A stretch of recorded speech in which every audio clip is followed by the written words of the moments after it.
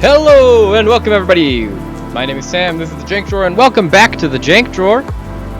We are here for a wonderful, fantastic, fabulous Football Friday, where we are going to be talking about the news throughout the week, and then looking forward to the weekend and the matches that have to come here as we get towards the really exciting final third of a football season. And then once we're done with that, we're going for a bit of a long stream today as we are having a transfer special in our Pro Vercelli save. We are going to be working on the downtime between the end of last season, where we finished in 9th in the Serie B, and the beginning of our next season, where we're hoping to improve on that in Serie B and finish either top half or into the playoffs. And real pipe dream is that we get promotion all the way up to the Serie A. That would be fantastic.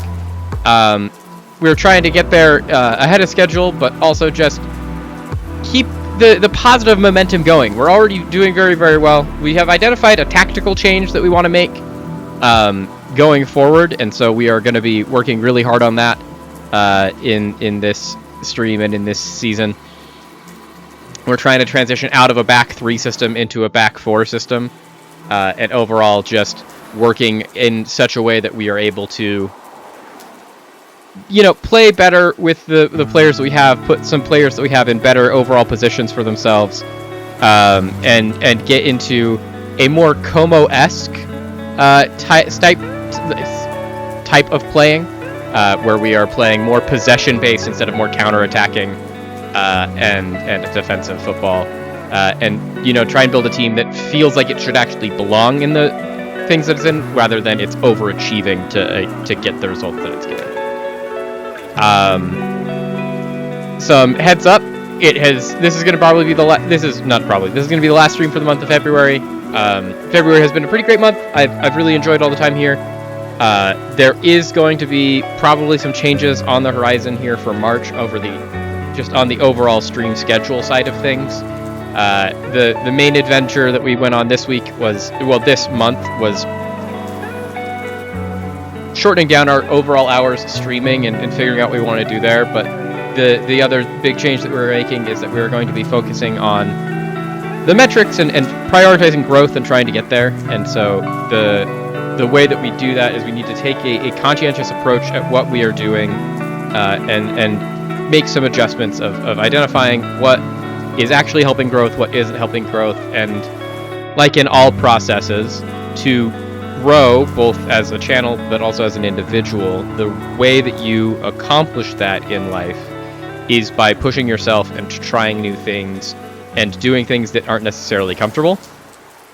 And so we are going to be doing some of that. We're going to be trying out new things. We're going to try and find it is and find what we can make our niche and what we can make our system, if that makes sense. And I have a lot of people that are in the chat and in the mod team that have been folded into the content creation team here that are going to help with that, and I'm really excited to do that. And that's what I just wanted to talk about.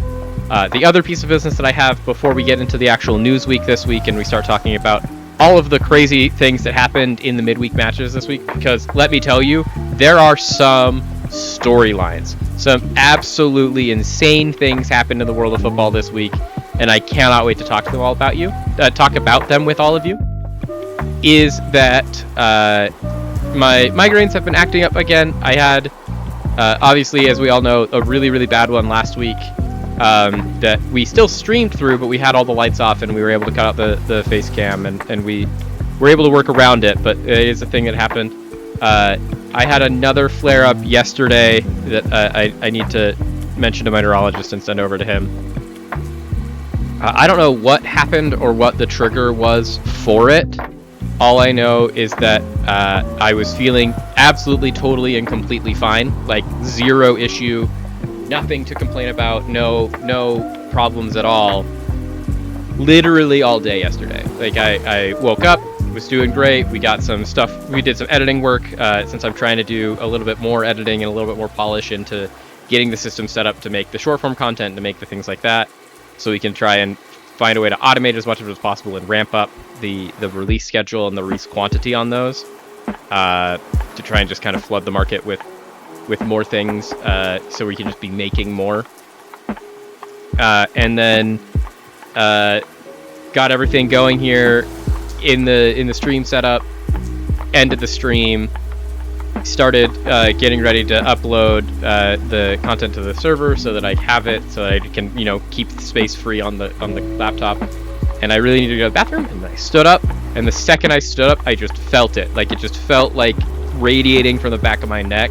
I knew I was gonna have a migraine. I took some of my new migraine medication. I got ahead of it, but it was just kind of out of nowhere, instantaneous, and then it just did not go away. It got lessened, like it was, like the medicine did what it was supposed to do. Of like, it wasn't as painful, but it was just lingering tension the entire night. And I woke up this morning and I'm feeling fine. Like, I feel like it has gone away, but it is very much one of those where, like, this is a new symptom that I'm tracking.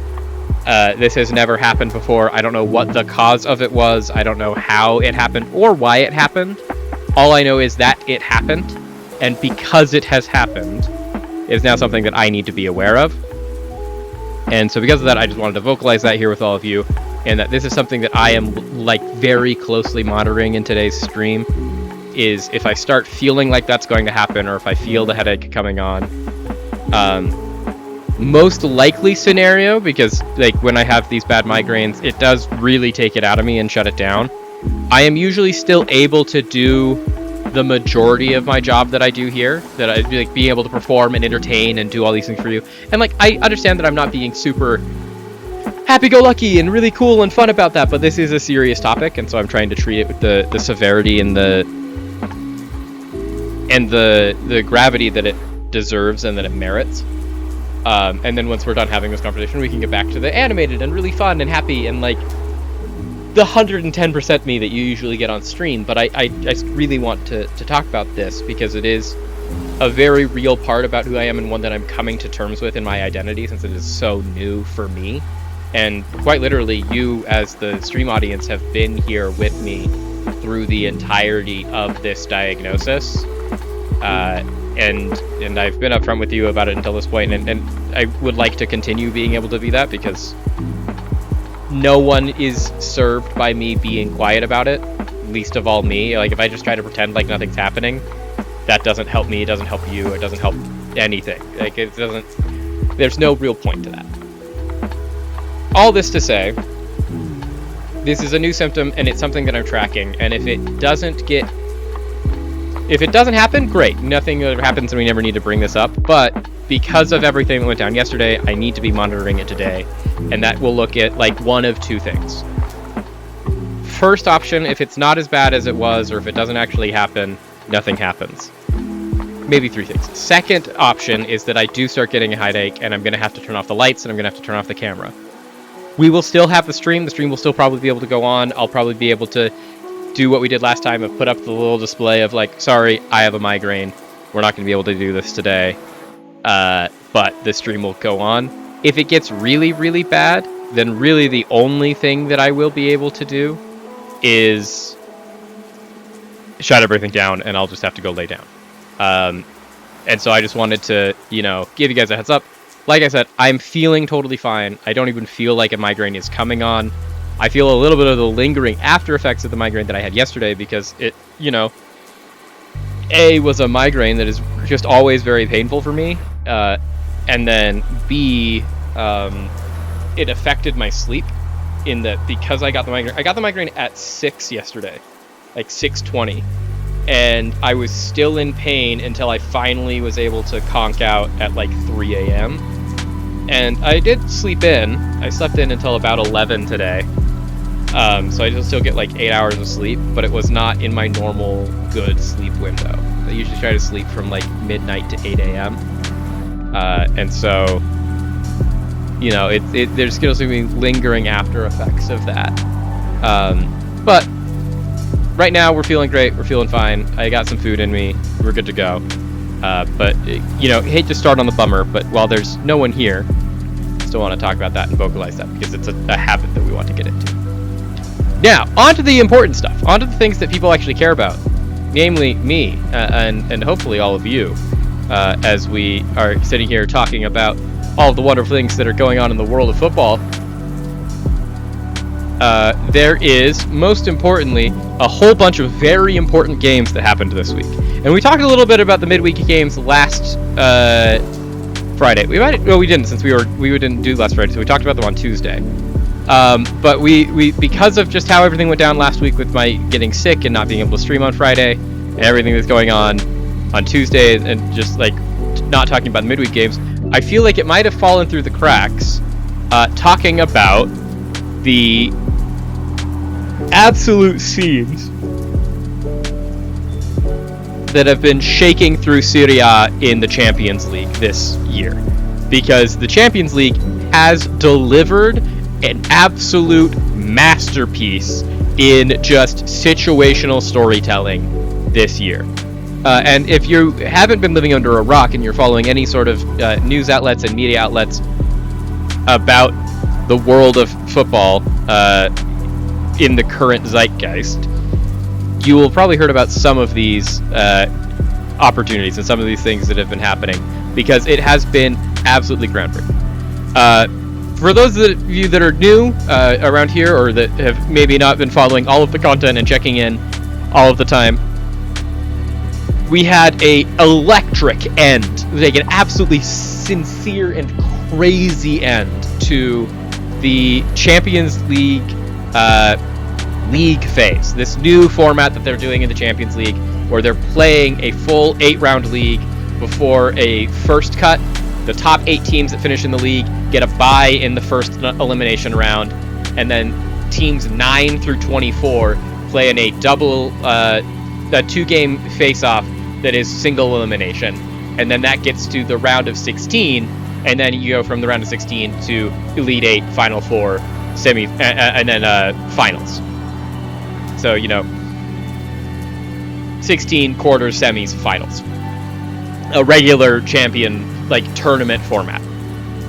And it came down to the wire in the Champions League, with several teams sneaking in that, 21st through 24th, that were just absolute overperformers, miracle seasons.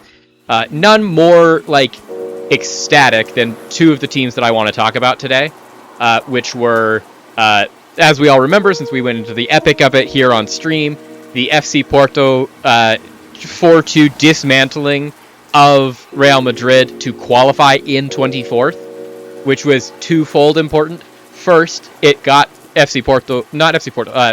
It was Benfica. It got FC Benfica into the final 24. Massive turnaround. Huge for Jose Mourinho and his men.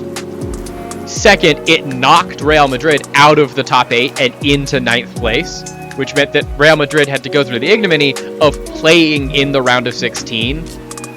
A thing that is, personally insulting to every single Real Madrid fan. That there would even have to be a chance that they wouldn't make it past the knockout phases, because who knows what can happen in a 2-leg knockout. Anything. Truly anything. And so that was one side of it. The other side of it is and I think that my favorite way of covering this was the coverage by Zealandism. I plug him a lot, but it's one of my favorite things to watch, and getting not necessarily news, because he has a journalism degree, but he's very clearly not doing journalism. But it still is his opinions and thoughts of that as a thought leader and as a key opinion leader in the space, I find really important and really nice. But 3 weeks before the last three games of the Champions League, Bodo Glimt, a team from the Norwegian First Division, who 8 years ago were almost relegated from the second division of Norway. Norway's already not one of the even top 10 leagues in Europe, and this is a team that 8 years ago wasn't even in contention for playing in the top league of that country. And in that time, they've somehow put together a team that last season had a miraculous run through the Europa League, getting to, I think, the quarterfinals, maybe the semifinals. I'd have to fact check on that. But they qualified through the Europa League placements and through their league placements for the Champions League this year. And then 3 games before the end of the league phase, they were on 0 points. Bodo Glimt in the Champions League, up until this point, has been having an absolute Cinderella story. So, I just want to put you into their places. In the Champions League, no, they had some points. Okay, since they drew Slavia Prague. But since the beginning of the Champions League, they had to play in qualification. So they earned their spot here by playing in the qualifications starting in August, which is in the middle of the Bodo Glimt season because Norway plays a summer season, because no one should be attempting to play soccer in Norway in the middle of February, which they have been. They haven't played a regular season game since I think October of last year. Like, it's just crazy. The only football that they are playing is Champions League football. But so in qualification, they qualified by beating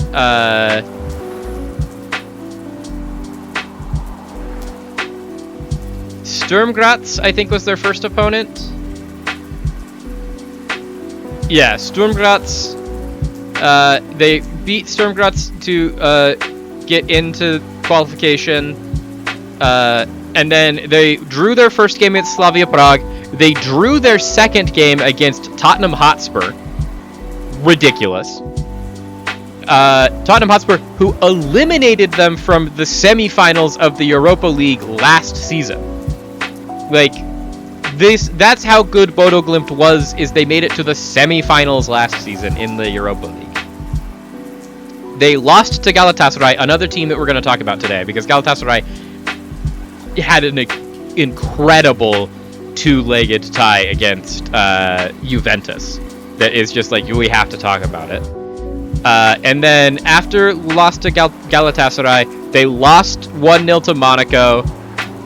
They lost 3-2 to Juventus. They drew with Borussia Dortmund.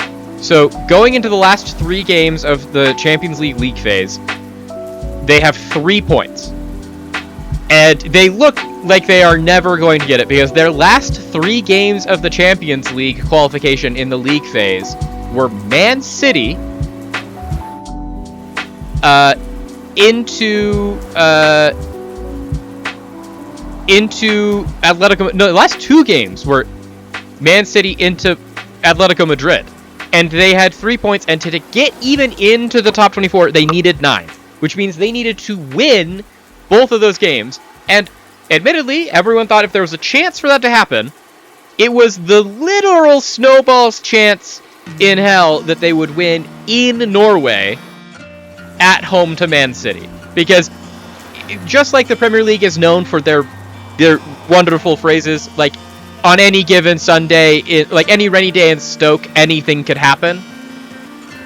Any day in the middle of January in Bodo Glimt, Norway. Like, Bodo Glimt is not even in, like, the capital. It's in northern Norway, in a small village. Like, it is...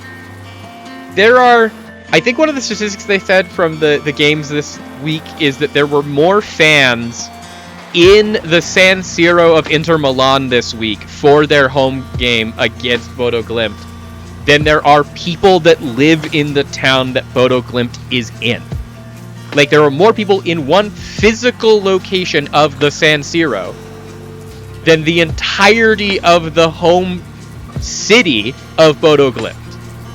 Like, this isn't, like, they're not playing in Oslo, which even Oslo doesn't have a huge population, but, like, they aren't even playing in the big city.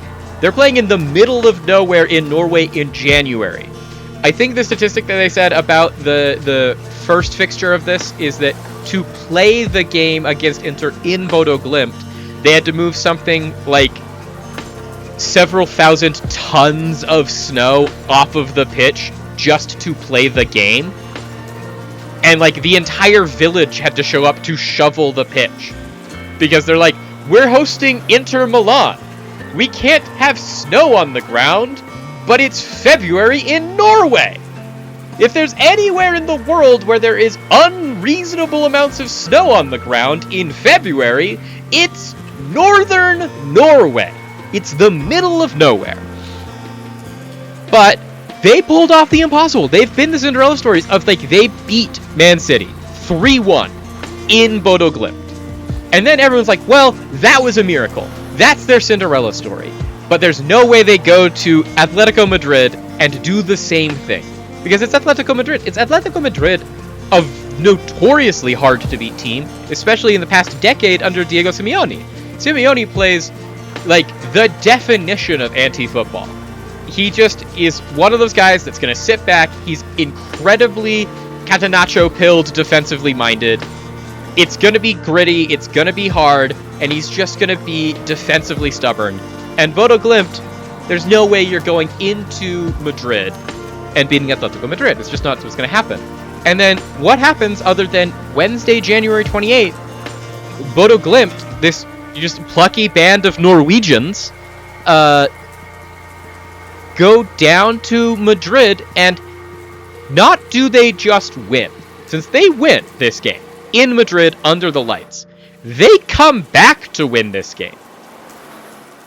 Sorloth, a fellow Norwegian, one of the just talismanic strikers of Norway that is playing for Atletico Madrid and has been Atletico Madrid's talisman this entire season, scores in the 15th minute to put Atletico Madrid ahead at home in Madrid 1-0 in the 15th minute. And what proceeds to happen is that Bodo Glimt, with only 35% of the ball, proceeds to defend elegantly and play Atletico Madrid out of the park at their home park. Sjovold scores in the 34th. Hoog scores in the 59th, who has Kasper Schwarz Hoog, for a 25-year-old Danish striker, has been absolutely unplayable in the latter half of these Champions League matches. He scored in this game. I think he scored a brace in the Man City game.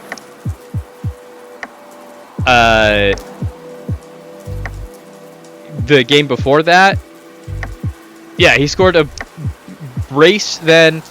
Jens Petter Hauge, the Norwegian left winger, has also just been absolutely incredible getting into these matches. It's just been incredible.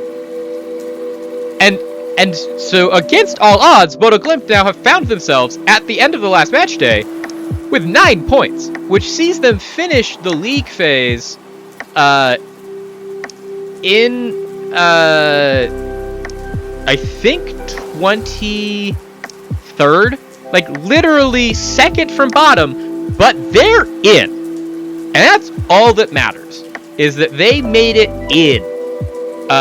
They finished exactly 1 goal differential away from Benfica. Because Benfica, also in their miraculous Anatoly Trubin 4-2 header victory, they will build statues to this man in Portugal, right next to the statue that probably already exists, or is at least under construction, of Jose Mourinho, the chosen one, the special one. They sneak in. Karabag also sneaks in. A whole bunch of teams sneak into this that you're like, oh, they've been pretty good. Hi, Chris Rosspike. Thanks for coming, Raiders. We're talking about the midweek games and just kind of the crazy storylines in the Champions League that are coming out of this season. Because this is one of those, I know a lot of people have their seasons that they talk about of, this is the one, or these are my favorite ones. But I do genuinely think that this is one of the Champions Leagues of all time, non-derogative. I think that this Champions League absolutely has been fascinating. Also, thanks for the follow, Chris Rosspike. Welcome to the Jank Drawer. I hope you all enjoy your stay and you talk a lot. We're going to be playing some Football Manager here in a minute, but I need to talk about some of these games that I watched in the midweek, because I watch them, and then I save all of this conversation for Friday so I can talk to all of you about it, because I think that it's been absolutely fascinating. And some people get sneak freaks of, the mod team gets absolutely bombarded by me being like, hey, these are the games. If you're going to watch any games, watch these games. They're insane.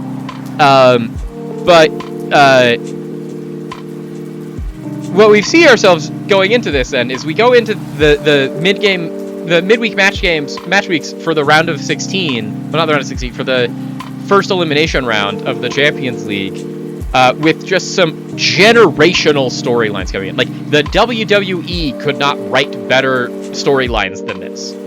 You've got 24th versus 9th, which is a replay of the absolutely insane match that had just happened at the end of the match weeks between Benfica and Real Madrid.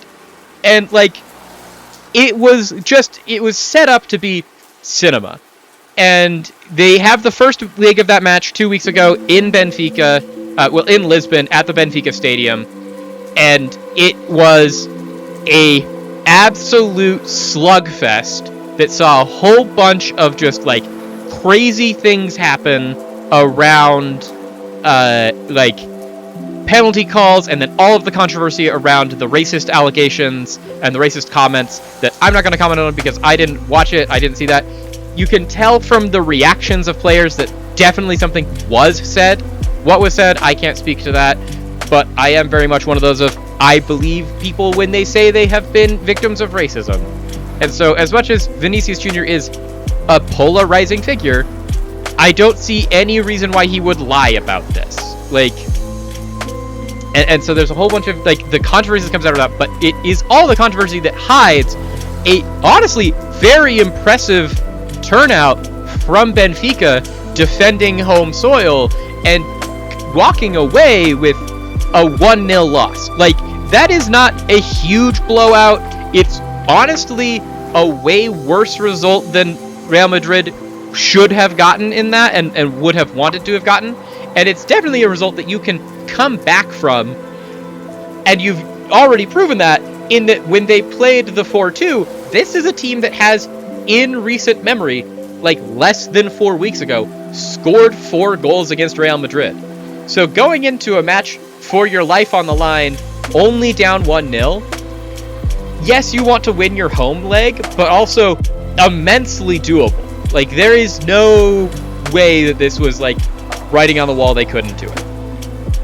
And so, like, that was just one of the crazy results from the first one of these match weeks. It's just, like, all of the controversy there, and, like, and I think that was really detracting just because of the severity of those allegations and the severity of that whole thing, and it should be treated with the seriousness that it needs to be, from what was, I think, just one of the all-time match weeks in any competition.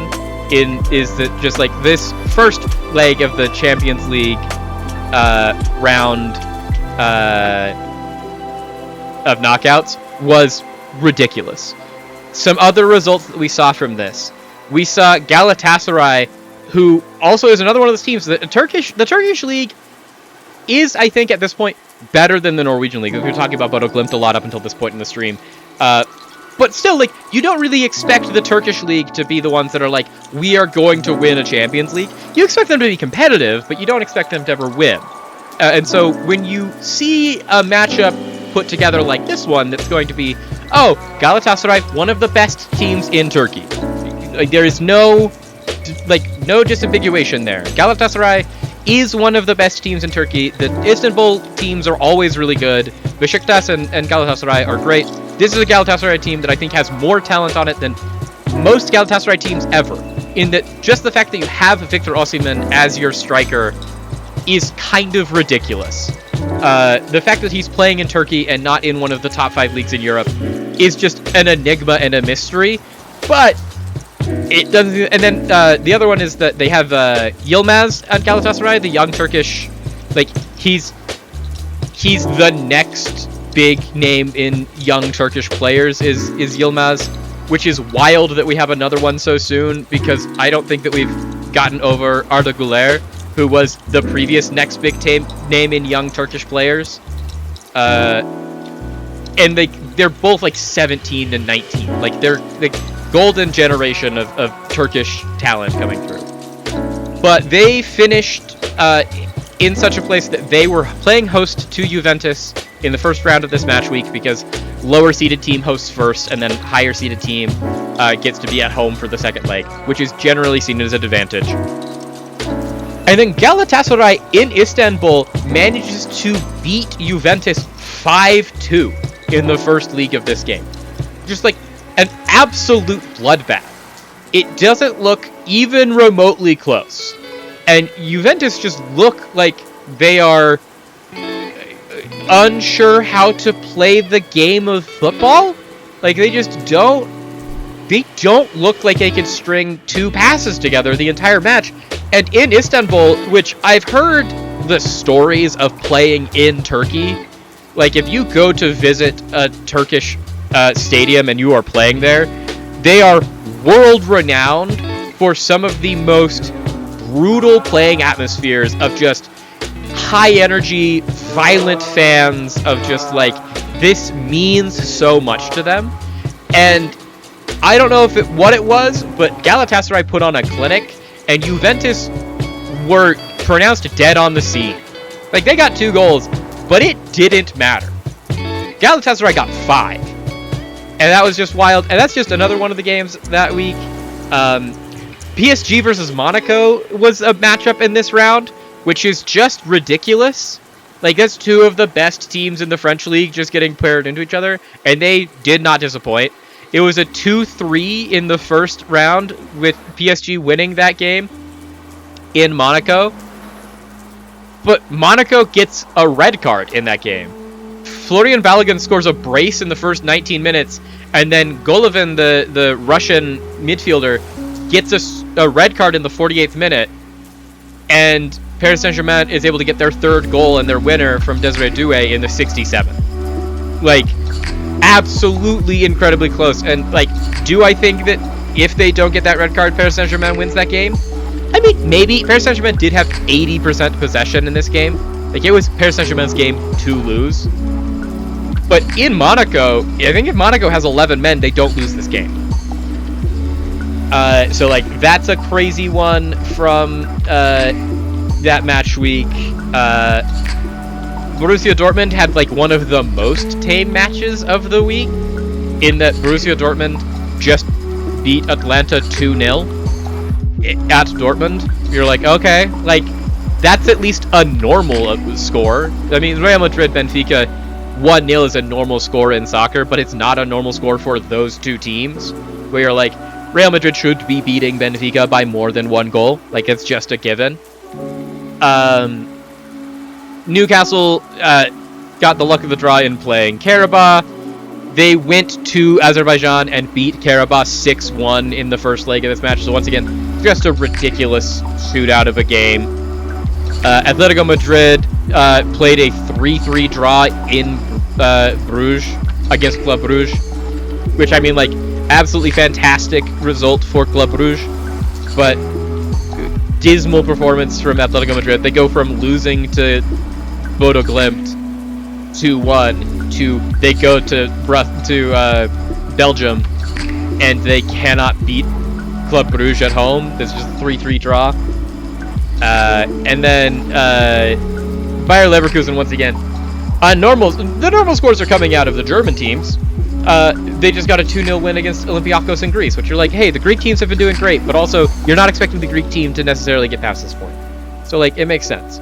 So, already, absolutely ridiculous results from 2 weeks ago. And then we get to this week, and you're like, okay, storylines going into this.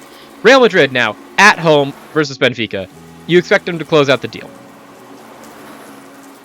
We'll start there. And then, 15 minutes into this game, I'm, at this point, I think this game happened on Wednesday, so I think this happened while I was getting ready for my interview that I had to do for, like, filling out my paperwork for my new job. And so I'm sitting there typing away, getting all my paperwork ready, like, getting all my documents in a row, getting ready for my interview. I've got my hair all done. I've got my nice little button up on. I'm ready to have this 20-minute interview that took 2 minutes. And then, ding, on my phone. And I was like, oh. And then my watch buzzes. I was like, ooh, I wonder what this notification could possibly be. What are we going to see here? And I check, and it's Benfica scores. 15 minutes into the game, Benfica have tied it on aggregate. It's 1-0. And I'm like, oh, we've got a game. And little did I know that was just the beginning of the clarion call that was this match week. Because this match week was absolutely insane. And that was kind of the end of the real, like, big highlights from that game. I haven't watched the highlights from this game yet. I feel like I probably should. There were other more important highlights in my mind that I needed to watch, which is why I haven't watched these highlights. But it did end up in a much more predictable 2-1 win for Real Madrid. They equalized within literally 2 minutes, and then from watching the stats as I was streaming and doing other work that day, it looked like Benfica just were like attacking, but not really ever in that game.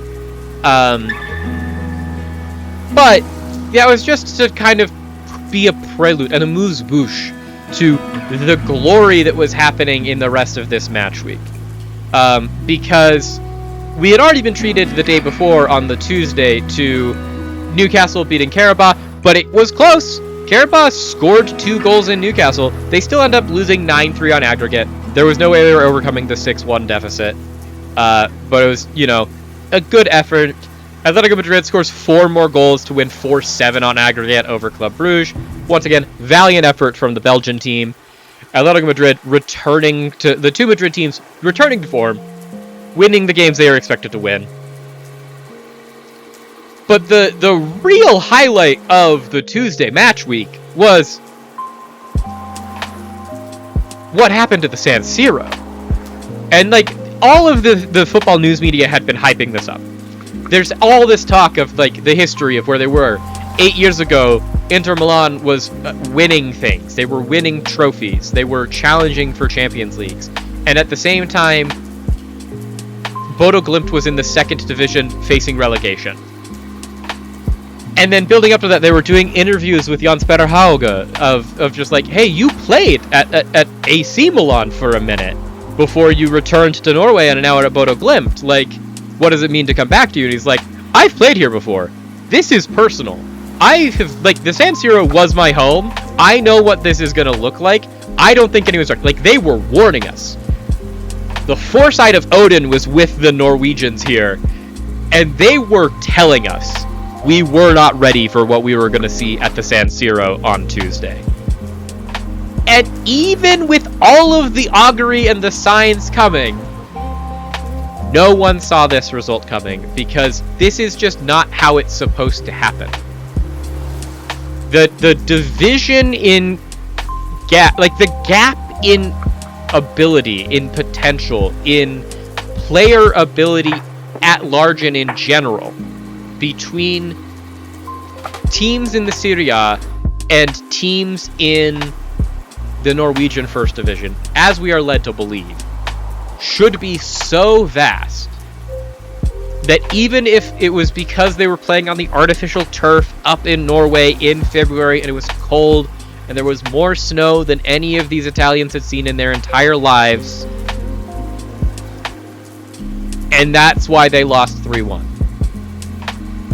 There should be no reason that when they come back to Inter Milan and are playing in front of their home field, in front of their home fans, all 70,000 of them on Tuesday of this week, that they couldn't overcome a 2-goal deficit. That they couldn't score 3 goals and send the Norwegian hopefuls back to where they came from. And that was the general consensus of most people that are the people that are supposed to know things about football and about how this all works. But to their credit, the Norwegians were telling us.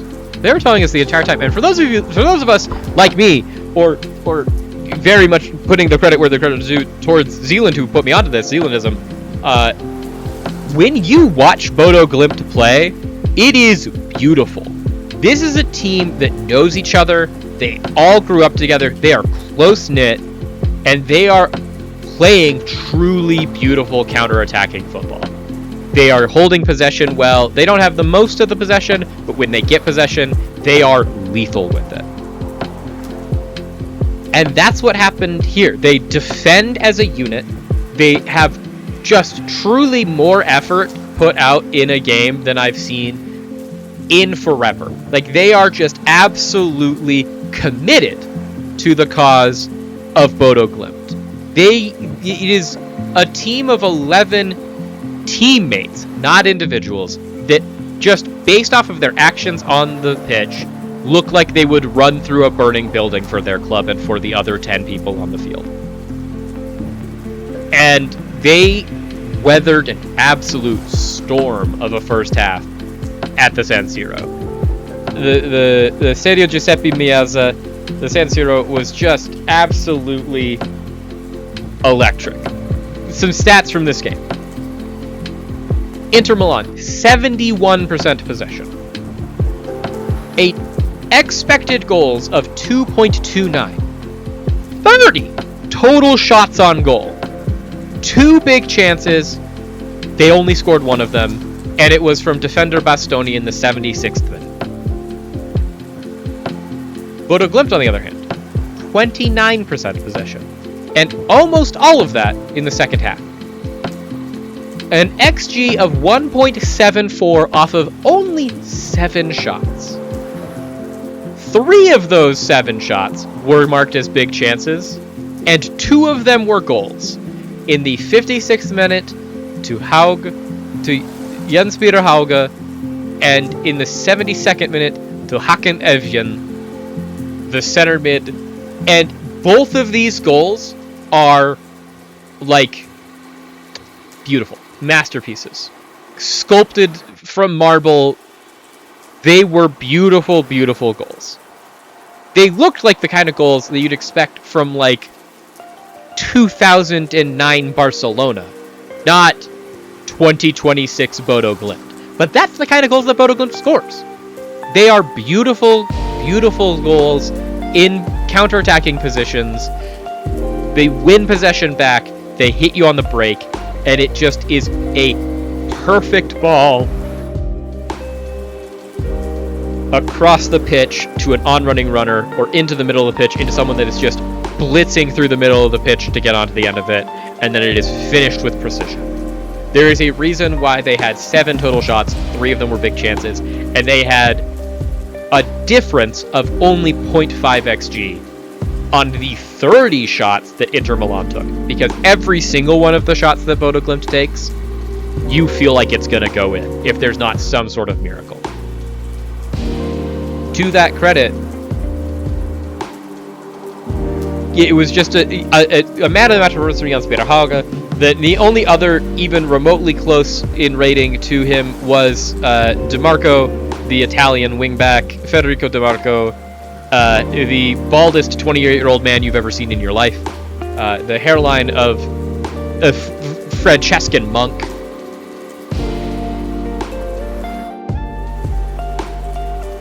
Franciscan monk, I got that wrong. He truly, for as young as he is, and for how much money he has for being the star left back of Inter Milan for the better part of a decade, you'd think that he could afford a better hairline.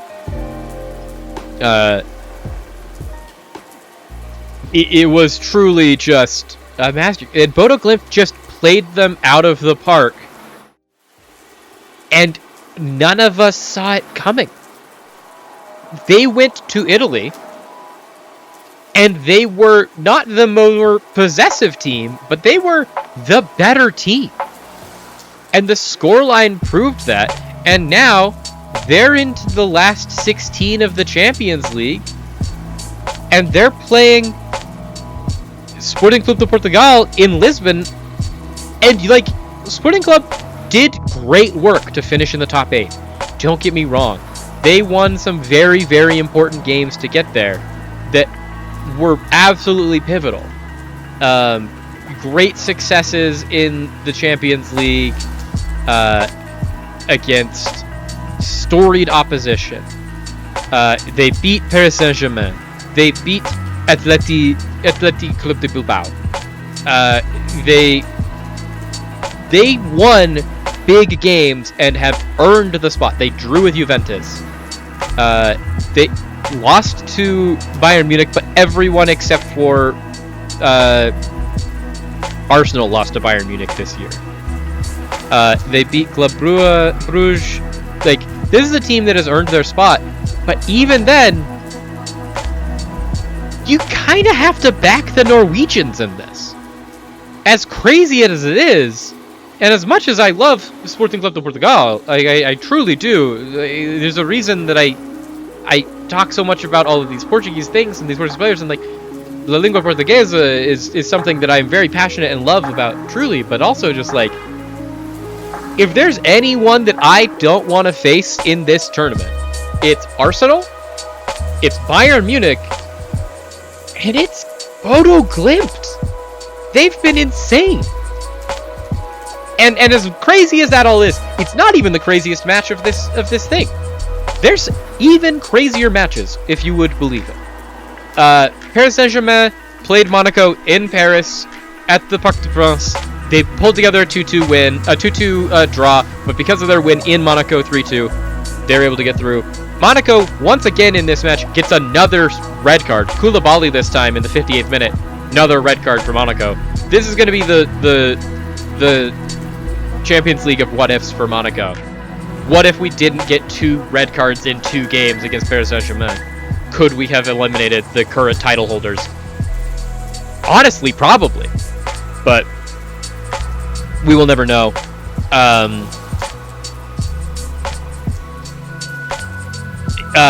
Atalanta, generational comeback. They were able to go back to Italy, and Atalanta were able to put together an incredible 4-1 victory at home to overcome a 2-0 loss at Dortmund. They make it through. Goals from Scamacca and Zappacosta in the first half.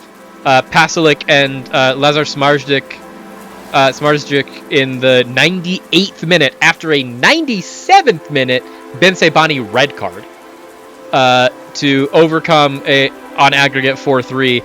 A goal that they needed. That 90th minute is the decider because Adeyemi tied this game up in regulation with a 75th minute goal.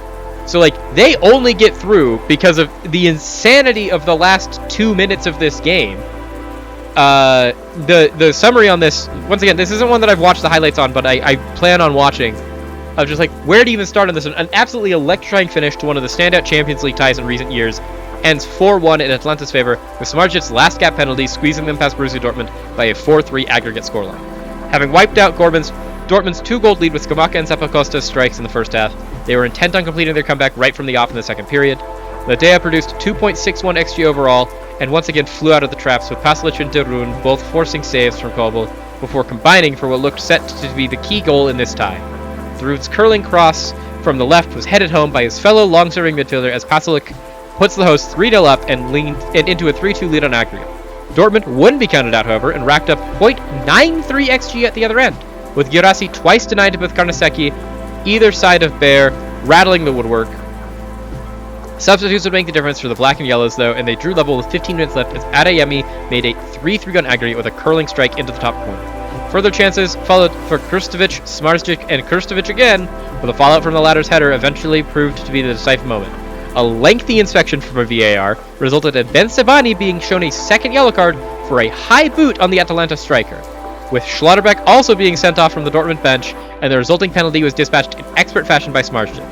His sweetly struck effort from 12 yards put Atalanta back into the lead overall, making it 4-1 and 4-3 on aggregate as the final whistle blew.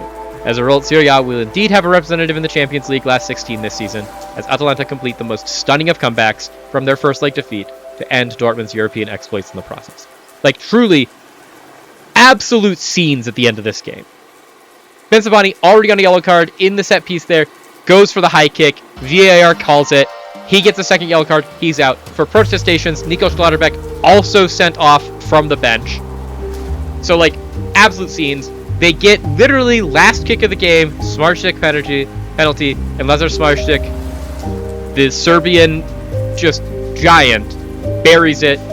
They pull off an absolute comeback. The only team to pull off a comeback in this match week. Every other team that lost game 1 was eliminated.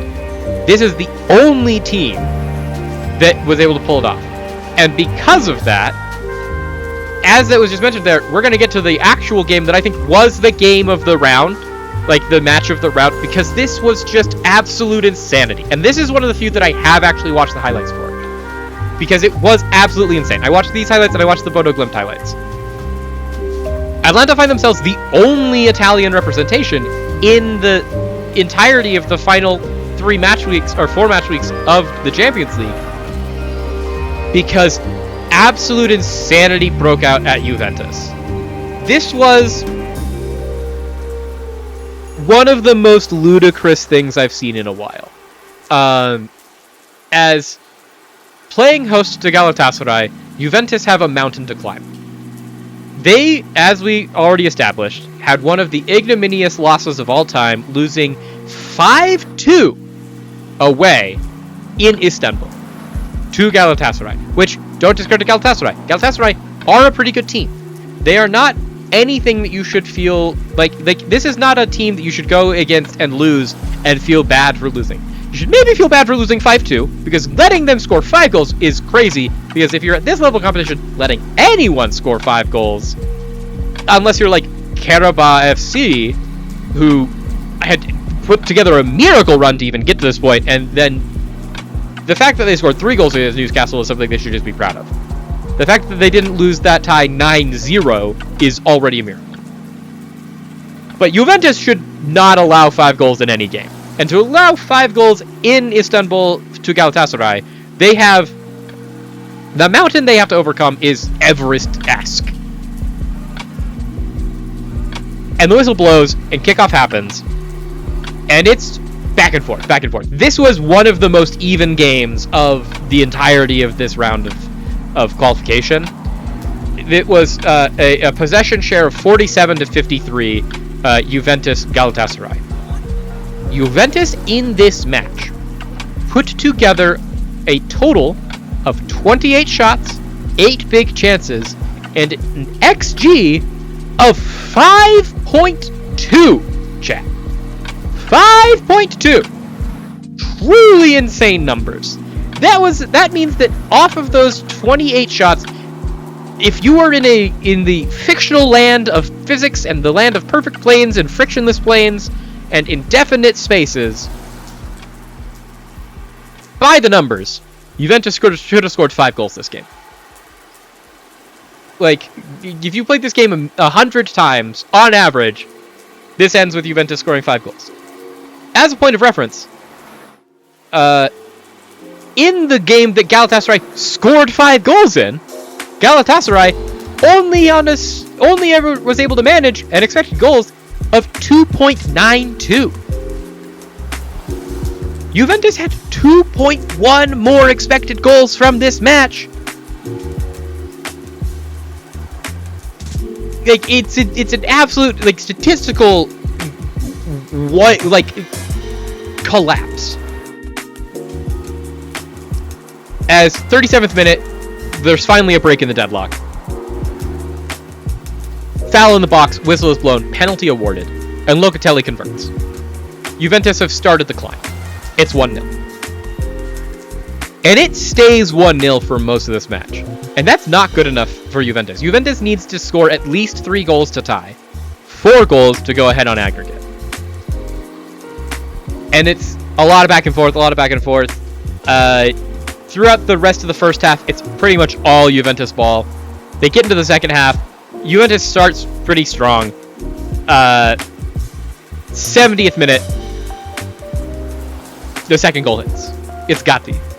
70th minute, Federico Gatti, the 27-year-old center back, converts. It's a goal. It's perfect. It's everything they need. The other thing of note in this is that at this point, Juventus are down a man. Because in the 48th minute, just out of halftime, English center back Lloyd Kelly gets a red card. This was I don't know if it was a straight red or if it was... I watched these highlights, but I can't remember if it was a straight red or a second yellow that led to this.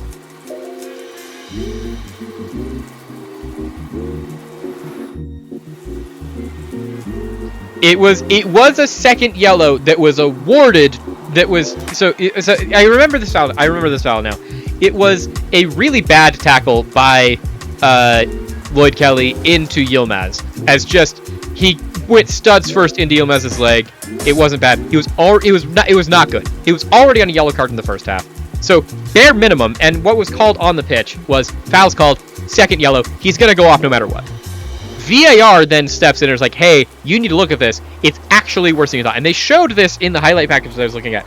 And this is a gruesome foul. Like, he's just full studs in, like, right into the ankle. It's bad. And so, already on a yellow card, he's now awarded a straight red card.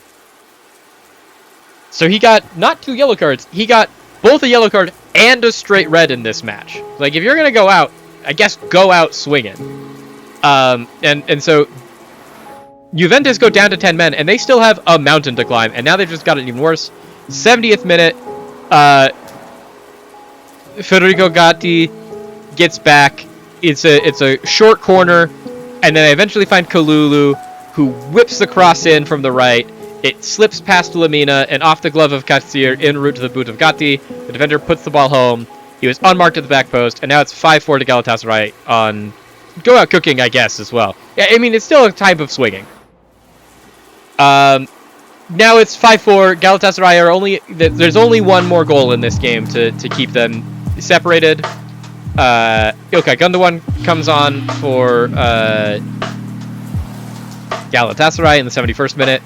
And then 82nd minute, who else but Juventus' savior time and time again this season, the American Weston McKennie. Weston McKennie from midfield levels it. Crazy goal. Cross in from Coop Miners from the left. Returns the ball towards the back post. Weston McKennie sitting at the back post. Pounces on it. Buries it. 10-man Juventus. 3 goals. We were rated. It's great. We have all the Raiders from Chris Ross Pike.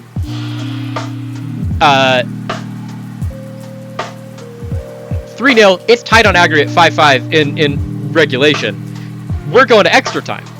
Juventus, down a man, have found a way to pull off an insane comeback. And then we get to extra time, and after 90 minutes, we're 5-5 on aggregate. And Juventus have climbed Mount Everest. They have reached the peak. They just need one more goal or to hold out for the next 20 minutes, and they get to penalties, and we see what happens. It's absolutely insane scenes in Italy. And then we get to the end of the first half of extra time. Since extra time works, as all of you are probably aware, but I'll put another. It's 2 15-minute halves played for an extra 30 minutes. And those 15-minute halves also have extra time. And in the 105th plus 1 minute of extra time, Victor Osimhen scores a goal. And it's not golden goal, so like the game doesn't end there. They still have to play the second half of extra time. There's still a chance for Juventus to come back in this. But after 106 minutes, plus all of the extra time of stalwart defending and working so hard to get 3 goals and get ahead, who else but Victor Osimhen himself, the man, the myth, the legend. He already has put Juventus to the sword so many times in recent memory, playing for Napoli in the Serie A. They finally had gotten rid of him. He wasn't going to hunt their dreams anymore. He goes to Galatasaray, and then he comes back to Juventus one last time, and now they are losing on aggregate 6-5. The Turkish champions are back in front. The assist comes from none other than right winger Beres Alper Yilmaz. Who else but Yilmaz? Now we're into the second half of extra time. And Juventus, they've got the mountain to climb again. They're now back on the back foot. They have to push. And they push. They make a lot of efforts here. Massive saves from Ergan Kasir, the Turkish goalkeeper. He's absolutely having like game of his life numbers here. And then who else could it be than the man that was fouled so hard that it was a straight red card in the first half? The man who assisted the first half of extra time goal to Victor Osimhen. Beres Alper Yilmaz, in the 119th minute of this 120-minute game, scores. Top of the box, right foot, surges through the center of the midfield. Singo slips the ball towards Osimhen on the edge of the area. Instead, Yilmaz runs in and steals it, and then just pokes it in. Just prods a low finish beneath the goalkeeper into the back of the net. They win 7-5 on aggregate in what is just like one of the craziest games of this, because it's just like it was truly the tale of two entirely different games in this game. Of the first 90 minutes of this game is the tale of a Turkish giant that is just bottling the lead of a century. They won 5-2 against one of the best Italian teams in the competition at home. There is no more enviable position to be in than Galatasaray going into this game. A statistic from the 116th minute of this recap here. On the 49 prior occasions when a team has lost the first leg of a Champions League tie by at least 3 goals, only 4 teams of those 49 have ever reached the next round. Barring another miraculous comeback, Juventus are looking to be the 50th. Like, that's the statistic that they were working up against. It is if they had pulled it off, it is the 10% chance. They would be the 5th of 50 teams to ever pull off this feat. And that is something that, like, in the Champions League of Champions Leagues that we've been having, that has had all of these wonderful storylines, that would have been another just jewel on the crown. And they almost get there. 90 minutes of this game, they are making history. The last 30 minutes of this game is a bottle job of the century, as a 10-man plucky underdog Juventus, who had already climbed the mountain, stumbles at the finish line. And Galatasaray, who had been generationally fumbling the first 90 minutes of this game, 2 quick goals in 30 minutes and they're done, and then they go into the next round. Scenes. Absolutely wild. Absolutely wild. This is one of those where it's like, I saw the highlights of this, like, I saw the score of this match, and it was like, since I had watched the highlights of the 5-2 absolute rout, and I was like, there's no way that Juventus ever come back into this. And then I look at the score, I was like, oh, Juventus got back into this. Like, because I saw the 3-2, but I saw that it was 3-2 in extra time, and I was like, oh, Juventus were winning this game 3-0 for ostensibly 90 minutes of this game. As we know, 106 minutes of this game. And then right at the finish line, right at the very end, when you just need that little bit to just get across the line, they stumbled and everything fell apart. And Galatasaray, who should feel incredibly lucky because they almost had the bottle job of the century, were able to pull this off. It's truly, it's one of those where it's like, I don't watch all of the Champions League. I 100% will like own up to that. I didn't even watch most of the league phase. I watched some games. Mainly it was like when I'd get a message from Joe Delanoy, or Jay Del here in the chat, who's my cousin and is an insane Arsenal fan, where like Arsenal has had, you know, their generational run in the Champions League this season. I would get a text from him and be like, hey, did you watch the Arsenal game in the Champions League? And then I'd go watch those highlights or things like that. So it's generally like, it's just not my thing. This round and the last 2 rounds of the league phase alone may have single-handedly converted me to a fan of the Champions League. Because the narratives, like, you couldn't script a better Champions League than the one we are having this year if you tried. It goes back to our conversation we had yesterday about, like, don't start telling a story until you know how it ends. And that's, like, advice that I very much believe in and strongly believe in for, like, how you should do things in storytelling. But it's because you're trying to control all of the variables that you can to make sure that you have that as the person that's, like, writing the narrative, to try and just even make a facsimile or a rough approximation of what happens in real life, because real life is oftentimes stranger than fiction. And real life, as far as sports have been concerned this year, has certainly delivered. Whether it's the doorway of destiny and all of the things that have been going on in the NFL, and like the resurgence of the New England Patriots to just lose it at the final day in the manner that they lost it to Seattle, a team that I think, having watched that game, deserved to win it. Or the absolute miracle that is Indiana football, to all of the cool stories coming out of the Olympics, because it is once again an Olympic year.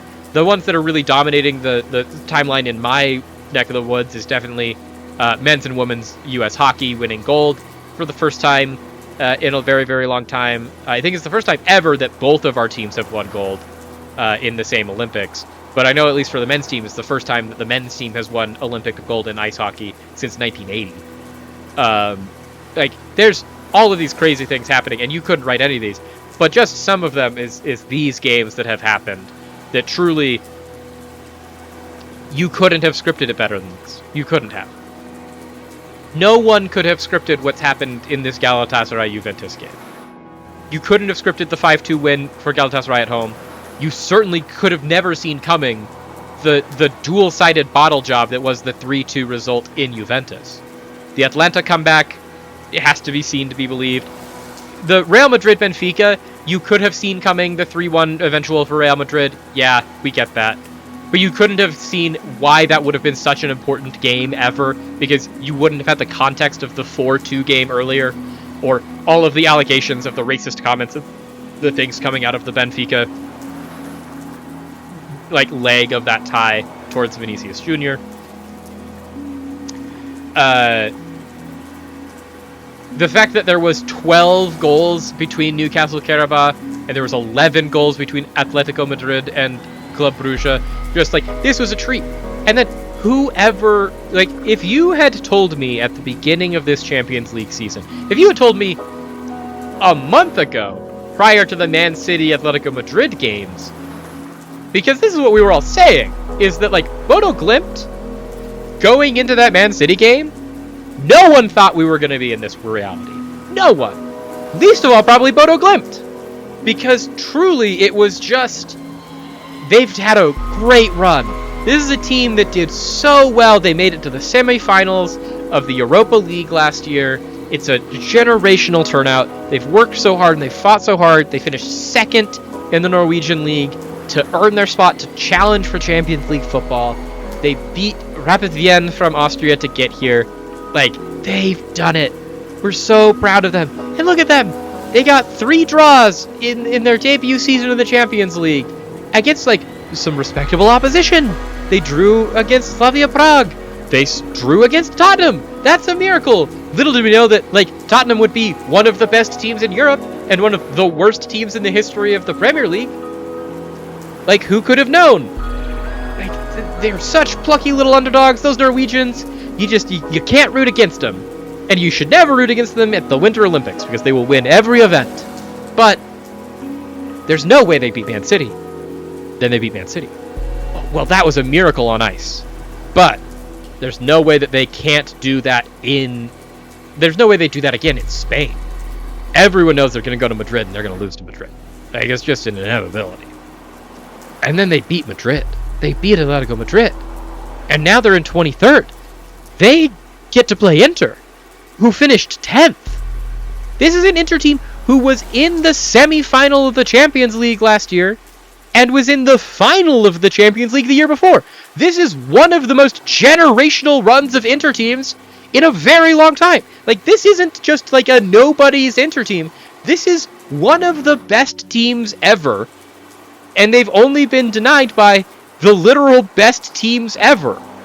They got eliminated from both of those past Champions Leagues by Real Madrid, a team that has won it more than literally anyone ever has won the Champions League. That's insanity.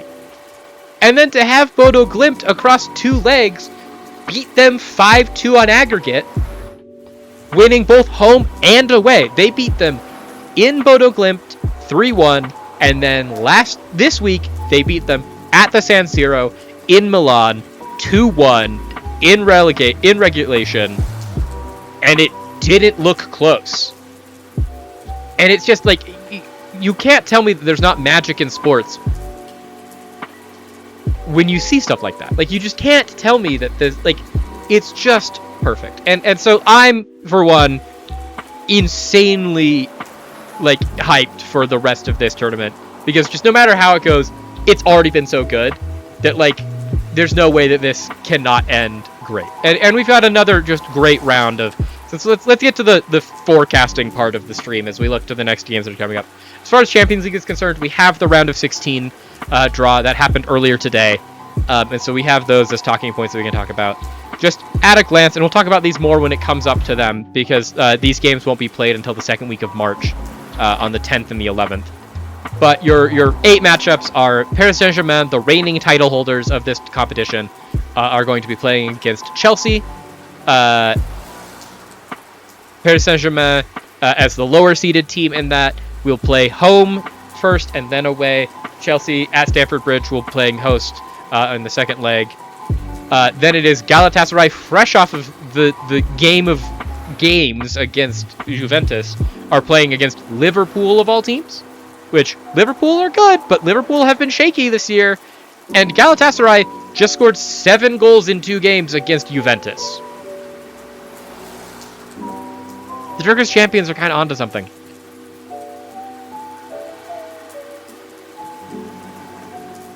After that, truly one of the games of all time.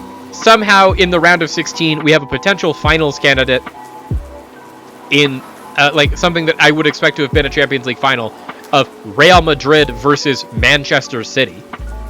So we already know that one of those 2 teams will not be in the final of this Champions League. That's ridiculous. That's going to be an insane match. Then we have Atlanta versus FC Bayern. Atlanta have already overcome incredible odds to eliminate a German giant in this competition in Borussia Dortmund. Honestly, Bayern Munich do look like the best team in the world other than Arsenal right now this season. Like, it just has not looked close. They have looked absolutely infallible at every step of the way. But I think if there's anyone that's feeling themselves in this competition right now to be able to eliminate a German giant, it's Atalanta. And, hey, I think it would be awesome. But Bayern Munich are going to get that one, most likely. And then on the other side of the bracket, we have Newcastle, fresh off of the absolute dismantling 9-3 on aggregate of Karabakh from Azerbaijan, now have to play Barcelona. Very different level of competition. If this was the Barcelona team of last year, I think that Newcastle has no chance. Barcelona team of this year, a little shakier. Rafinha is nowhere near the generational form he was in last year. Newcastle might have a shot. Newcastle not looking great, but maybe it's their year in the Champions League. Other words, they have Atletico Madrid versus Tottenham Hotspur. Can Tottenham Hotspur continue to just be weirdly good in Europe? Time will tell. But Atletico Madrid, they are hard to beat. Diego Simeone plays a hard game, and he manages a tough team. And Tottenham are not either of those adjectives right now. And I don't know that they're going to win that. In what's honestly probably going to be some of the most fun football to watch in this round, Bodo Glimt are playing Sporting Clube de Portugal. Like, 2 of the Cinderella stories of this tournament, they play each other. Like, do I think either of this team has a chance of winning the Champions League? No, not in the slightest chance. Not at all. But it's going to be so fun, and either team that wins this game, like wins this series, I am like, that's my team, baby. I am backing them all the way. It's going to be so much fun. Like, this is just going to be an electric 2 games split between Lisbon and Bodo Glimt's home stadium in Norway. And then our last of the round of 16, Bayer Leverkusen, after, neat and tidy, they conceded 0 goals in the games before against Olympiacos. Now, someone has to fall on the sword of dying to Arsenal in their imperious undefeated run through Europe this year. And it looks like it's going to be Bayer Leverkusen. As Arsenal, Bayer Leverkusen is... It's hard to see that being anything other than an absolute German slaughter. As Arsenal is probably looking to just get all of the points in both of those matches, home and away. It's going to be a wild one, for sure. That gets us to... after that, it is going to be the winner of PSG versus Chelsea versus the winner of Galatasaray Liverpool. The winner of Atlanta Bayern versus the winner of Real Madrid Manchester City. The winner of Newcastle Barcelona versus the winner of Atletico Madrid Tottenham. The winner of Bodo Glimt and Sporting Clube de Portugal versus Arsenal. because let's not kid ourselves, there's no way that Bayer Leverkusen is going to win that. At this point, my prediction for a final is probably going to be Arsenal versus, honestly, probably Bayern. But it's going to be one to watch, and honestly, I, for one, am very, very excited about all of these competitions. I think it's going to be just a great, this is going to be a great Champions League. Real quick, we're just going to run through them all. We've got some games happening in the leagues that we actually care about and that we follow here on the league and on the stream. In fact, we have news from games today. There were some games today played in the Premier League. Most notably, a miracle has happened, chat. A miracle of miracles. The angels are singing. The choirs are coming down from the sky. Wolves have finally proven that they are statistically not the worst team in the history of the Premier League. Because today, Wolves played Aston Villa. A Villa team that those of us in the know, and those of us that are talking and pontificating on the sport and watching these games, and those that listen to the Tifo Football podcast and have heard them talk about Villa, specifically John McKenzie talk about Villa for the entirety of the season. Villa have been vastly overperforming their expected position and their expected points this season. And all of us have been predicting there is going to come a moment where Villa will suffer a precipitous fall. And chat, it is my humble honor to let you know that precipitous fall has occurred. As Villa have lost 2-0 to Wolverhampton Wanderers at Wolves.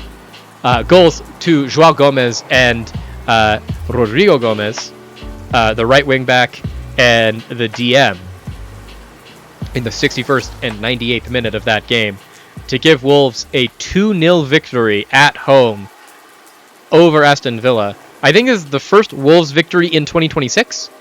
It has officially made them no longer the worst team factually in the history of the Premier League era. That is still Derby County, because Derby County only ever got 11 points. And Wolves, with this win, have 13. You're not the worst, Wolves. You're still horrible. You're still really, really bad, and there's no way that they are staying up, but they're not the worst. Still Derby County. And they can, hang their hats on that. This sees Wolves move up to 13th. They are now only 6 points behind Burnley. They are still 12 points behind West Ham. And both Burnley and West Ham have 2 games in hand over Wolverhampton Wanderers, so that's probably not going to stay that way for long. And it sees Villa fall to 51 points. They're now only 3 points clear of Manchester United, who have a better goal differential. So if Manchester United are able to get the victory against Crystal Palace this weekend, that will see Manchester United leapfrog Aston Villa from 4th and finish the match week on 51 points and 3rd place in the Premier League. Which is, if you had told Manchester United that they were going to be 3rd in the league at the beginning of this season, I don't think any one of those fans would have ever believed it. I know at least the Manchester United fans in the chat wouldn't have believed you. Even though I was telling them that they could be, I thought it was going to be under Ruben Amorim because, I am Ruben Amorim's greatest fan, and we love and worship him here on the channel in a non-religious way.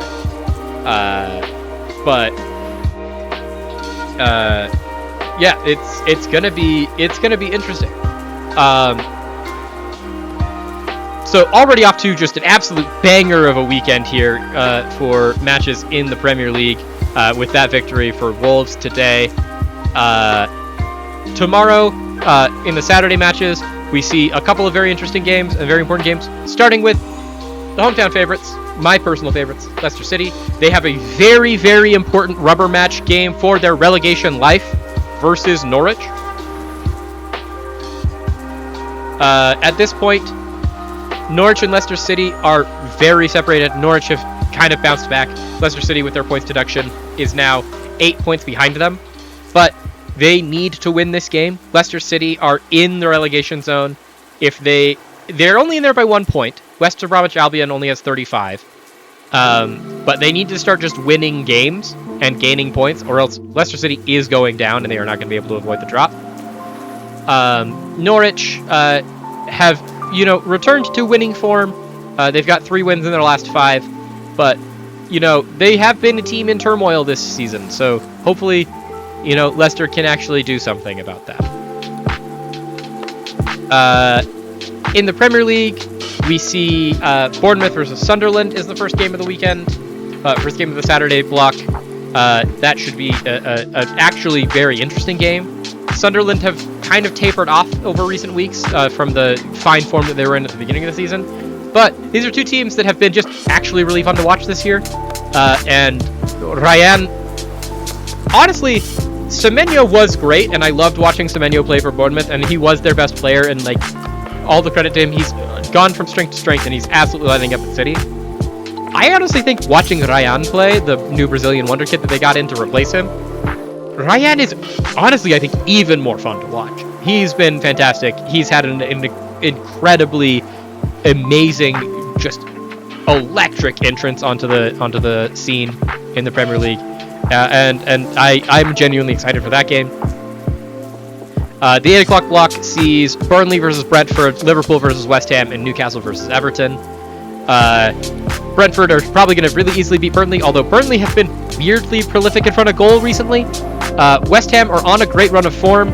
Liverpool should probably still be favored in that match, but if there's any upset that could happen today, it's probably going to be tomorrow. It's probably going to be West Ham over Liverpool. Newcastle should be very good for that Everton matchup. I don't think there should be any issues there. And then the 10:30 match on Saturday is Leeds versus Manchester City. I mean, Man City haven't looked great this year. If Leeds can do Arsenal a favor and, you know, have Man City drop some points, great. But Man City are coming into form kind of right when you expect them to in the second half of the season to you just kind of ruin everyone's day. So we'll see how that goes. But Leeds have been fun this year. And then Sunday sees March 1st, another slew of games. Premier League, we have Brighton versus Nottingham Forest. That I think is going to be, if it's not a Brighton victory, Fabian Hürzeler is already kind of on fraud watch. That might be a nail in a coffin for him, especially ahead of the absolute wild manager window that's going to be this summer. But Forest, they'd keep it interesting if they lost. Fulham versus Tottenham. You know, I would think this wouldn't be... Like, if you had pitched this to me at the beginning of the season, I'd been like, ah, yes, Tottenham versus Fulham. Tottenham, they win that so easily. Now, Fulham have been, admittedly, one of the most entertaining and fun to watch and, like, consistently well-performing team in the league the entirety of this season. And Tottenham have been the worst team you've ever seen in your life, not even close. And they just fired their coach, and they just lost the North London Derby for the second time in a season by the same 4-1 scoreline. If there's any game that Tottenham's going to just absolutely Tottenham up and lose, it's this match at the Craven Cottage to Fulham. Fulham, I think, are just going to walk the park with them. Then you have United versus Crystal Palace. Like I said, United, if they win this, they get in third. And they are in sole possession of third. Well, no, they are both on the same type of points of Villa, so it's not sole possession. But they are ahead on goal differential. And third place would be huge for United. Palace, on the other hand, are desperate to win this game and seem to be doing pretty well on the bounce with the signing of Ivan Gassond and Jørgen Strand Larsen. Like, they seem more back into...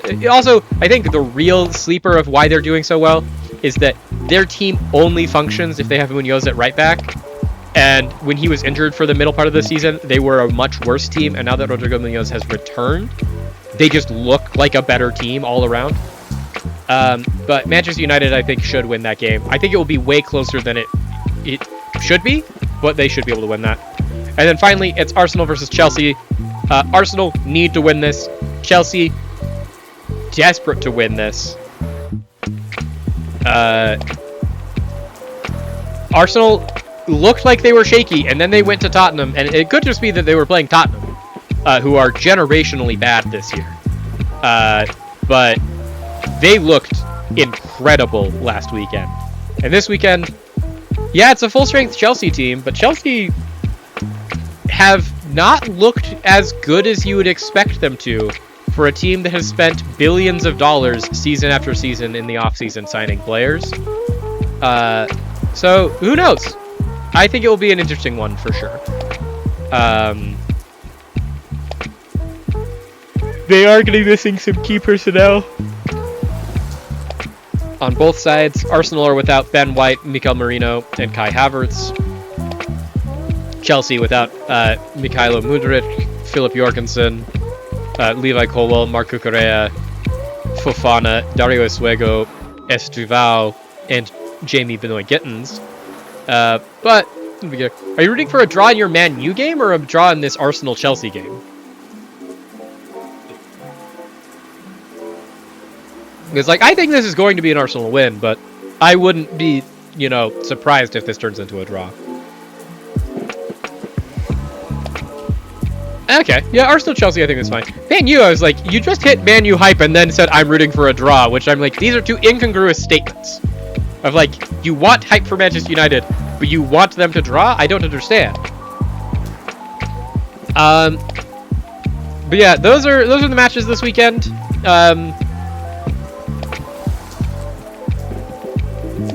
I think it's going to be an interesting weekend. I think there's a lot of things. Stay ahead of Chelsea, move closer to Arsenal. Yeah, I don't know that there's any way mathematically that Manchester United ever catch Arsenal this year. It's just like looking at this table. There is a 13-point gap, and there are admittedly there are 11 games left in the season.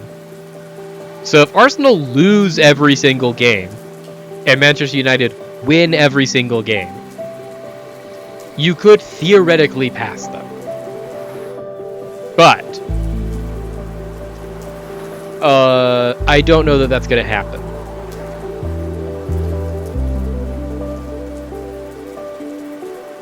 But, here's to hoping. I wish you the best of luck. But I think it's going to be a really interesting match week, and I am genuinely very excited for the matches this weekend. Nowhere near as excited as I was for and actually hyped by the crazy stuff that's been happening in the Champions League. But none of that, all of that, chat, pales in comparison to what I'm actually most excited about. And that is...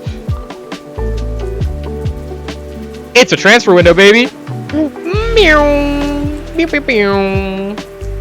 We are here in Pro Vercelli. We are returning to Serie B. We have, coming off of just a fantastic finish to last season, we finished in 9th, way higher than we had any right finishing. Finishing as a established side in the Serie B. We are now returning for our second year in the competition. We are financially not looking so great.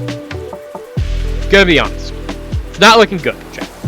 We are, if we look at our club finances, in a sticky situation.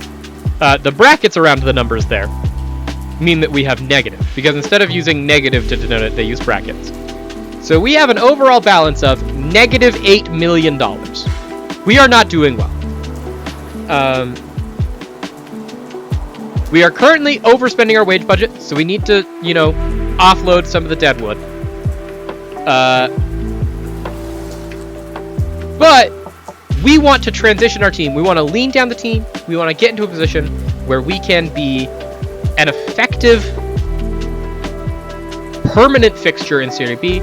And our new goal is to try and get to the position where we can start challenging to earn our place in Serie A. As part of that, one of the things that I identified and was feeling very put out by in the performances that we were seeing on the pitch is that we are trying to live our Pro Vercelli principles. We have our 3 principles that we live by, chat, which are, first, we want to be defensively solid. And we were actually, if we look back at our last season, pretty solid defensively. If we go to our... how do we see that? Let's find out. If we go to Serie BKT and we go to last season and we go to our statistics here, we allowed 46 goals, which was the 6th least in the competition. The only teams that were better than us defensively in the entirety of the Serie B last year were Pisa, who didn't get promoted. They finished in 3rd, and then they lost to Bari to earn back promotion. So we're going to be playing Pisa again this year in Serie B. Lecce, who were the champions of Serie B.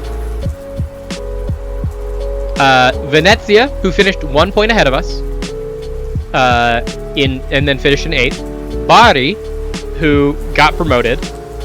Cesna FC, who finished 2 points ahead of us, and then us. And then the next closest was on 47 goals allowed, Empoli, who finished in 2nd and also got promoted. So, defensively, we were very, very good. 46 goals is pretty great. For comparison, the other 2 teams that got promoted with us were Arezzo and Benevento, and they allowed 61 and 65 comparatively. So, we were solid defensively. So that's principle 1. Principle 2, we want to play with a 3-man midfield, which we have been doing. We've been playing with a 3-man midfield in a double pivot with an attacking midfielder. And it's been somewhat working, but not the best. Like, it's just been, like, we have good pivots, and, like, we had good attacking midfielders, but it was just, like, I wasn't really happy with our shape, because the thing that it was really bad about it, and, like, admittedly, looking at it, we did score the 4th most goals in the competition. We scored 61 goals in the entirety of the competition. Well, we scored 61 goals spread out across, if we look at our, can we look at our squad numbers from last year? I don't think we can. But I think it was 61 goals across, like, 22 players. And our only player that was scoring any goals really was Jean-Mario Comi. May he rest in peace. He's not dead, he retired. But he has left the squad. And Jean-Mario Comi scored 9 goals. He was our leading goal scorer. He was 34 years old. And our next closest goal scorer scored, I think, 6. So we got 61 goals, but it was across, like, 25 different players that were averaging, like, 2 goals. And then two players that had more than 2 goals, but most players scored, like, maybe once. And there was a lot of games that I noticed that it was essentially, like, because of the way we were playing and having pretty good results against better teams than us, because when we were trying to focus defensively very solidly and have that flat back 5 in out of possession and trap everything in the middle and win back possession of the middle of the pitch, we were doing that very well, and we were able to counter pretty well off of that and work balls in from wide positions. And we just had people running into channels that were able to get goals that way. And so we were doing pretty well against the teams that were trying to be so dominant against us, but we were playing very counterattacking. And then against teams that are worse than us, which there were a few, we were having horrible times getting any results because they weren't trying to attack us, and we weren't breaking them down well. And so we would struggle scoring, or we'd get all those other things that weren't going well. Of, like, we could probably do the actual analysis and the math on it if we looked at our fixture schedule from last season. If we look at our matches, goals against top half of the table opponents, we had, it's like, games against lower table teams, like US Avellino, who was stapled with a gun to the bottom of the table literally the entire season. We never beat them. We drew them 2-2 at the beginning of the season, and then at the end of the season we drew them 0-0. Like, we just could not beat the worst team in the league.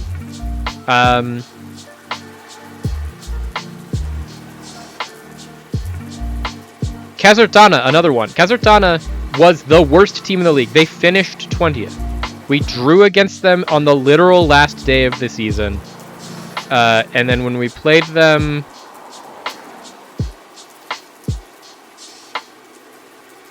at the beginning of the season, we only beat them by 1 goal. Like, we just can't beat bad teams. But then against, like, some of the good teams, like Sampdoria, 3-3 draw. Empoli, we beat them 4-0. Lecce, 2-1. Like, we lost that, but we were in that game. Modena, 1-1 draw. Venezia, we scored a whole bunch against. Bari, we beat 4-2. Pisa, we drew 1-1, and then we lost 1-2. So, like, the worst loss we had to a big team, Modena we then beat 4-1 here, was the Empoli 3-1. It was like our worst loss to one of the teams that got promoted. So we were great against good teams. We were absolutely ineffective against bad teams. And so we have made and I'm letting you all in as the chat of the royal we here, but I have decided, in my infinite wisdom as the manager of Pro Vercelli, I'm the one in the tracksuit, you aren't, that we are going to make a change into how we play. Inspired by the likes of, in Italy, to stay close to home, Cesc Fabregas and his Como team, or to be a little bit further home, inspired by the likes of Bodo Glimt and all the miracles that they're working out of Norway. The one thing that we have going for us is we have a team that has largely been together for a while, and we're making not a ton of changes across all of our lines over the seasons. Giuseppe Coppola has been here since day one. Aqua Acro, Angelo Borano,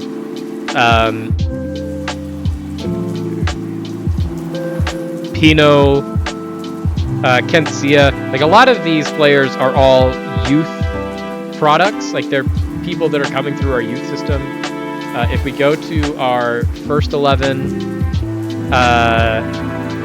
Malahi was here at the beginning. Bushotawi was here at the beginning. Kokolo's been here forever.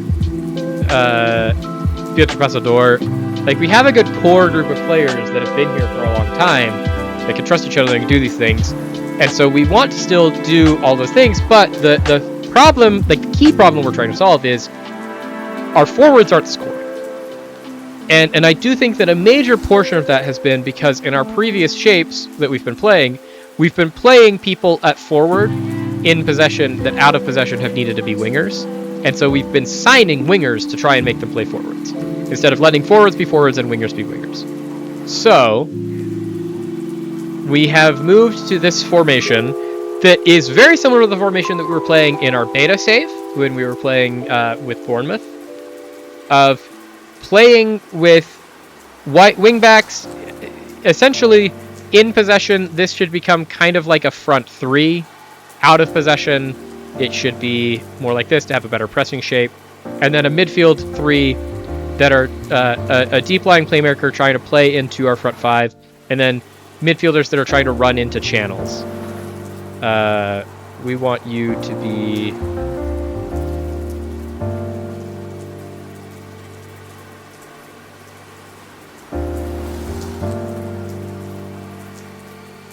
like this. And we're hoping that this shape just works better for us overall, of just, can we get people, most importantly, can we get our striker to start actually scoring goals? Like, can that please happen? And we will see how it goes. I have faith in this. It is very much just a still, like, we're keeping all of those things, especially since our out of possession position, our DM is going to be dropping into this. So we are still going to have, if we look at our visualization of the pitch, out of possession, we still have our flat back five. Defensively, we should still be just as solid.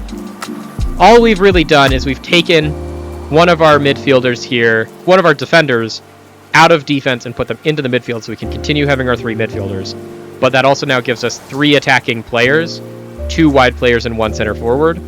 And then, hopefully, in possession, they can play off of each other with our DLF playing into all these things and running on that. And hopefully it gets, with the profile of strikers we have, strikers that are actually scoring goals. Because like the real goal that we're failing on in our Pro Vercelli lifestyle is that we want to get someone to come through our youth ranks, specifically a striker, that can be our new Silvio Piola, our new talismanic striker that can score like 50 goals. I think it was like 100 goals in 200 games that Silvio Piola scored for Pro Vercelli. And that's like the goal, is that we could get a striker that can start scoring more than our current record, which is 9 goals a season, chat. Once again, not a hard record to beat. 9 goals is not a lot of goals. That's the dream. That's what we're looking for. And so we're looking to try and find players that can fit into those roles and work towards that goal. We have made some signings, not a ton. Most notably, we have, now that we're playing this DM position, we need people that can play it. And our current exciting prospect for that is 19-year-old Montenegrin midfielder Andrija Vukoj. Unfortunately, he cannot play center back at all, but he would be okay at it. And so it's going to be interesting playing him in his DM role and expecting him to have to pass back and drop back into the defender, and hopefully he doesn't get super lost on it, or he picks it up pretty soon. But he's good enough for our level almost. He has the potential to be really, really good. He is a youth product of Inter Milan. He's a youth product of Grabalj in Montenegro that went to Inter Milan, and then we signed him from the Inter Milan youth system for free. We're hoping that he's going to be able to get into his potential and figure things out. But you know, it'll be interesting. We have some other players in on loan. We have some players that we're going to try and move on. Like we are trying to offload.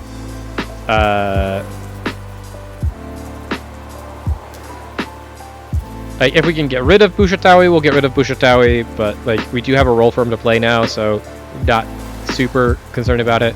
Emanuelo, we'd like to move on from. Furno, I think we have currently listed to move on from. But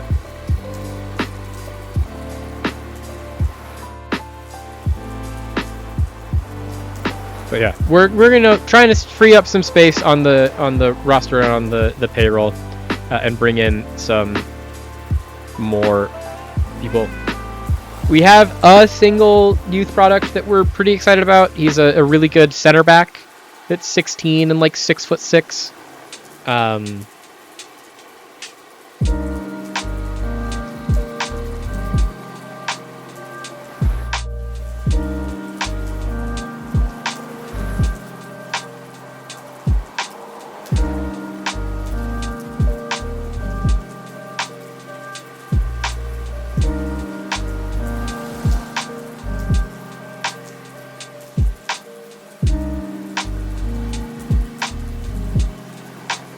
Okay, so we are just barely entering the beginning of the preseason, so people haven't come back yet.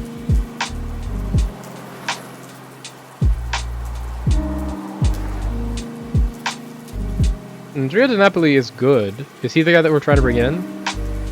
Yes, he is. And we're trying to replace this guy who's really bad. Yeah, confirmed.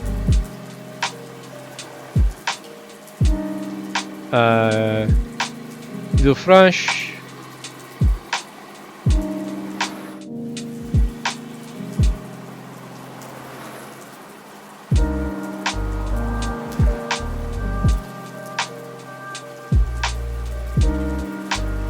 We'll accept that, but also maybe not.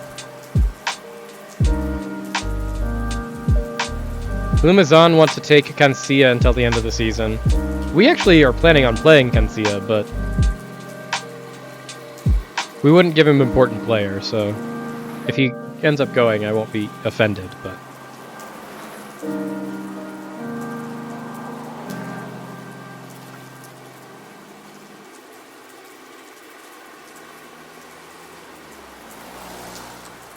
We have a new general manager. He is a much better general manager. now that we're making leaps and bounds and improving our standing as a club, like the real important thing to do is to continue improving our coaching and our staff around the club as well.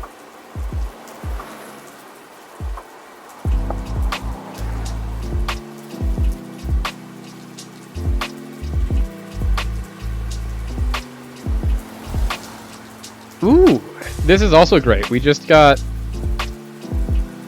This is why we were fine letting those guys go out on loan, is because I forgot we had this guy that we're bringing in on loan for 0 money.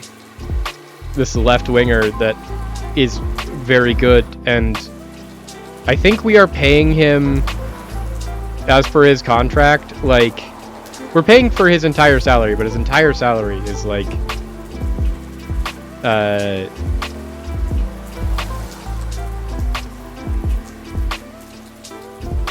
65,000.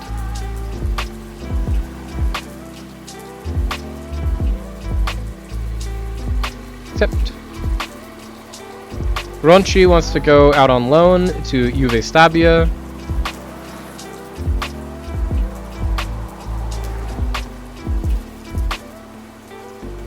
I'm fine with Ronchi going out on loan. The thing is, we just have so many good young center backs, but not quite good enough young center backs. And we have so many good center backs that it's like, hey, you're not going to get a ton of playing time here unless you were like actually the cream of the crop. And so...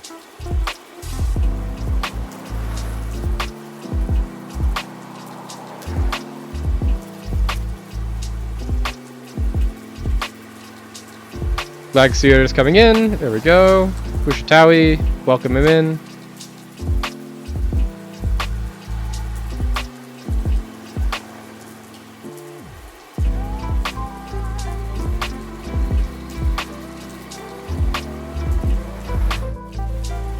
Oh, okay. I'm like, what do you mean we want this Estrada Lope? I don't know who this Estrada Lope is at all.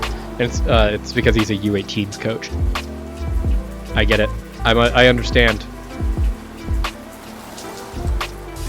Bushatawi. Passador.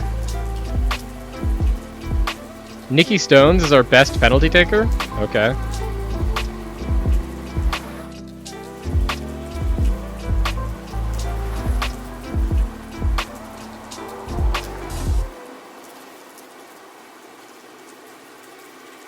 Okay, preseason has officially started, chat.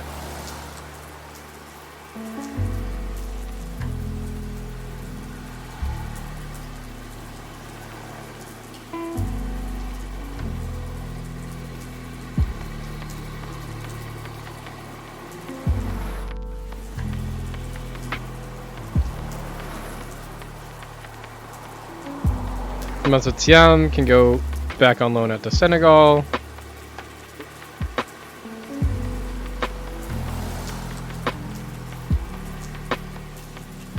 Okay, so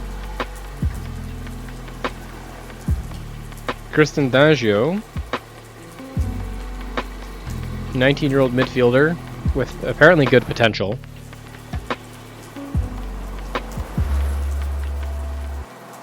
Game audio is happening. Does our game just not make any audio? It's like I'm not seeing any moves on the waveform here. But also, there might not be any audio for it to pick up.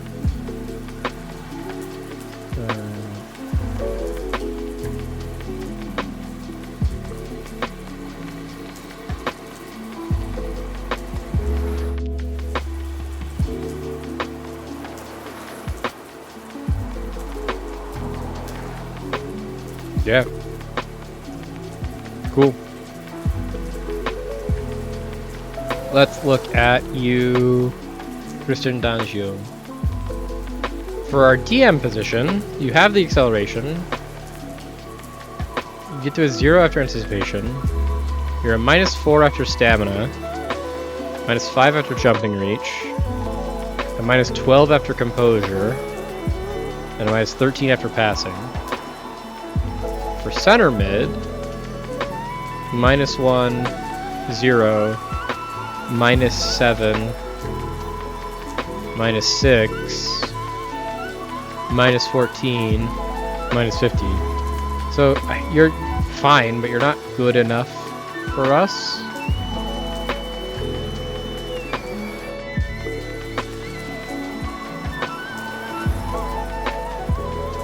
How good of a winger is Simone Raimondi? Minus 2, minus 1, minus 4, minus 1. Dribbling gets us to a 0. Jumping reach gets us to a minus 7 again. Technique gets us to a minus 5. Composure gets us to a minus 8. He's honestly not actually that bad as a winger.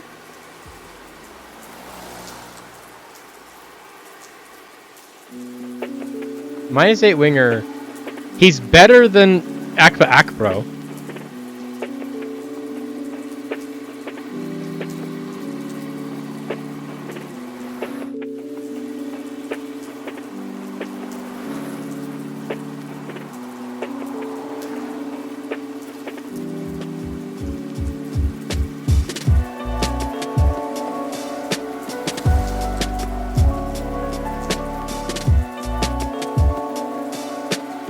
Josué Grelo.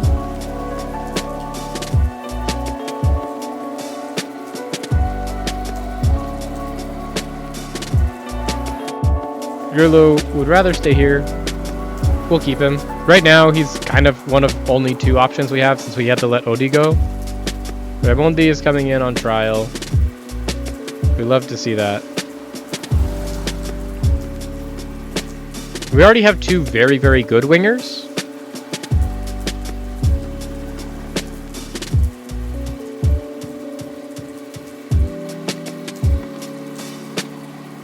Okay, we've got a whole bunch of players to look at. Raimondi's coming in. Ronchi, injured. Pecorino, out for 2 months. Love that. Nikolaj Moller, 24-year-old forward. Well, our forward just got injured.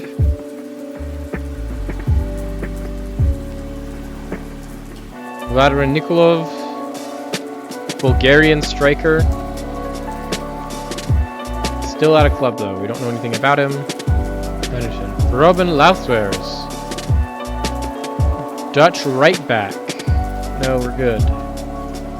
Luis this way. Equatorial Guinea. Love Equatorial Guinea. Striker, 25 years old. Listed for no money. Igor Milorenza, Brazilian fullback.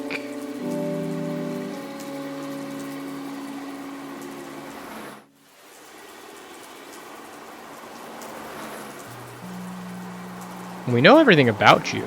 Why do I know everything about this Brazilian left back? As far as your wing back ability is concerned, you have the pace, you have a +1 after the acceleration, you have the jumping reach, you're still at a +1, composure, you're at a +2, vision, back to a +1. So +1 after wing back, full back. He has the pace, he has the jumping reach, he has the acceleration. So -1 after anticipation, but he's a +1 after the acceleration, so he's a 0. The dribbling, he's a +1, and the stamina, he's a +1 at everything. This would become the new best left back at our club.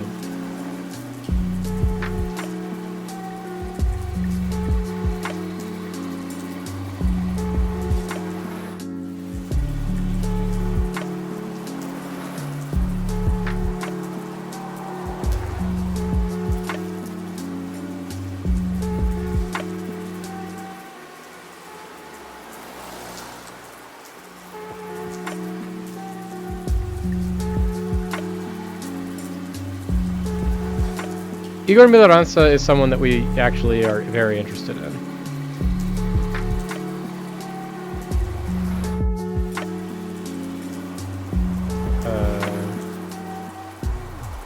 Ideally, we'd want him to have better leadership, though. But he is the best left back we've seen.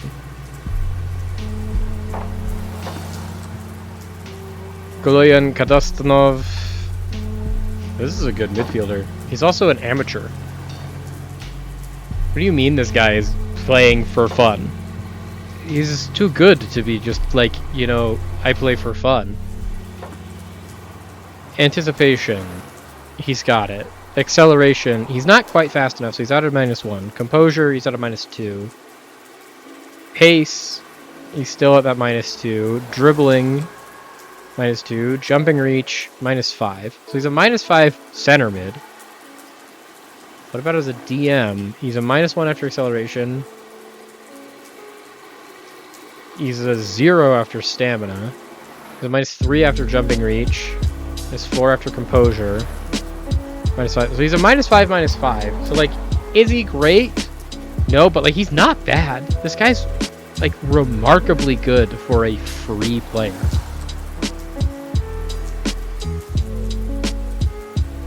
Crazy.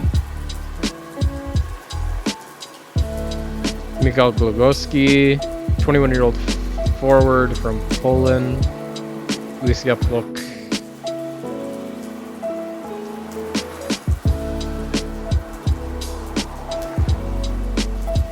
Milan Smits, Netherlands. Go Ahead Eagles reserves, 24-year-old striker. Gabriel Corbo, 27-year-old center back.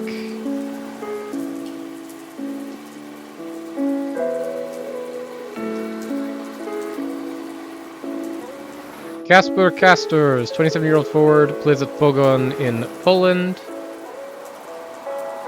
Cheap, but we don't know anything about him, other than he's probably got 0 agility, no work rate, no flair, and can't shoot from distance. All we have is that he's probably pretty good at accelerating.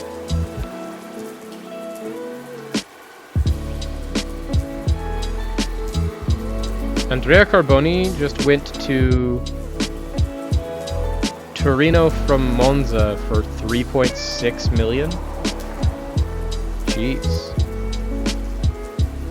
Monza's in our division and they just spent more money than we have in the bank. To be fair, we have negative $8 million in the bank, but Nikolaj Muller, let's see if we can learn more about him, so see if he's a striker that we actually want to sign.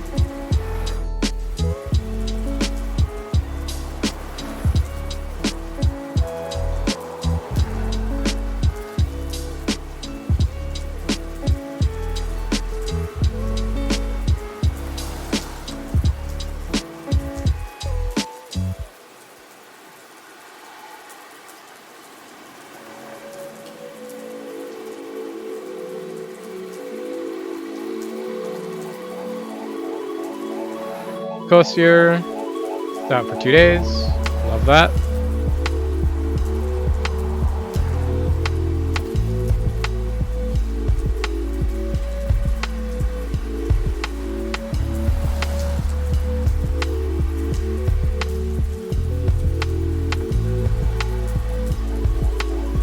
Yeah, Kokolo has now been injured. Don't love that. Monsetiam is gone. 1 to 3 days.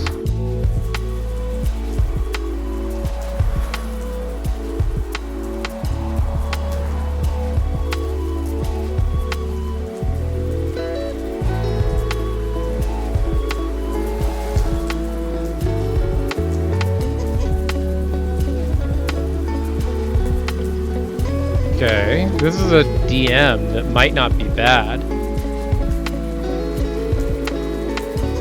Acceleration, he's a -1. Anticipation, he's a +1. Stamina, he's a +2. Jumping reach, still at a +2. Composure, still at a +2. Passing, only a +1. Not a bad DM. Luca Magnino. I'd like Wise Leadership, we actually want them to be a little higher than 11 leadership. What is the requirement that I've actually put in this?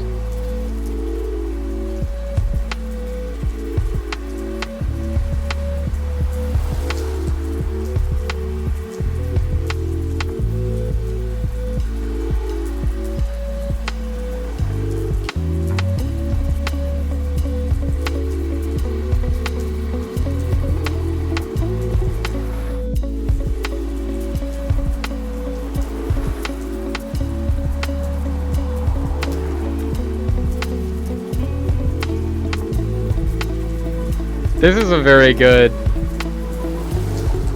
attacking midfielder. Sadel Haddad.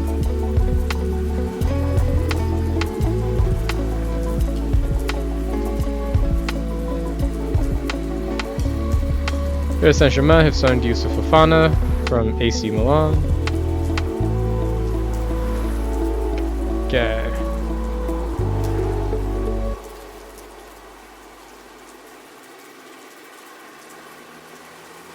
Ronchi can go out on loan. Magnano is here.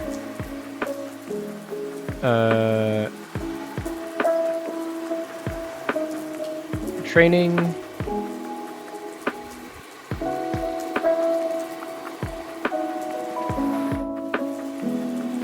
Put in our team building,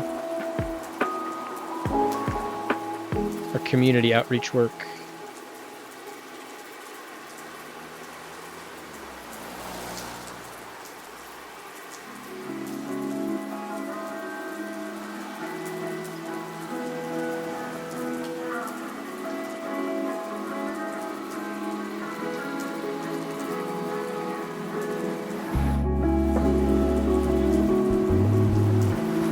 Tiam is happy that we let him go out on move, out on loan. Love that.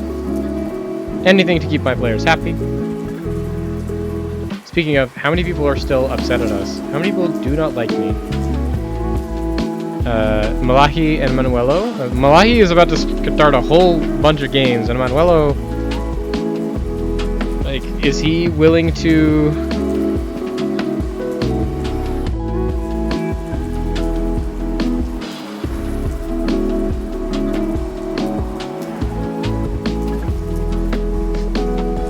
Find anyone that would sell him?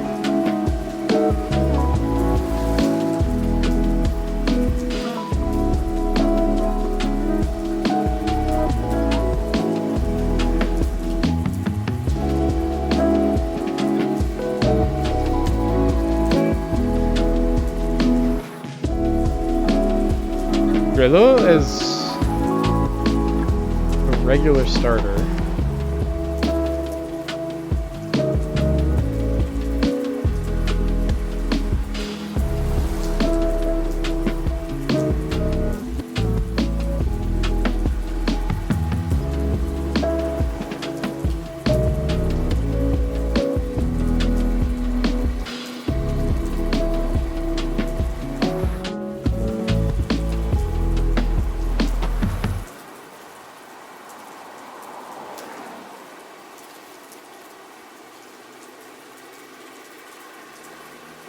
Guioprea going out on loan. Sutorol for Gianluca Dishara. This is the wingback that we have here. He's 33 years old. He would be the best wingback.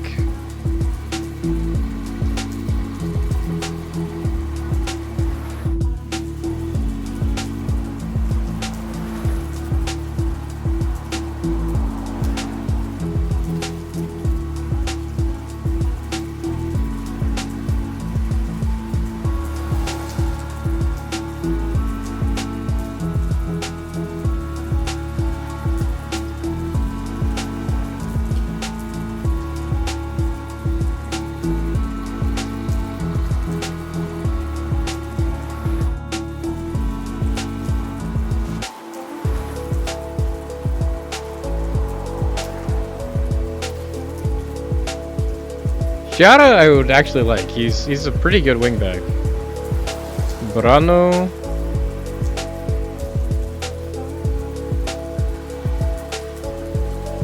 We should fix our mentoring groups so we have people actually getting mentored.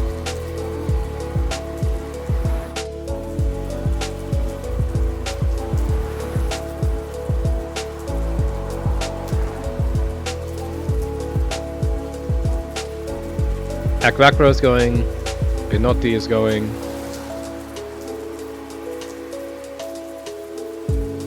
Aaron Wan-Bissaka went to AC Milan.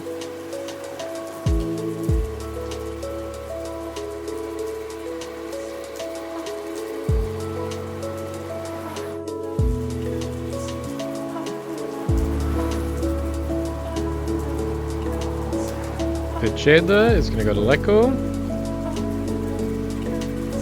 Istra made an offer for Piotr Pasador, and Piotr Pasador does not want to go. That's exactly what I want to hear. Istra plays in Croatia. Croatian First League. No, Piotr Pasador wants to stay. Piotr Pasador! He's our starting goalkeeper. He's Serie A potential.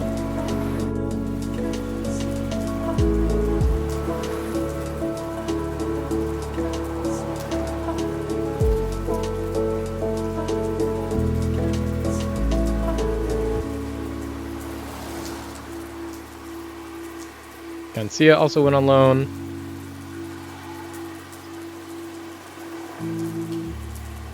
Spurs have signed Adam Wharton from Crystal Palace for 97 million. Once again, it's like you see all of these headlines come up with like, oh, they've made this signing, and it's like, oh, that's cool. And then it's a price tag that I'm like, man, people who have that kind of money, we have no money.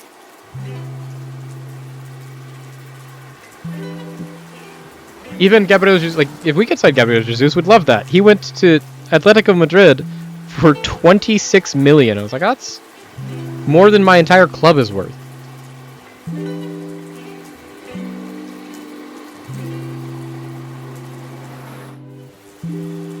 Elton Yeboah, 22-year-old midfielder. Defensive midfielder. Acceleration, -1. Anticipation stays at -1. Stamina, -2. Jumping reach, -1. Composure, 0. Passing, -2.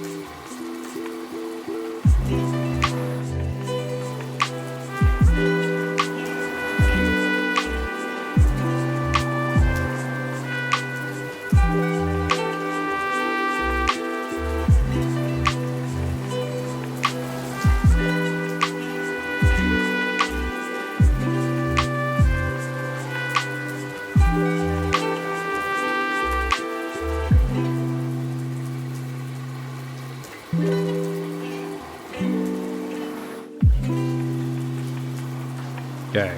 Do we know more about any of these people that we have in here on trial? Semedo. This is the guy we brought in because he has 15 leadership. What do you actually look like as a right winger for me? Pace and acceleration and anticipation. You're a 0 across those front 3. Crossing gets you to a +3. Dribbling gets you to a +4. Jumping reach. +2. Technique. +1, composure, -1. So you're a -1, but you have 15 leadership. Which, we do need a backup right winger.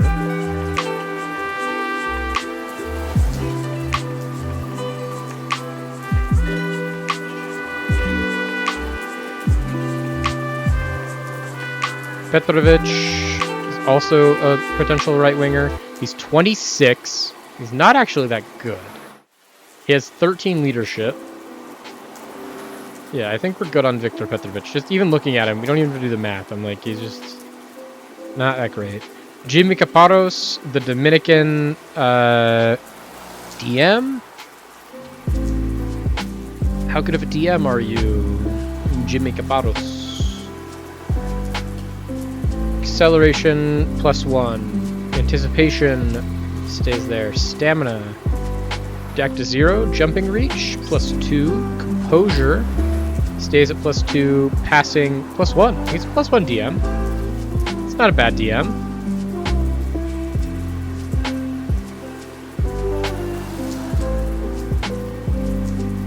He'd be the best DM at the club.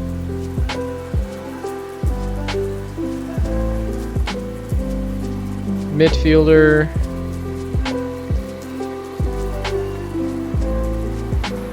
Regular midfielder.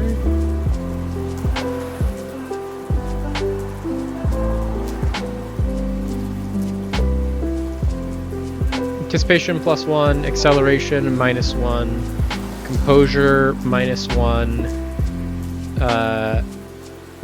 pace +1, so he's back to 0. Dribbling stays at 0. Jumping reach +2. Center mid.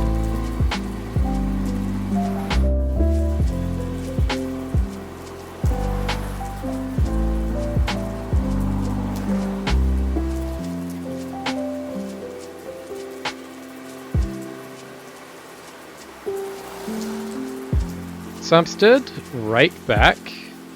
Icelandic right back. What does his wing back look like? Pace, acceleration, jumping reach. -3. Composure. -1 after composure. Vision. He's a 0 as a wing back. Best wing back we've seen. Full back. 12. Gets into a -3.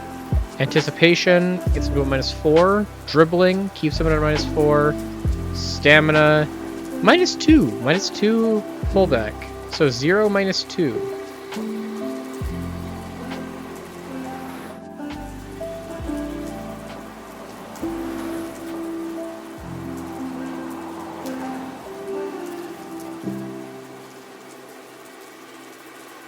Raimondi.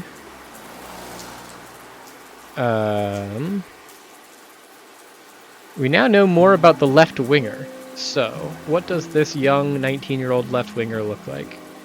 Pace -2, acceleration gets up to a -1, anticipation -4, crossing -1, dribbling flat, jumping reach -7, technique -5, composure -8.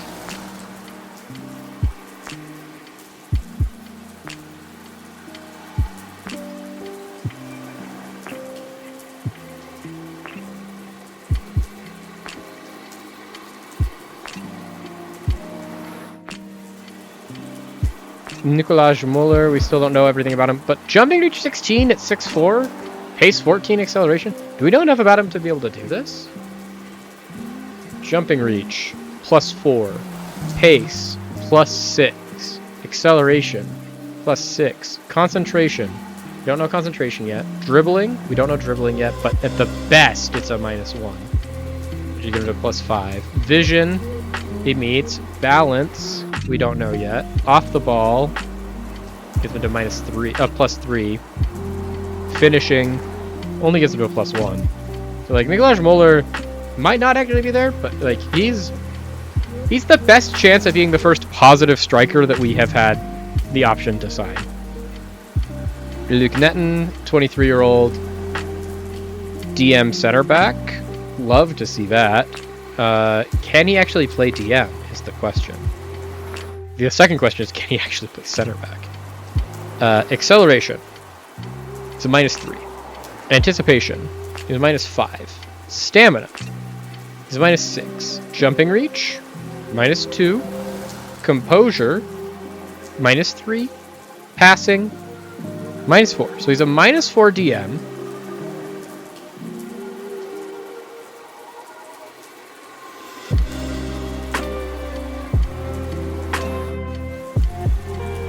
And then as a center back, how bad are you? Jumping reach, +2. Pace,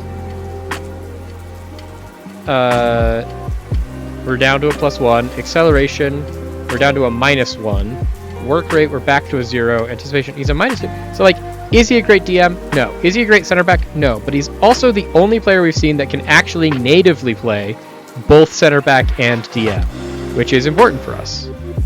We need someone that can play both of those positions.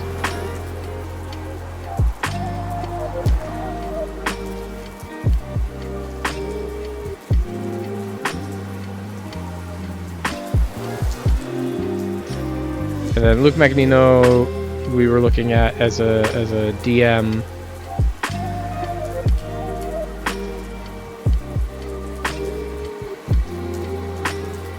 -1. +1, +2,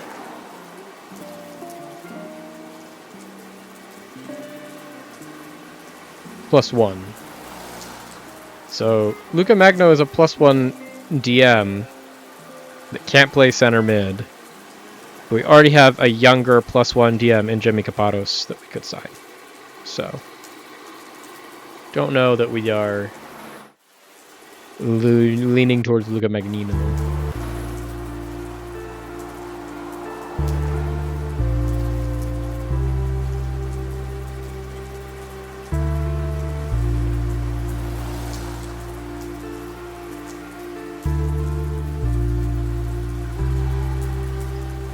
Gianluca De Chiara. We'd like to accept that contract. Because then we can have that left back. Now that we have that left back, I'm fine with letting... Oh, our stadium expansion has completed, chat! Remember correctly, when we moved to Serie B last season, they told us that to continue to play in Serie B, we would need to expand our stadium by literally like 2 chairs. And so, because we stayed, we had to go through with that. And now it has expanded. And to be fair, they did more than they needed to. We needed exactly 2 seats. They added 500. So, we'll take it.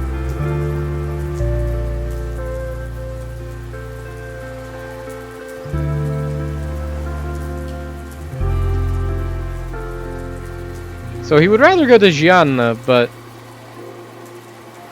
Gianna haven't made an offer. Either way, we should probably send him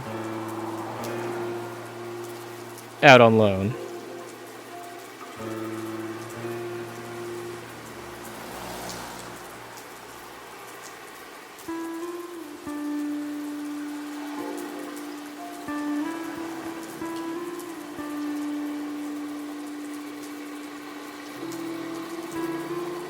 Granit Xhaka has gone to Inter Milan. Interesting. Kokolo being injured also helps justify this.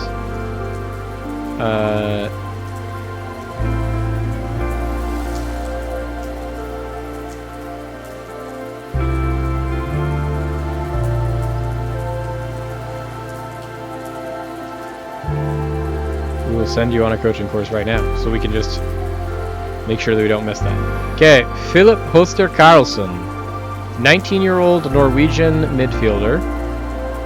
We don't know anything about you, but you are a free agent, so you can come in. We'll get some Norwegians in here. Remy Andres Vindland. You're on a club, so like we're not gonna send you one. Ante Bajic, 31-year-old Austrian. He only plays wide midfielder, which is not a position that we play. Mart Remens, 29-year-old winger. He's out of club. Sven Simons. Transfer list by request from FC Eindhoven. He's an insanely good midfielder, but he doesn't like big matches. How good of a midfielder are you actually? Yeah, the 2-chair expansion, they over-delivered in that they needed to add 2 and they put in 500, which I mean like, hey, crazy. Love the effort there. Great effort. But we already don't have any money.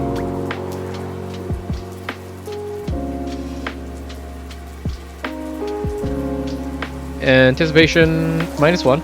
Acceleration, -2. Composure, -3. Pace, -2.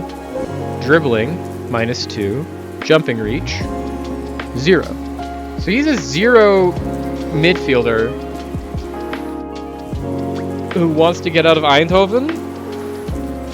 We already have better midfielders. It's my problem. But he is someone that I'd be like, send him on a short list. 23-year-old striker. Is he a striker who can actually score goals? He likes to beat the offside trap, knocks ball past one, it cuts in from the left wing. Okay, I don't hate any of those. How good of a striker are you, Camille Mamai? Jumping reach. Good. Pace. +2. Acceleration. +3. Concentration. We're down to +1. Dribbling. We're flat. Vision. We're -1. Balance. We're -2. Off the ball, we're -3. Finishing, we're -5. So, not an improvement upon anything that we've got here, Camille Mamay. Samuel Menge, 18-year-old goalkeeper. Oh, what in the world is this goalkeeper? This is an 18-year-old goalkeeper at Cesna FC. He's their backup keeper. He's just got crazy attributes already. And then for the attributes that we care about, he's a -1 agility, flat after reflexes, and then only a +1. So he's only a +1 goalkeeper, but like for 18, 3.5-star goalkeeper at 18 is crazy work. 31-year-old winger for good. Rob Nizet, 25-year-old fullback. We just signed 2 fullbacks. Brian Van Hove, 27-year-old fullback. We're good.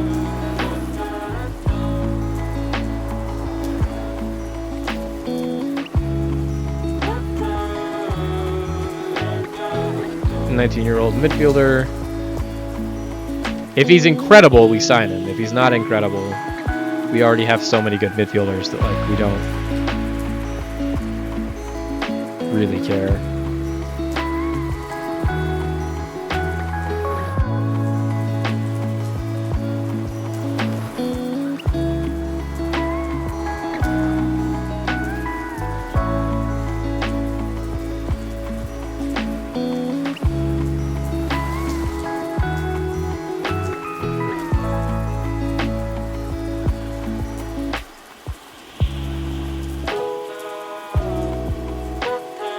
Emilio Wittmann, please, for the love of all that is soccer, learn Italian.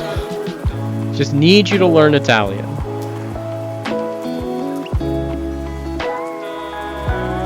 Pietro Pasador, we don't want to sell you, especially for that little money. Pietro Pasador is one of those of like, if we get promoted to Serie A, we could probably sell Pietro Pasador for like $1 million. And that's really the goal. And then while we're still here in Serie B, we are not going to be able to.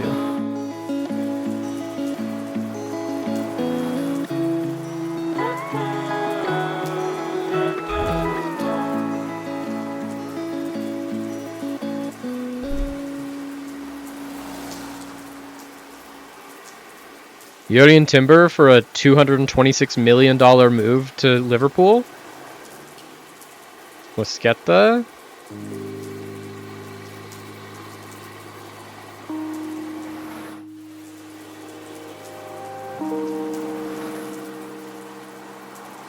Alexander Burkovic, 28-year-old center back at Sturm Graz. It's probably great, but we don't have $900,000 to spend on him.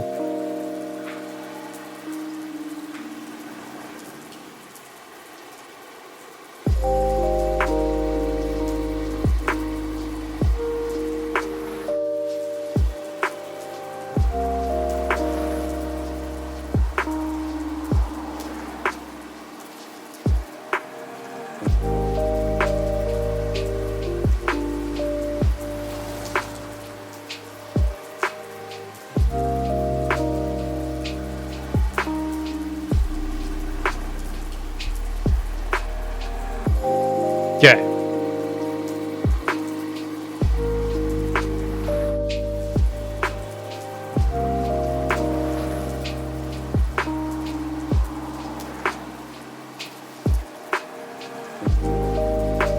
Got a lot of people that are training very poorly, which I don't love. We're off to a bad start this preseason. Nicky Stones, once again, one of the all-timers.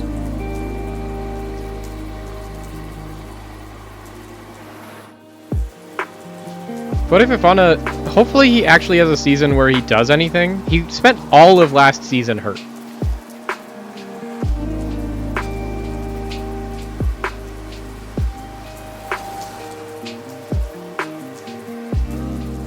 Kosir also apparently has all of this potential, but like we're not seeing him grow in his potential at all.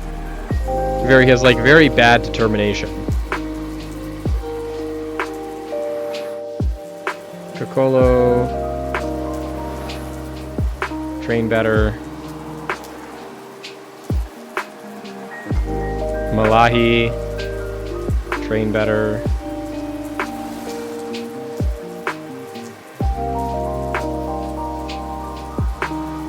Bushatawi, train better.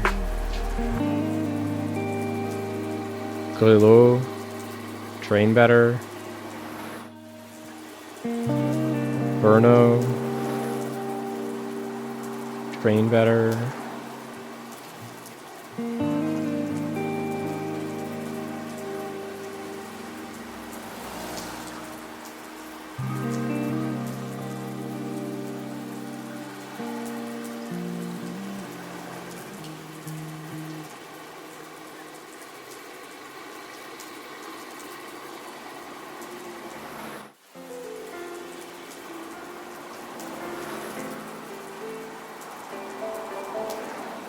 Paris Saint-Germain have signed Roma's right back.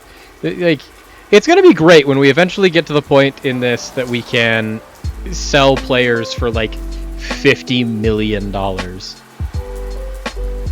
right now, I would just settle for, can we get a single player that can score more than 10 goals a year?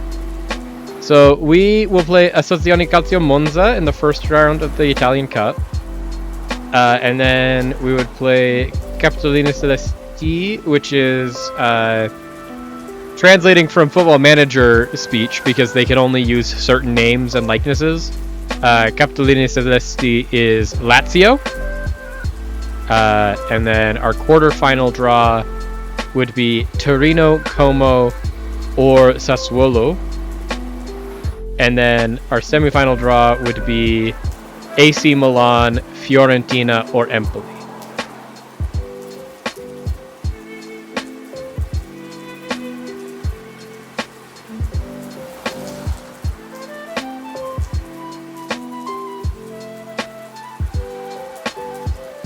Alaves from Spain have come in from the Spanish First Division and decided that they want us to be their new coach. But little do they know, we're a one-club wonder, baby. We are Pro Vercelli till we die. Dada Fofana out on loan. I don't mind that. He needs playing time.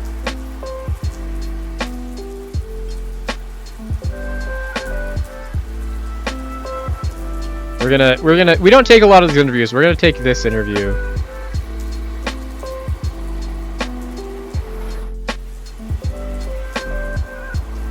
I have no interest in leaving my job, and I'm very happy where I am. That's the truth, chat. We're here till we die.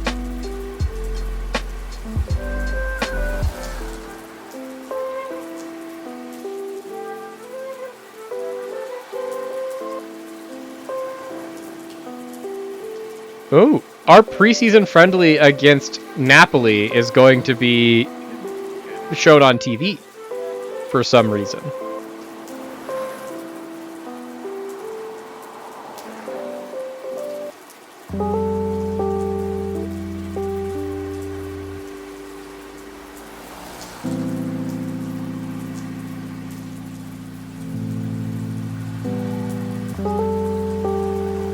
Mattia Breshak still only a +2, or has he gotten any better?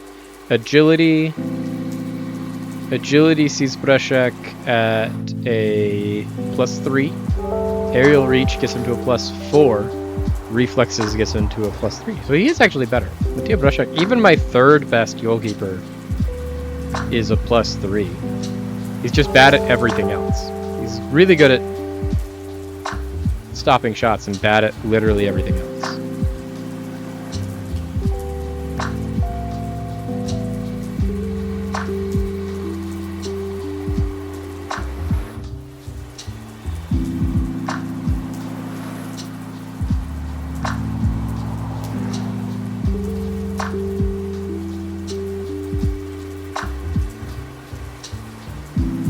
Excuse me.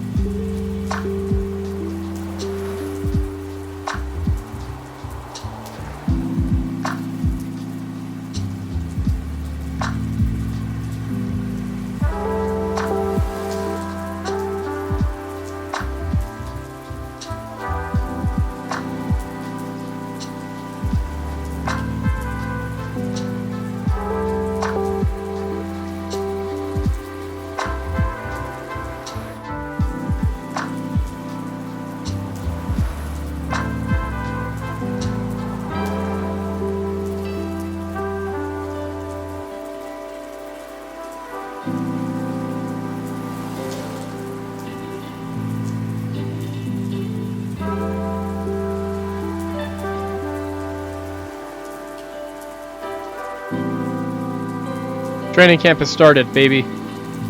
We're in the lab.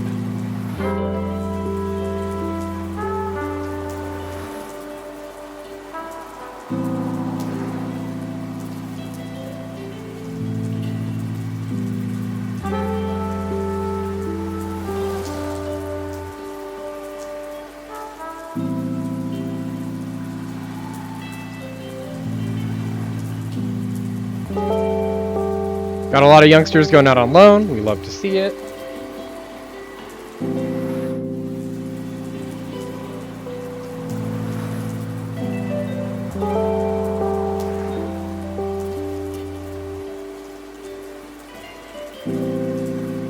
Moschetta has left. Okay, Italian Niccolò Cavuotti. It's a midfielder. At Cagliari.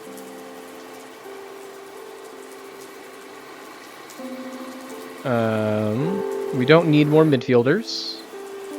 Franzoni, 30-year-old midfielder. Once again, I think we're good. Reindeers, center back. Negative work rate. This man has never worked a day in his life. We're good on Reindeers. Josh Fires. 30 years old, plays literally every position and has good leadership. Venema, 28-year-old forward at FC Den Bosch. This is someone that's in our network. The people that own our team also own FC Den Bosch. He loves big matches. He's very consistent. How good of a striker are you? Do we actually know everything about you? We should, since you're in our network. Jumping reach, -2. Pace, -1. Acceleration, +1. Concentration, 0. Dribbling, -1. Vision, -2. Balance, stay at -2. Off the ball, -3. Finishing, -4. So he's not better than any striker that we already have. So, not worth signing, but Malcolm Vital, way too good for us.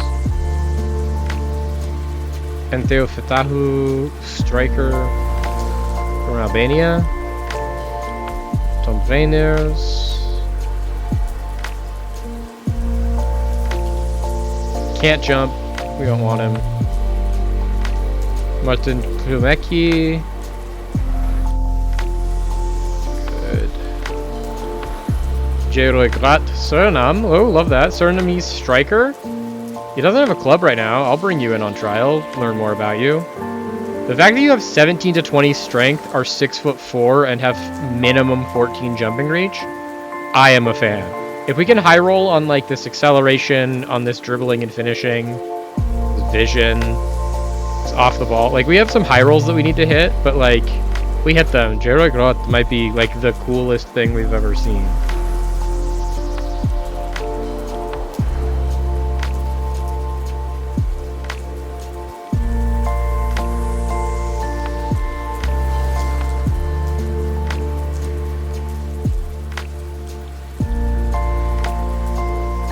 Okay, Moschetta has gone on loan.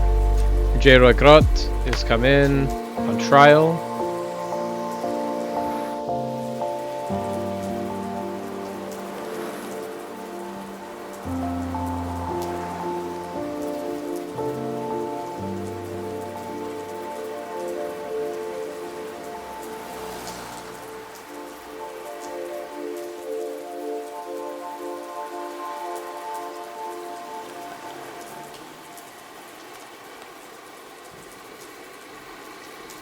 Okay.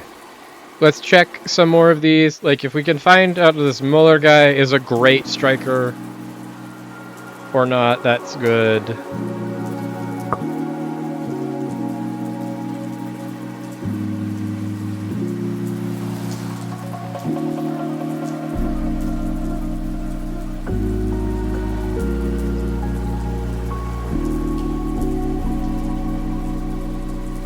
George Muller. He's a target forward. We know everything about him now. Okay, so jumping reach, +4. Pace, +6. Acceleration, +6. Concentration, +5. Dribbling, +2. Vision, +2. Balance, +2. Off the ball, 0. Finishing, -2. So, nothing better than what we've already got. Like, he's better than 2 of our 3 strikers, but he's not the best striker we've ever seen.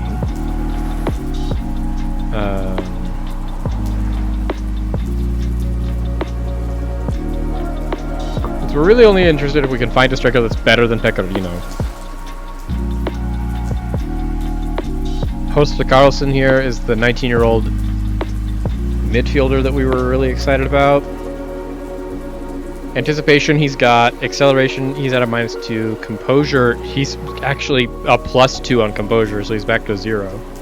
Pace, he has. Dribbling, he's a -2. Jumping reach, he's a +4. He's a +2 midfielder at 19 years old from Norway. Like, I already said that we have midfielders and we don't need more midfielders, but this is a +2 midfielder. This is a better midfielder than Sami Laisani. And he's 19 years old in Norwegian, and we could probably get him for nothing. How much do you want? You want to be a regular starter? I want you to be a squad player.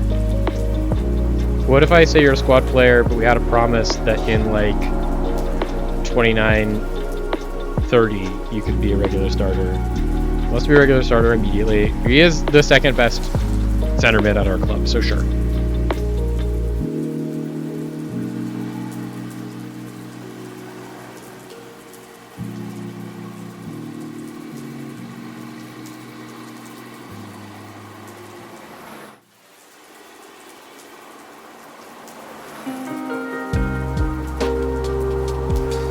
He will just accept that? Perfect.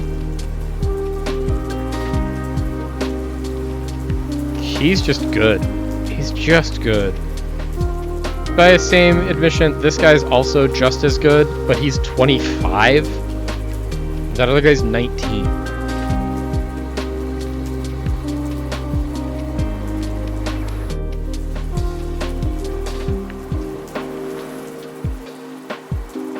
At some point, we might have to sign this Luke Netton or this Jimmy Caparos.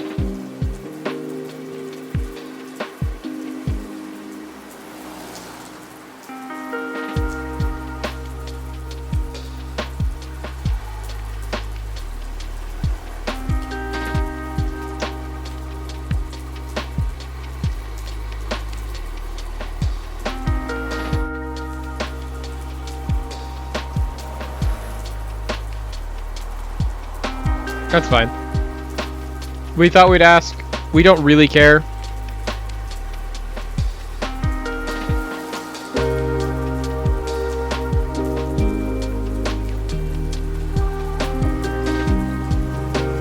Pietro Passador is getting better. We love that Pietro Passador is getting better. I say, we really do have negative money. We have negative $8 million.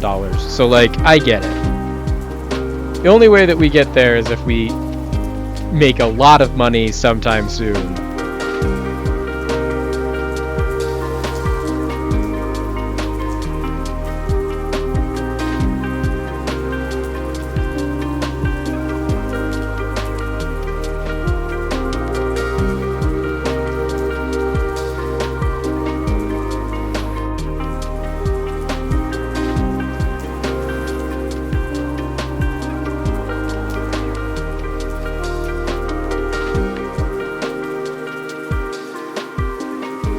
Avellino also won Philip Holster Carson, but Avellino is in Serie C.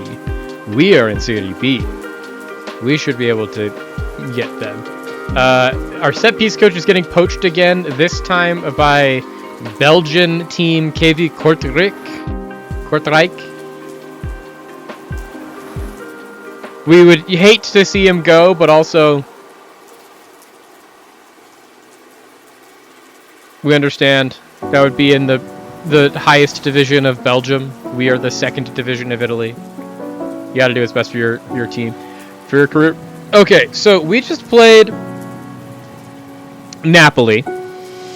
I don't know why we decided that we were going to play only Serie A teams in our friendlies for preseason, but we played Napoli, and we lost 7-2. Goal scored by Nicky Stones, and then current in on trial, Nicolas Moller scoring the second goal. But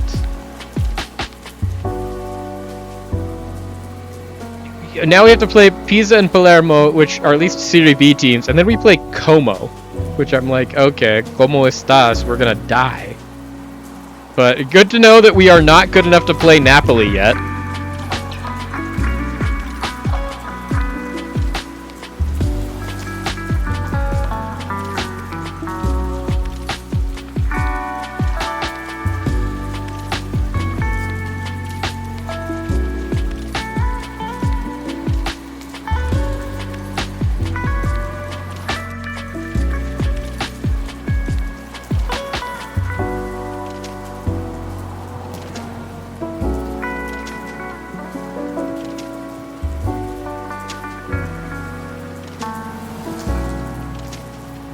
Okay, can we beat Pisa in the preseason? Or Palermo? I will accept either of these as victories, please.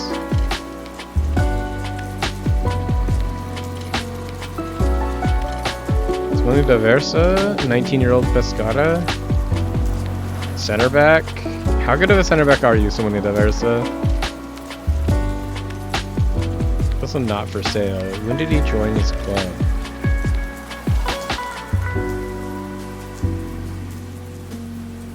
He's been there forever, okay.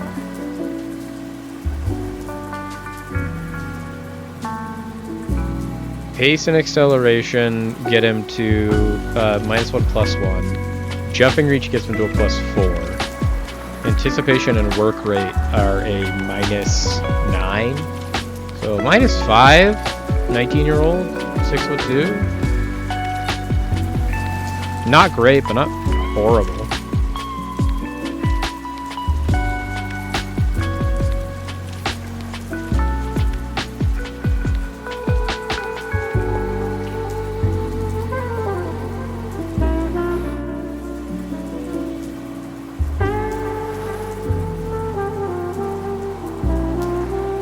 We won!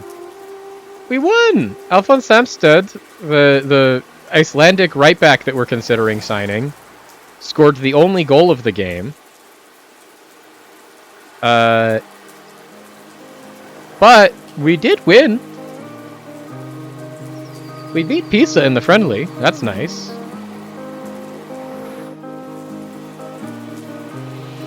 Avellino are in an offer for youngster number -8, which I'm fine with. Holtzwald, we don't know enough about you, so we don't actually care.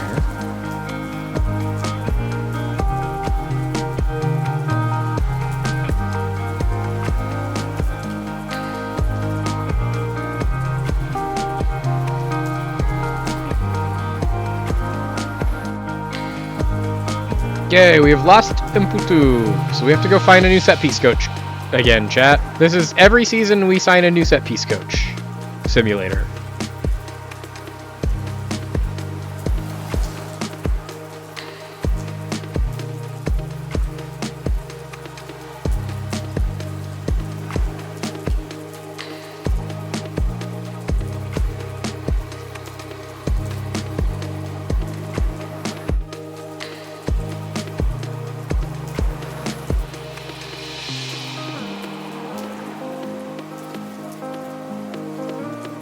Can you find anyone that's good, eh?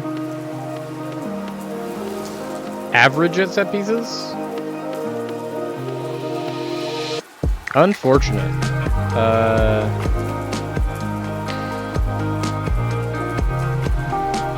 We got Yannick Kasselut. Average at set pieces. Good at motivating and determination. Elite adaptability. Love that. Or Stefania Boa. Average at set pieces, outstanding determination, but only competent.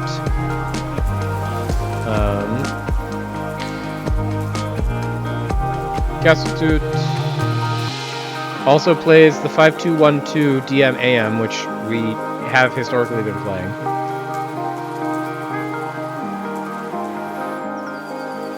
Okay. Welcome to the team, Yannick Kesselut.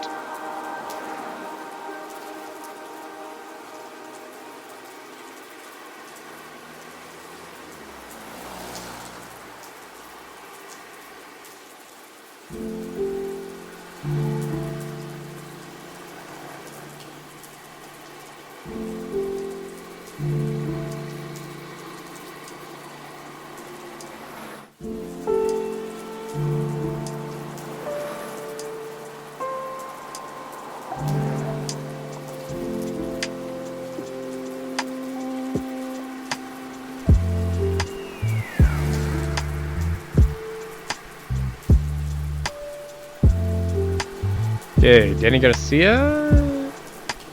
Do we know anything about you? We know a lot about you. I think we even know enough about you to give you a number.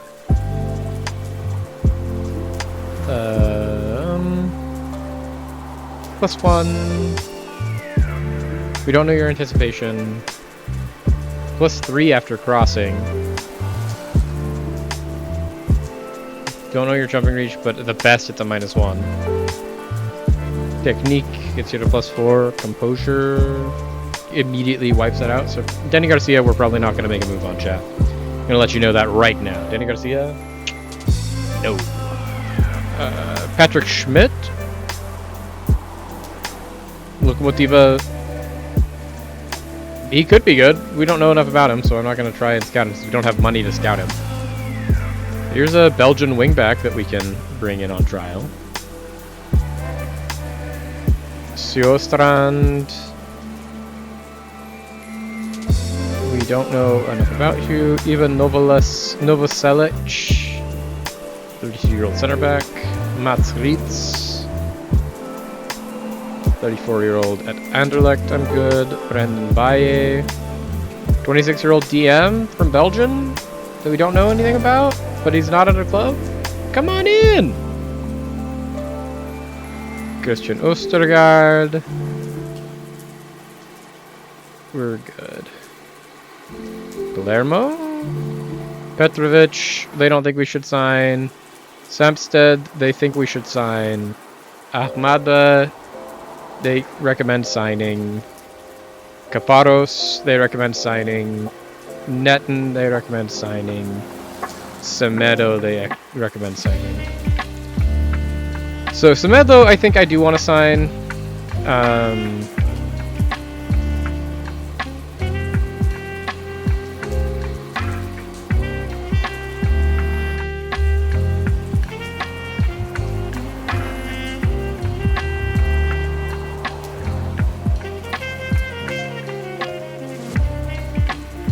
The thing is, like, he actually comes in as a squad player, and it's probably our club captain because he has 15 leadership.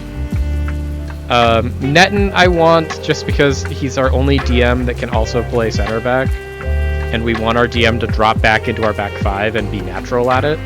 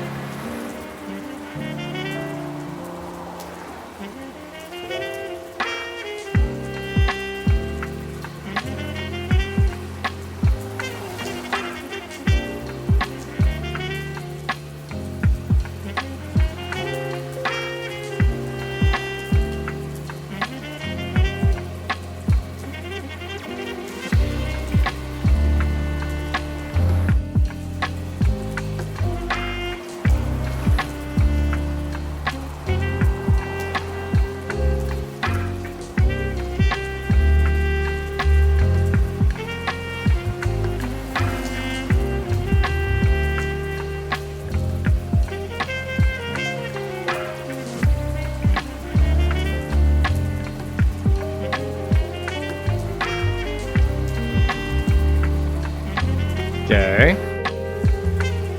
Netten.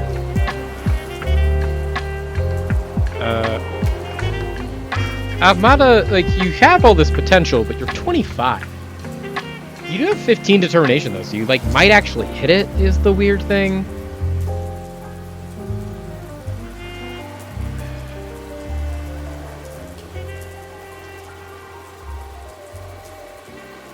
He doesn't want any playing time, so he wants $1 million.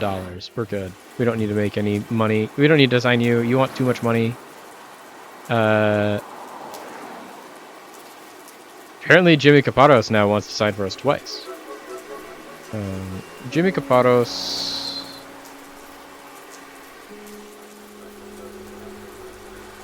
also wants more money than we can offer him.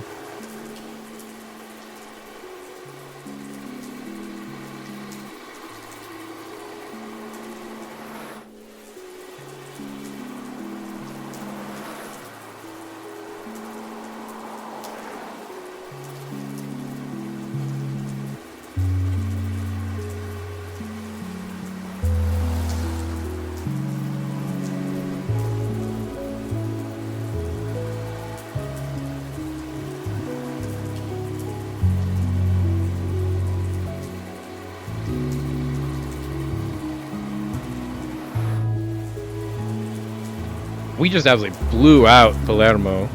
Unfortunately, Phil Carson is someone that we are trying to sign, so he scored, which was great. Nicky Stones, Caparros, who we aren't going to be able to sign, and Damiano Castellaneta, who is a youth prospect, getting the 5th goal.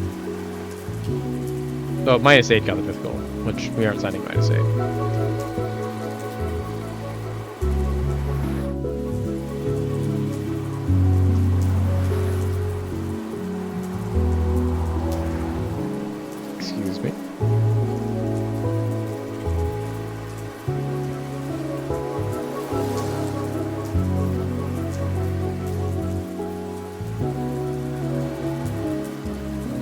Do we actually know stuff about Groot now? We do know stuff about Groot. Okay, so Groot, already I like, he's the first player I've ever seen with 2 green things on him. Okay, so let's look at Groot. Groot has a jumping reach of 16, so that's +4. Pace of 14, so that's +6. Acceleration of 11, +5. Concentration, down to +3. Dribbling, we're down to +2. Vision, we're at 0. Balance, back up to +2.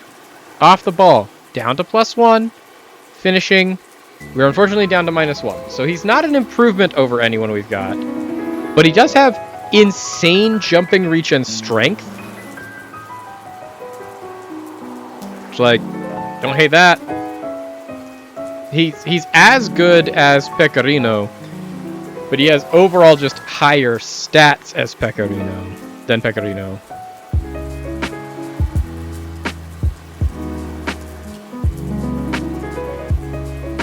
The thing is, we have no money, so we're not going to be able to probably sign him either. We do need to move some people on.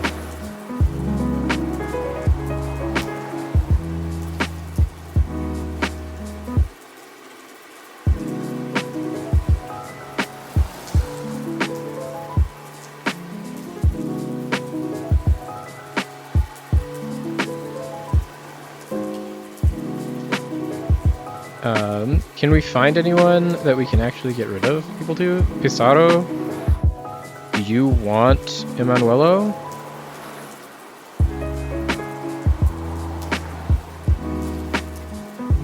Novara?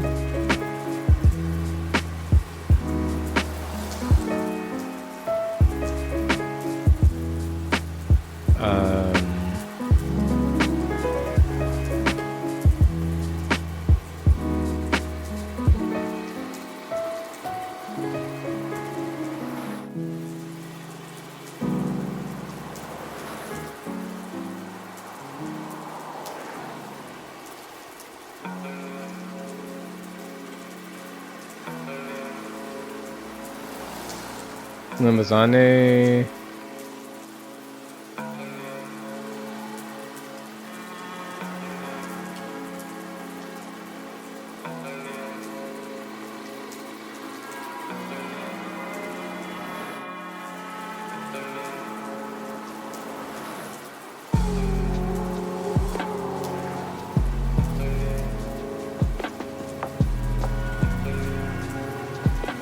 What about at wingback?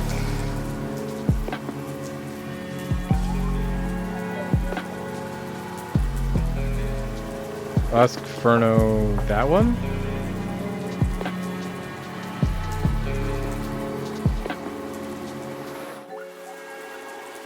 Do they think Furno is a attacking midfielder left? No, but they do think Janka Akbakov.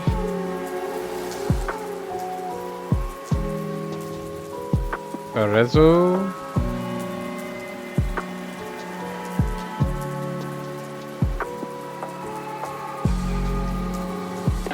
Just trying to get some people off of our payroll, since like that's the thing. It's like we do actually want to offload some people pretty desperately, but we aren't able to.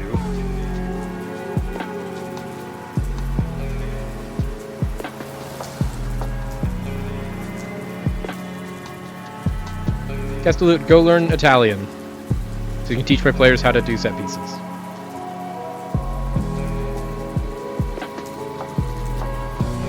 So the fact that the only so far friendly we've lost is our friendly that we lost against,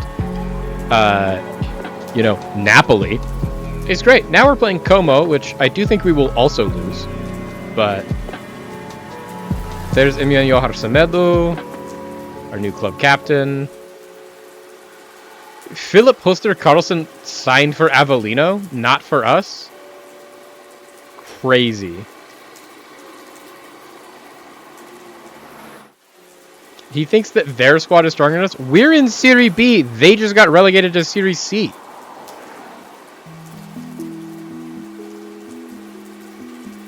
Crazy. Crazy snub from that 19-year-old.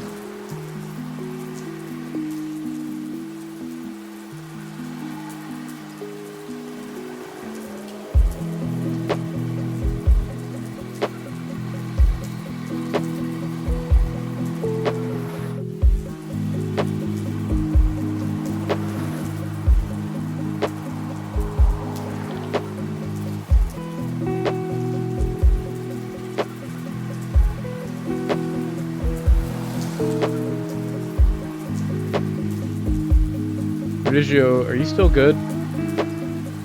Work rate and anticipation, pace, acceleration, jumping range. You're still good. Okay. I just want to make sure that you're still good. Cocolo, you haven't gotten worse other than at this stuff. It was good. Stan, Asani.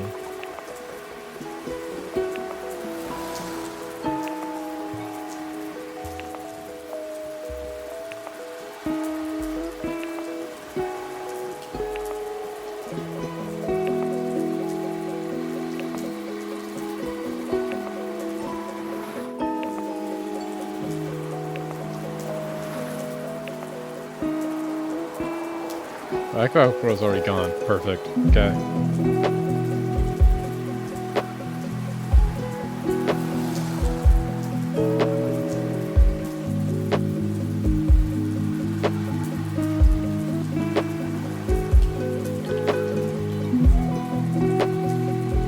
We drew with Como? What in the world?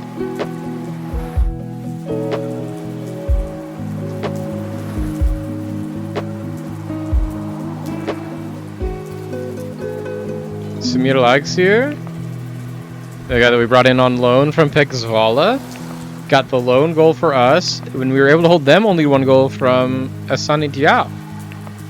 Massive. This one guy is worth more than my entire club.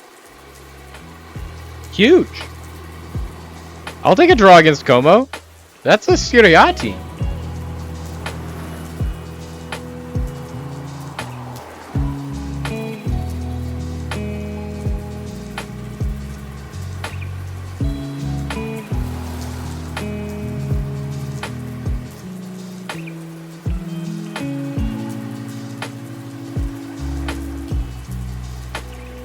Nicky Stones apparently getting even better. Didn't know that was possible, Nicky Stones. What do you mean you're getting even better? Also, this work rate of 16 is huge for us, Nicky Stones. Okay, Nicky Stones, let's look at you real quick. Anticipation, +3. Acceleration, +4. Composure, still at +4. Pace, +4. Dribbling, +3. Jumping reach, +6. Okay, so you actually have gotten worse, Nicky Stones. You're a +6, not a +7 anymore. But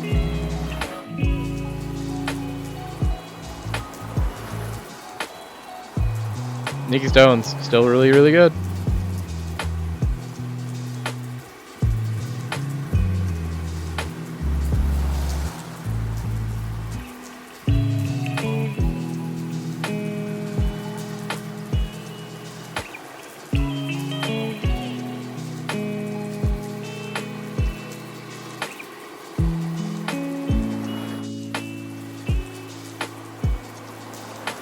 Now we're getting to the financial management side of things, where it's like, yeah, we just need to get better deals in for some of these people.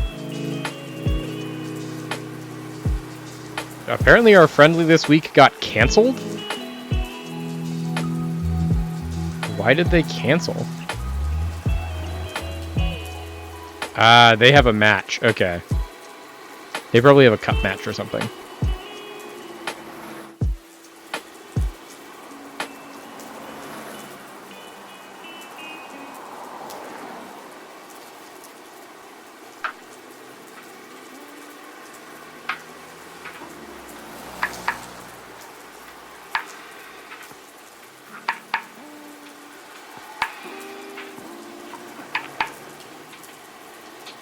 Now we can delegate this back in.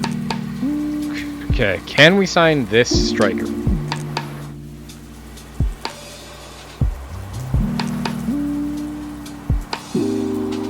We can, but I don't think we want to sign this one. If we could sign any of the strikers that we've had come in. The hope is we can sign Jeroy Groth.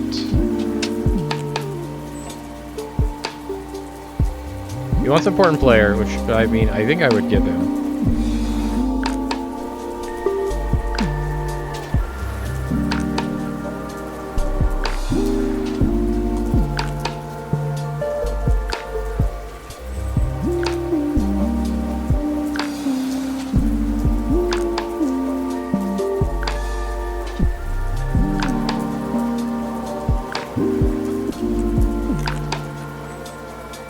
Jeroy Groth, I think, just the fact that he has 2 greens, and they're 2 good greens to have. He's got a 17 strength, which means he's not going to get bullied off of anything. He's just Muller, but better right now, which is really what we want.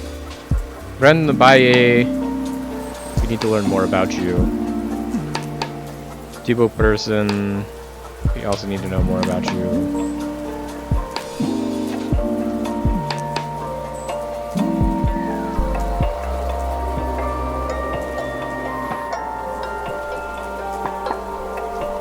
Gustin got injured. Not great.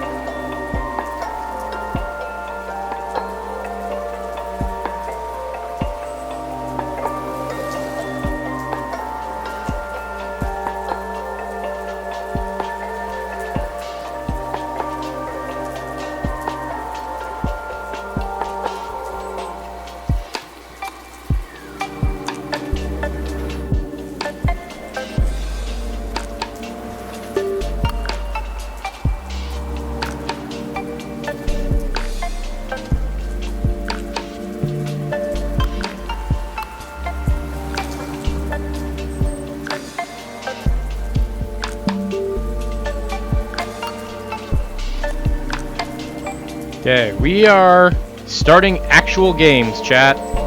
We've got our cup game on next Saturday, and then we are starting Serie B. We haven't made a ton of changes, actually, is kind of the thing. There might be 2 more. We've signed wingers against. We've moved to a system that needs wingers, which I think is good. And then we are maybe signing this new striker. The really strong target forward.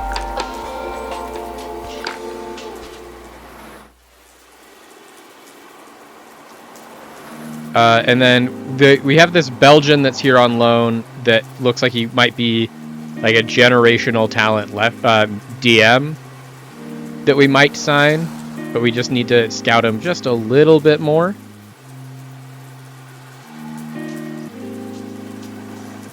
What do you look like?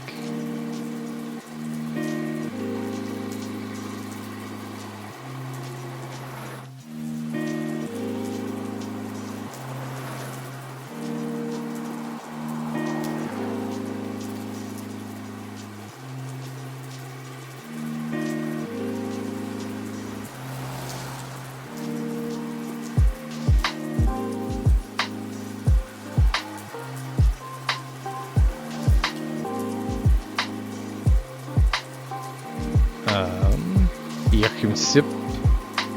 Patrick Zitny. We don't play that position anymore, so I think we're good. Vivek Koistra. Wingers, but already has a team. Christophe Coton.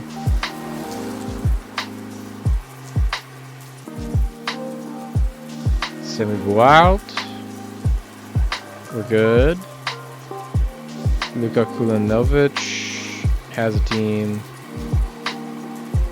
Guendouzi, 31-year-old goalkeeper. We're good. Mikael Bergkving. Campus Findel.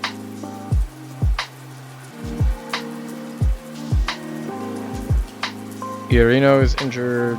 Sao is injured. Lombardozzi, go out for loan.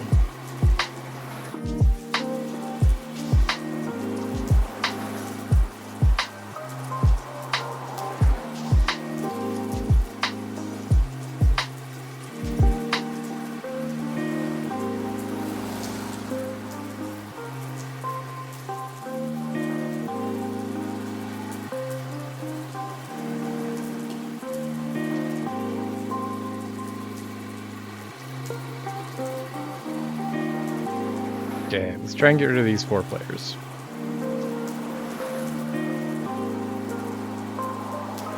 If the worst active player by potential at my team becomes Jordan Bustin, I think that's a good sign.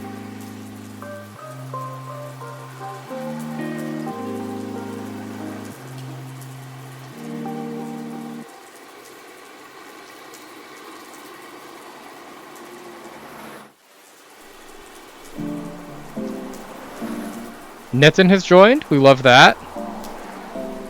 Luke Netten, the center back, is coming in. He's the guy that we wanted to sign to actually play our DM center back role. He's not the best we've seen at either of those roles. In fact, he's worse at both of those roles than anyone that would be playing either of them currently. But he's the first guy that we found that can play both DM and center back.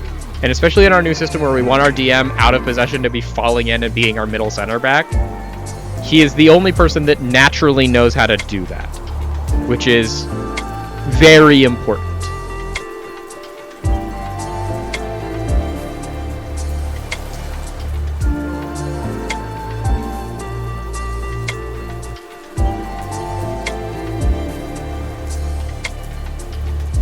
Okay, so Luke Netten coming in is huge. We love that.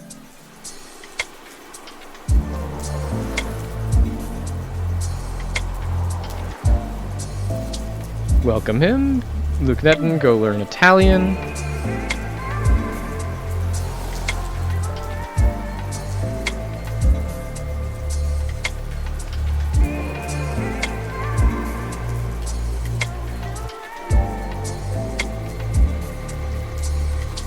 Okay, our cup match against Monza is only 9 days away, chat. De Bruyne is going on a free to Sporting Clube de Portugal. Interesting.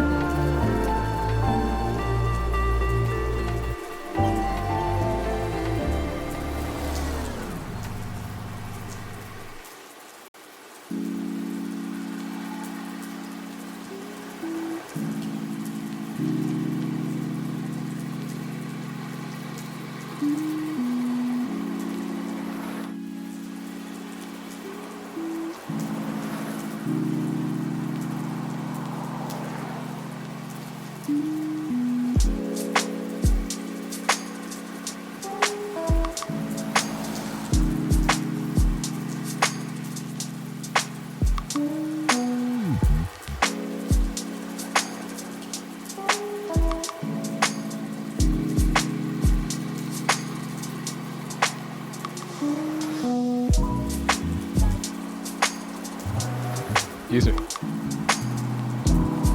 Well, it's 5 o'clock, chat. It's halfway through the stream. Make sure you do a little bit of a stretch. I'm gonna have a little bit of a snack. Like, that's how we keep away the headaches.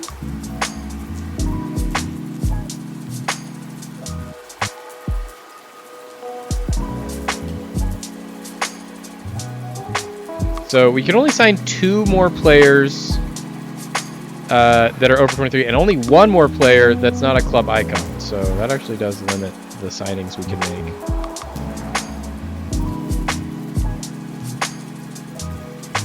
And that we might need to look at more of these under 18s.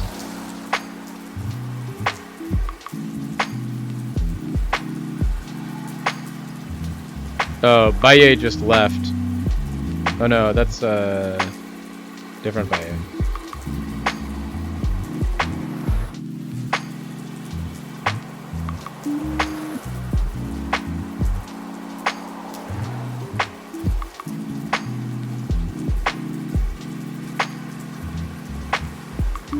Monza are the favorites to gain promotion.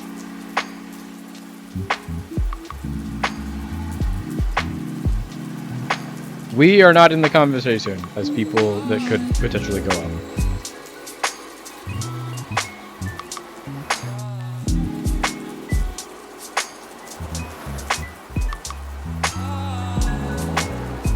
I don't want to offer out Borano.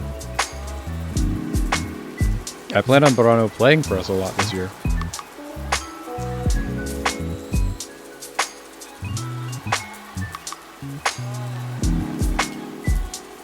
Does anyone have a preferred number? The Chiara, for some reason, wants 11.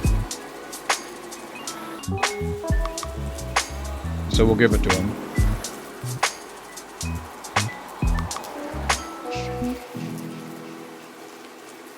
Otherwise, we'll just auto-assign.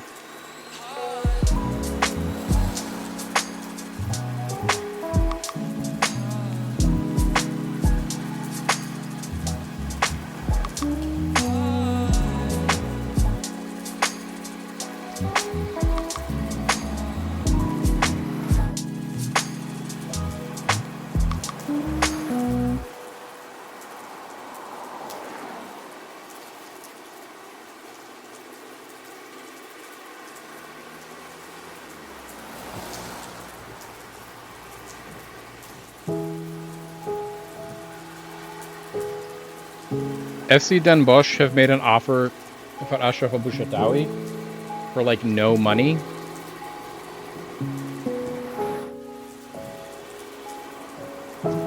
Unfortunately, we kind of have to let him go.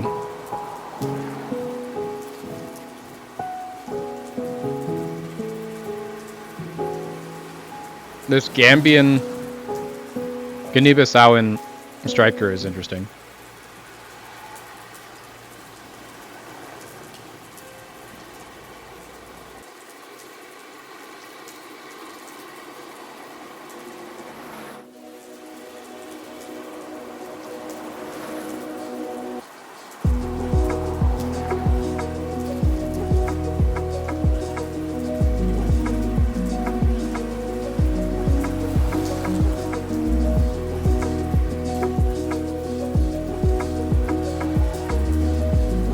Jeez, Ravenna coming in strong. We're planning to give you good playing time. He just doesn't want to be here.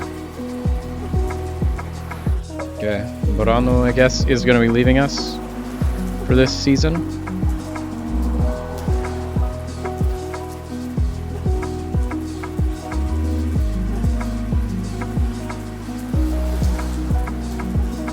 We got Jeroy Garot, the new striker, in.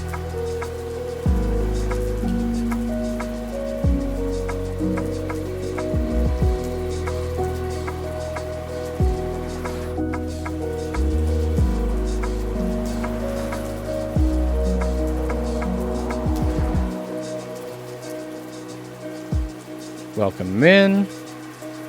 Go learn Italian. Team registration.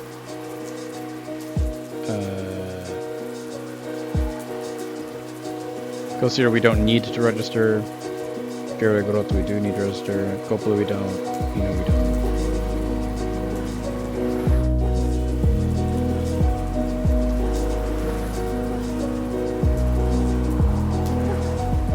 Okay, so now we can only sign under 23 players.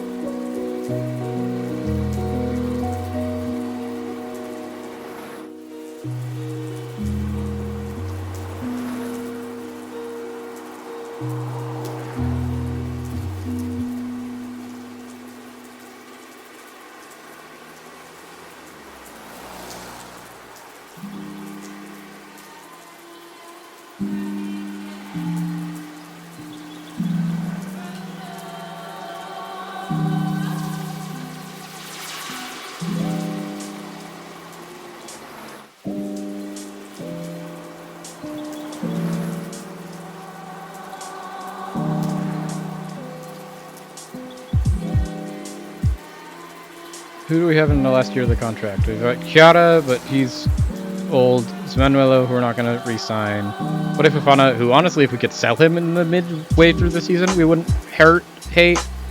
Giuseppe, who we'd love to keep. Burano, who we'd also love to keep.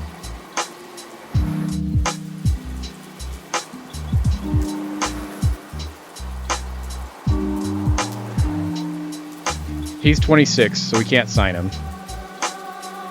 How good would he have been? Did we actually find a good DM here? Acceleration +1, anticipation back to flat, stamina we're staying at 0, jumping reach we're going to +1, composure going to +2, passing we stay at +2. So he's a +2, but he's not great. He's not fantastic, but he's pretty good. That's what you need him to do.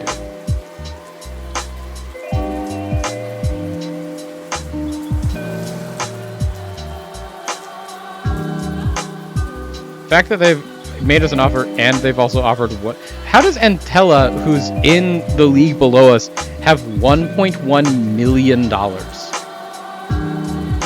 That's my question.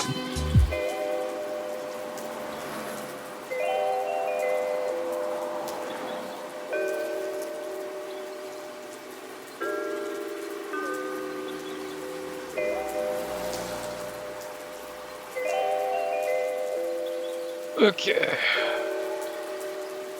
First actually managed game of the new season, chat. Coming up here in 2 against Monza. They are going to be in Serie B this season after getting relegated down from Serie A.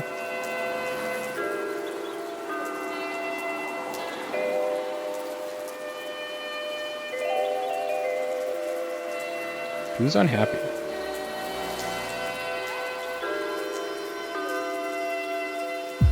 Bruno, Guamo.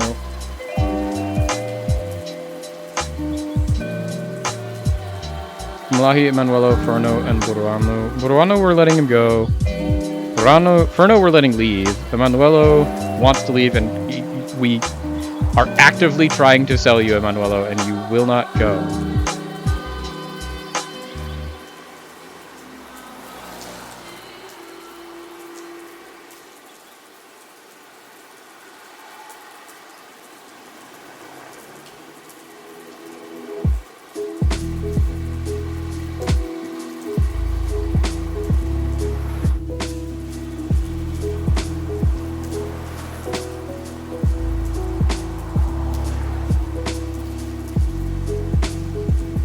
The stands back. Okay, Monza. Monza are the heavy favorites here, chat.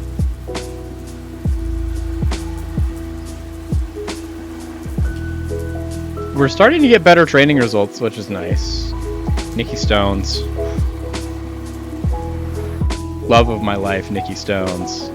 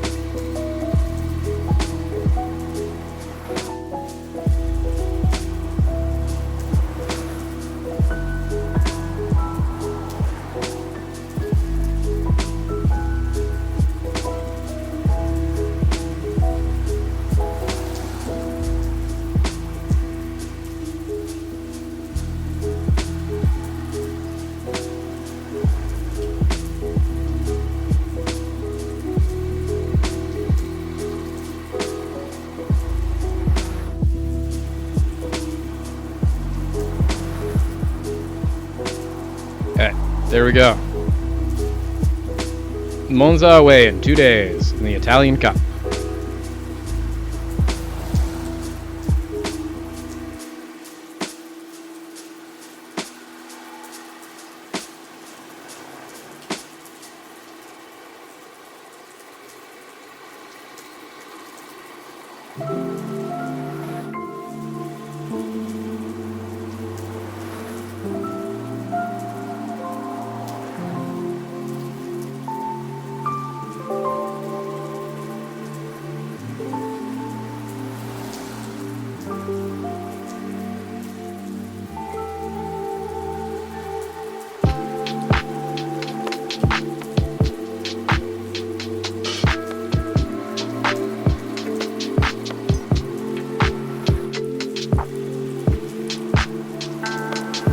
So do any of you want to go out alone? I won't get in your way.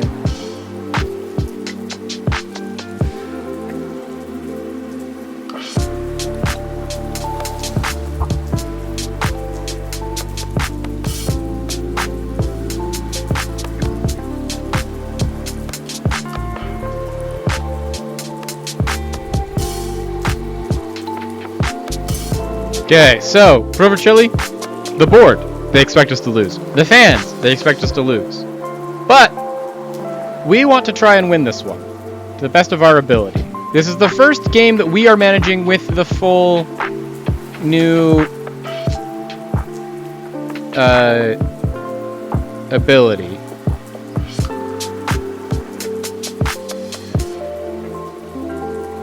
We are going to play with first 11, Perotti, Pasador Perotti, Stanic Bustin, Luca Coccolo, Ashraf Abushatawi in the base of our midfield,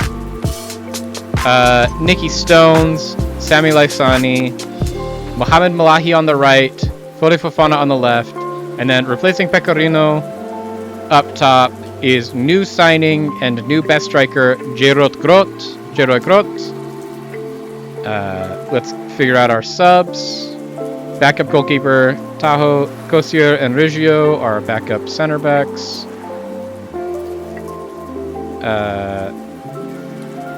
Hino is our backup right back. Grelo is our backup left back. Although Coccolo is, I think, our now backup left back. Because we have our new left back, Gianluca De Chiara.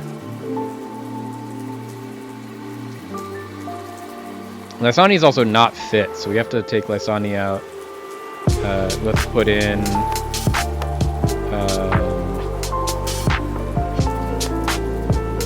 Milivitven,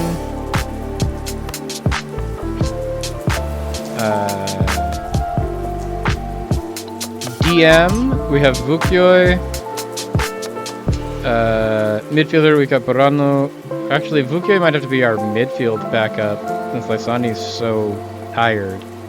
And we'll have to bring in, where is new signing, Luke Netton as our backup DM. Midfield, winger on the left. Left winger. Who do we have that can play left winger? We have Samir Lagsier. Right winger, we have Semedo. Emian Johar Semedo.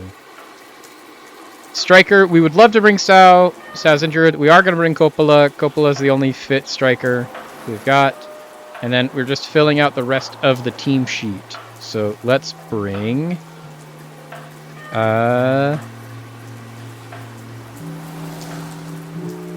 Mero, Grelo,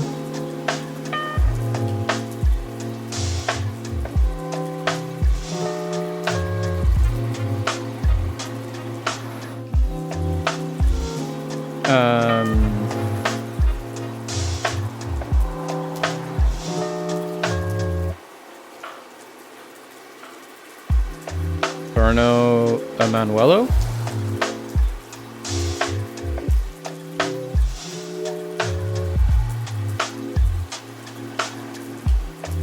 I think this is going to be our team, chat. This is our first game of the stream. First game of the new season. We are playing against recently relegated AC Monza in the Italian Cup. Everyone expects us to lose this game. This is our new tactic. This is our new just whole thing. We have a couple of new signings into the squad already. We have our new striker, Jeroen Groot. We have experienced wingback, Gianluca De Chiara. We've got even more new signings on the bench. We're going to just try and see how well we can do.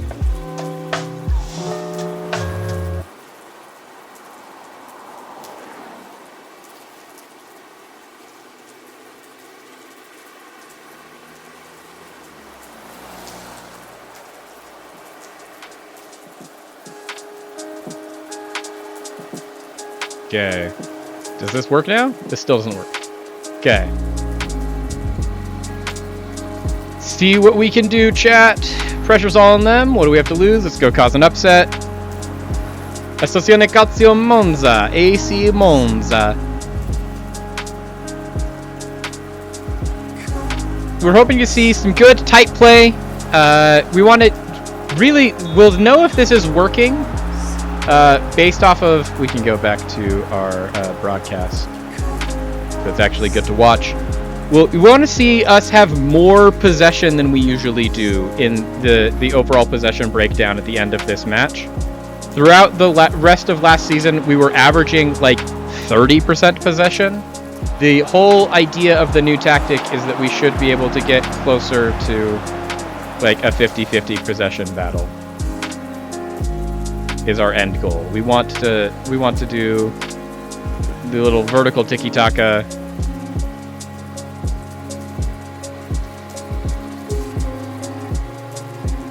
This is a good counter so far.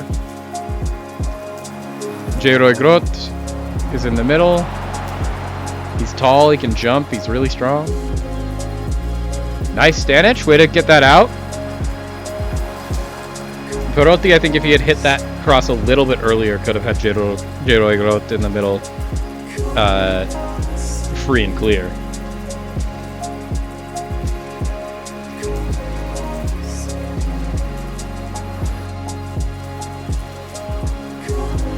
Wittwin plays in Perotti. Nicky Stones, back to Perotti, back to Nicky Stones. Mili Wittwin! Mili Wittwin! That's the first goal of the new season, baby! And it's at Monza, in the cup. The fans are in raptures, apparently. I don't see any of them, but I'm in raptures. This fan right here, static. Let's go, baby! Nicky Stones with the shot deflected. Honestly, that looks like a handball. But it was deflected off of that hand to the foot of Mili Wittwin. Off of the bench, honestly, because he's in for Samuel Esani, who is just not fit. Gianluca De Chiara here with the first corner that we get to see. Goes only as far as Mohamed Malahi, who buries it. That's 2-0, chat. That's 2. This is against the people that are predicted to win the entire league, chat. They are 6-1 odds favorites to go up at the end of the year as champions in Serie B. And in the first 10 minutes, the new tactics got them down 2-0. With goals from Wittwin and Malahi, of all people. Once again, our possession numbers are what we're really caring about and looking at here. And the fact that we are looking like double the amount of possession so far. Once again, we were averaging 20 to 30% possession against teams when we were playing our old system. And now we're at a 20 minutes in, perfect 50-50. The new tactic is doing what we want it to. Now, the real tactic success is if we can get the goals on J-Roy Groth or any of our other strikers that we end up putting in to play up front, because that's the whole reason we switched to this, is we wanted to be able to get more goals from our actual center forward. And currently we've gotten goals from channel midfielder Mili Wittwin, who almost just scored another absolute screamer right there, and then Mohamed Malahi from range.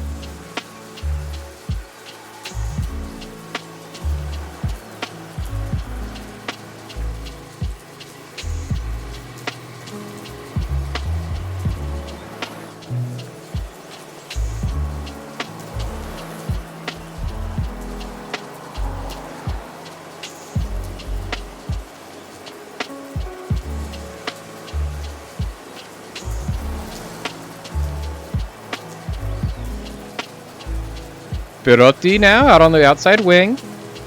Can he work it in? He's got Nicky Stones to help him. There's back to Perotti, back to Nicky Stones. Nicky Stones driving here.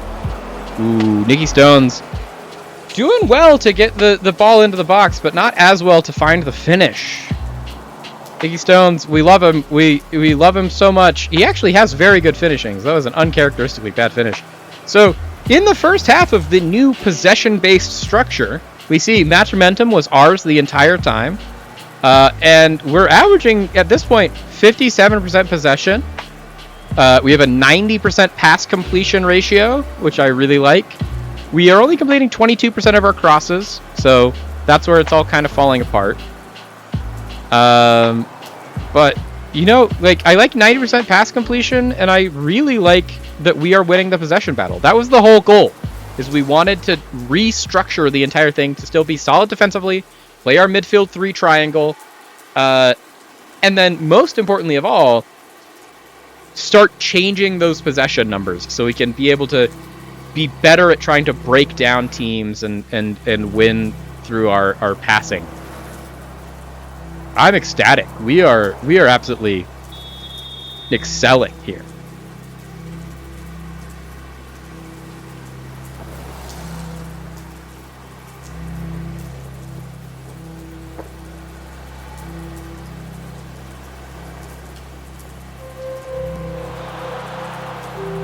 Nice. I like the block there. Nikki Stones now starting. Okay, so there you go, Nikki Stones. That was not the best in the short pass range. Okay, but like once again, defensive shape is not bad. Bouchatoui is doing what we want him to do. He's dropping in to that back 5. He's just not, you know, good at it, but he can do it, and he's doing it. Like the shape we're getting is the shape we wanted. Geroy Grot couldn't win that ball, though. Unfortunate. Jordan Bustin, we need you to run like you've never run before to catch up to Junior Adamu here.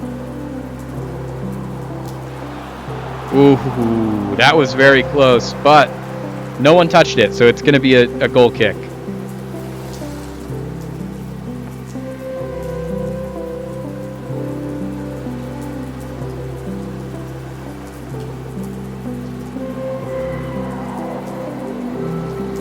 Okay.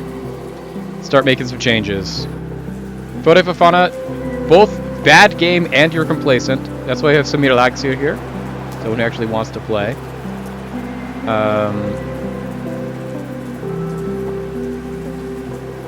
And let's start with that. Give it a little more time for some more people to get tired. Bring on some more subs.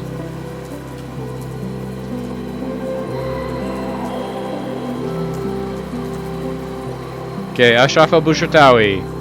From set pieces, he's been dangerous in the past. Couldn't beat the defense to find Stanic there, though. Samir Laxir, driving into the box. Takes a shot. That'll be a corner. Goalkeeper has to put a hand on that. Bouchatoui now from the short corner. Plays it into Laxir. Back to Bouchatoui. Vitvin, Bouchatoui.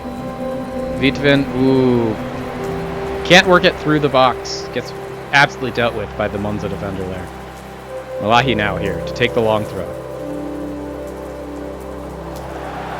Can't find Nikki Stones. Doesn't matter. Samir Laxir is able to get it. Laxir. Back to Malahi. Ooh, he took the shot, but deflected off of the defense.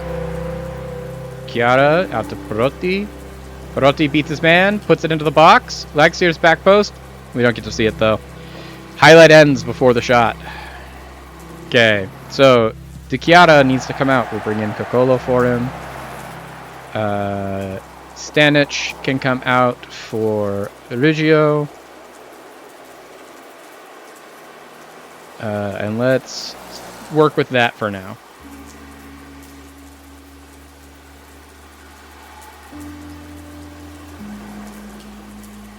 Samir Laxir to take the free kick. Ooh! Stretching save from the Monza goalkeeper to deny Samir Laxir his debut goal for the club that he's here on loan for. Zitvin. Nice. We play the short, simple passing game now. That's what we do. Look at these triangles. Look at these triangles. There we go, Vitvin. Cocolo. In behind to Samir Laxir. Oh, ref! There we go. There we go. Okay, so let's make some changes, but also, who on our team is any good at taking a penalty at all? Ashraf El Bouchatoui apparently is good at it. Nikki Stones is good at it. Did we sign another striker that doesn't... Geroy Grot is another striker that does not know how to take a penalty. What are we doing? Okay, and then Meli can come off for Buruanu, and Malahi can come off for Emianyo Harsemedu.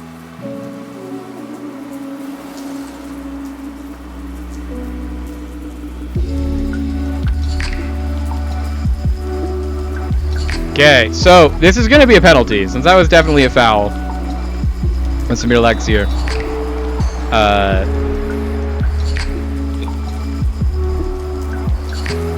The question is, can we make a penalty? We have been historically bad at making penalties.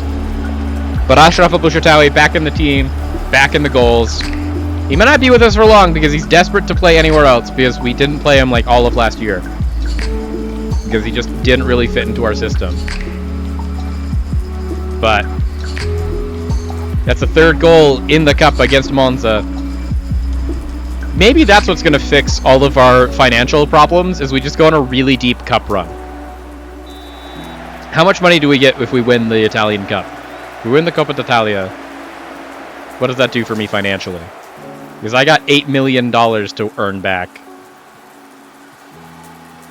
And no players that are worth any money.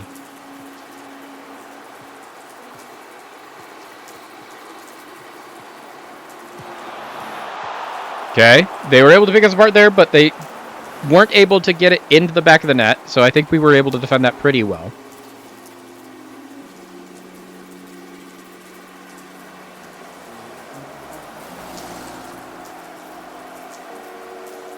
What we haven't been able to see is a lot of highlights from them in build-up, so we haven't been able to look at our pressing structure. And I think our press is actually pretty good. We've got a high press that's basically 5 across at the front. I feel like this Galazi guy was offsides. Am I crazy? Oh yeah, Bustan was keeping him on. So this is the guy that scores the goal. And once again, it was Jordan Bustan causing both of those errors. Keeping him on side and then not shifting over so Kokolo could pick up the outside runner. Or shifting over himself to pick up the outside runner.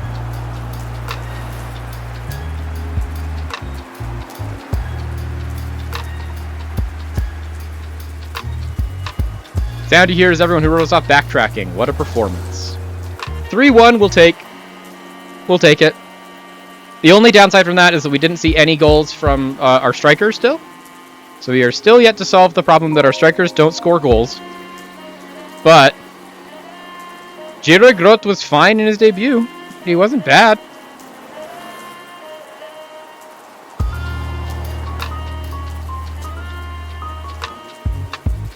Leone cruised to historic 3-1 victory. Midfield to thank on a hot summer's evening at the U-Power Stadium as they showed their strikers how to finish. Goals from Vitven, Malahi, and Bushatawi. Chiara makes a good debut. J-Roy Groth makes a good debut. Let's review the captaincy.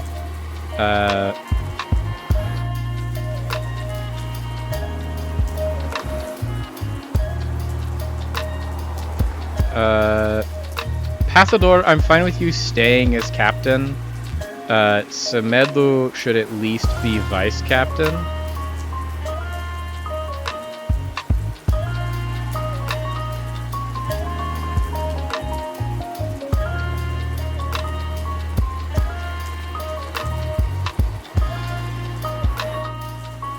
Just 15 leadership is the best leadership we've got. The thing is that Passador is the only one of those that's going to play literally every game. Because I don't think we're going to get every game out of Elian, just because Malahi is too good to not play. Now that we're playing wingers again.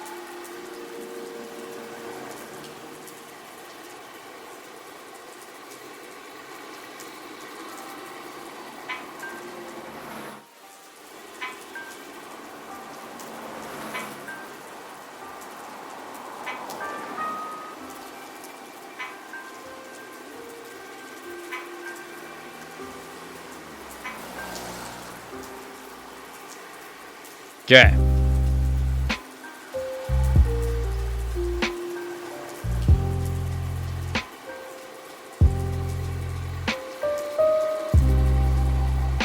Ukyo definitely is going to get more playing time, especially if we get rid of Bushitawi. Like, if Bushitawi takes either of these offers that are in for Bushitawi, and we can't play him anymore, then it's going to be... Yeah, since he's moving to Entella right now. Which we like the Entella move better, even if they're not paying us as much. They are potentially paying us $1 million for him.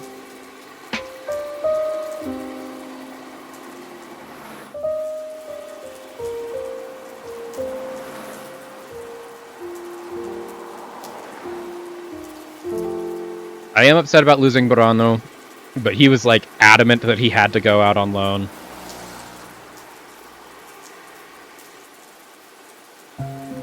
Okay, check Conde. Not for sale. Why are you telling me about it? Like, he's a great DM. Don't get me wrong, he's absolutely fantastic at DM. Acceleration, he's a -2. Anticipation, he's a +1, so he's at a -1. Stamina, he's flat. Jumping reach, he's a +3. Composure, he's a +4. Passing, he's a +3. Like, he's great. Wonderful Ghanaian DM.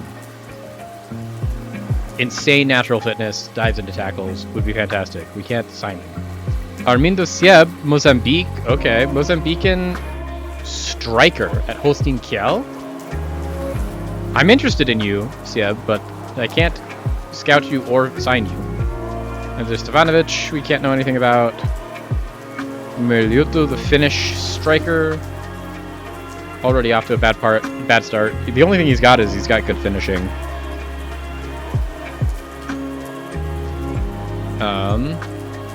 Let's look at some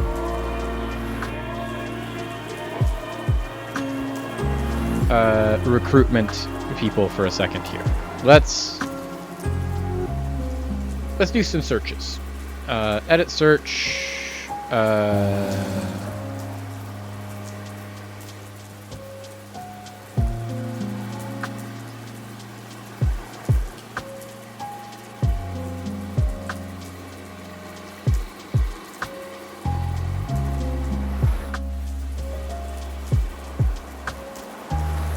So, this Eduardo Zanaga striker. He can't jump. -4. Pace and acceleration get him up to -2. Concentration gets him down to -8. Dribbling gets him up to -7. Vision gets him down to -10. Balance, -15. So maybe not striker.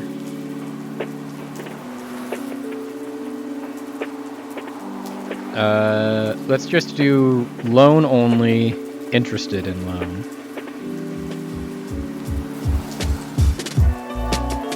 Miguel João da Silva at Como's U20s as a left-sided attacking winger.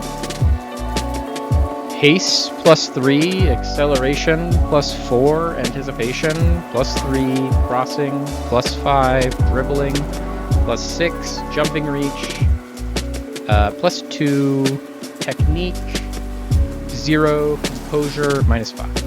So Miguel João da Silva -5. I'm good. Lorenzo Calvani, wingback, left back. As a wingback, how good are you? Pace and acceleration, jumping reach. You're -1. Composure and vision.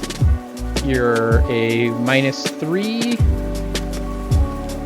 -2. Okay. And then as a fullback, you're a -1. Anticipation brings you to a -5. Dribbling brings you to a -7, and stamina, you stay at a -7. So, not great.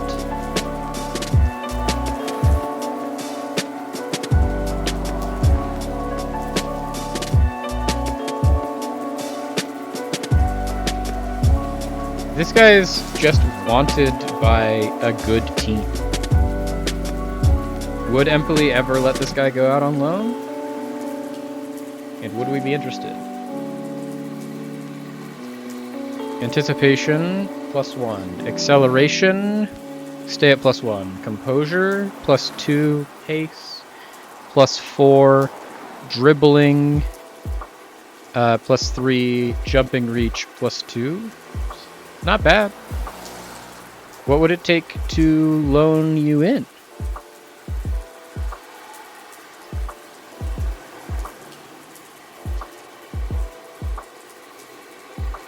The mandatory future fee of 3.4 million, we cannot swing. Like, I just don't have that money.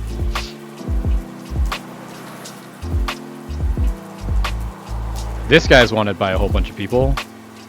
18-year-old channel forward at Sampdoria. Wanted on loan by a million good clubs. On one permanent transfer by a million good clubs. Okay. So I think what we're going to do, chat, is I really need to go to the bathroom. So we're going to stand up. We're going to do some stretches. We're going to move around. We're going to cycle fluids. When we come back, what we are going to do is we're going to look at some of these 18 to 20-year-olds. Maybe some that we can bring in. Mostly it's about what people that we could bring in on loan. Flesh out a club that way. And then get into the start of the actual season. So until then, I'll be right back. You all do the same. Take care of yourselves. Stand up, move around, stretch, get some things going. And we will be right back.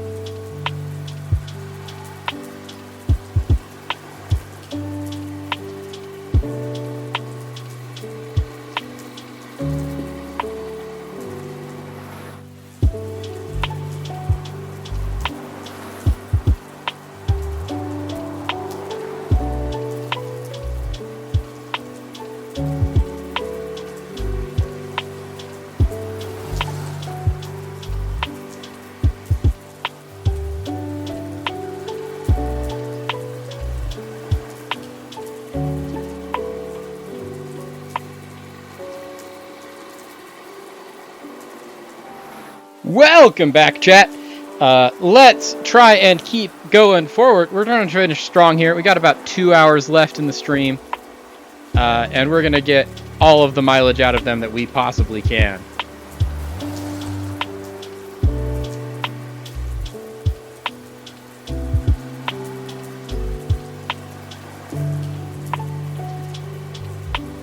So, this is the striker that kind of everyone wants. How good of a striker is he really? Jumping reach, we're at a -3. Pace gets us to a -1. Acceleration gets us to a +1. Concentration, so far off. 2 concentration is atrocious. So we had gotten to a +1, we're now to a -9. Dribbling, -8. Vision, -12. Balance, -19. Off the ball, -21. Finishing, so like he's got the technicals and some of the physicals, but just like it's 2 concentration.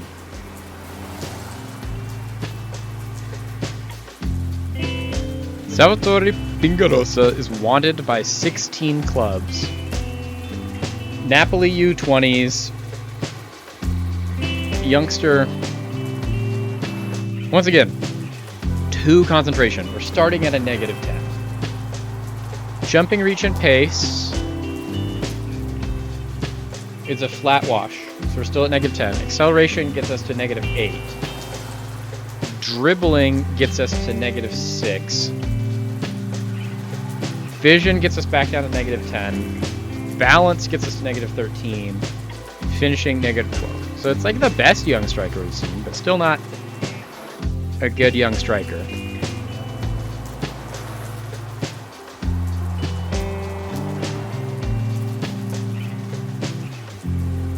Sorry. Feels like I got something on my teeth. Adam Sosna is currently at Venezia. There we go. Like that was a weird visual glitch.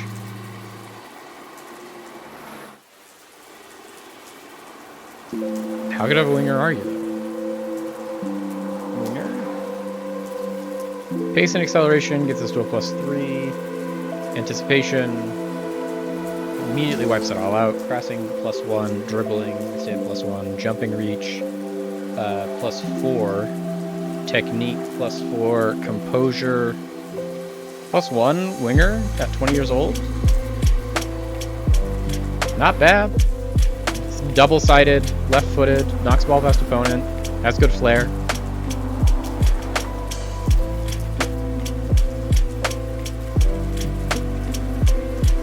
I don't hate him. When did he join Venezia? Like, just barely? So he's probably not actually willing to join us.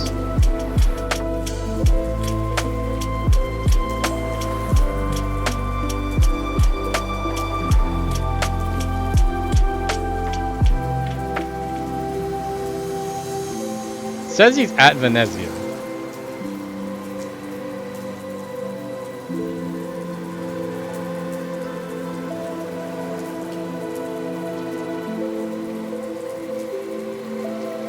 We offer 55. Jeez, they want way more than that. I don't want to pay $600,000 for this guy.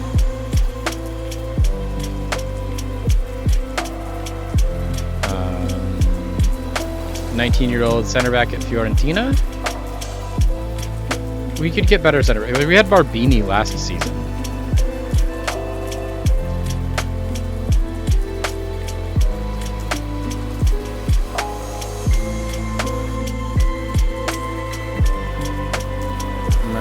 -2, -1.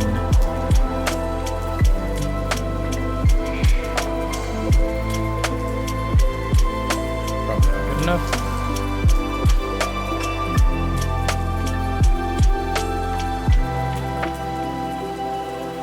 Crazy acceleration.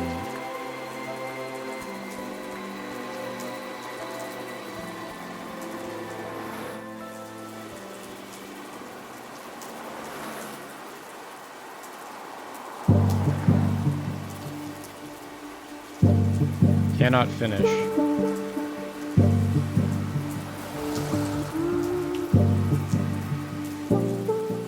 Let's just look through position by position.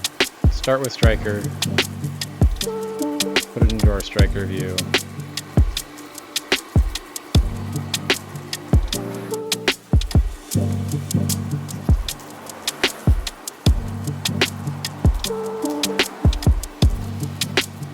He can't jump.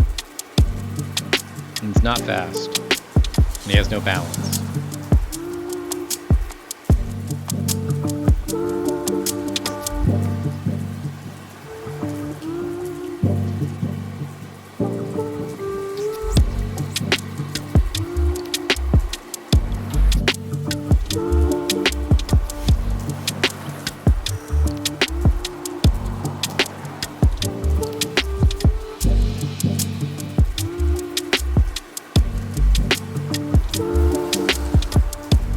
Let's just do actually this. Let's go to Serie A, go through the teams, starting with Roma.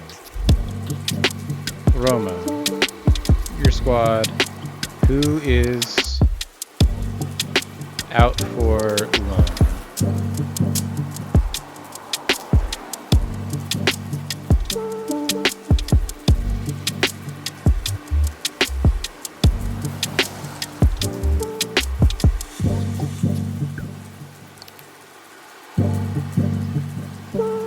This guy's out for loan right now. Omar Krajina, center forward. Jumping reach puts him to a +6. Pace and acceleration put him to a +7. Concentration puts him to a +2. Dribbling +3. Vision -1. Balance -4. Off the ball -5. Finishing -4. Belmonte, winger, pace and acceleration, anticipation -4, crossing -6, dribbling -4, jumping reach -7, technique -7, composure -10.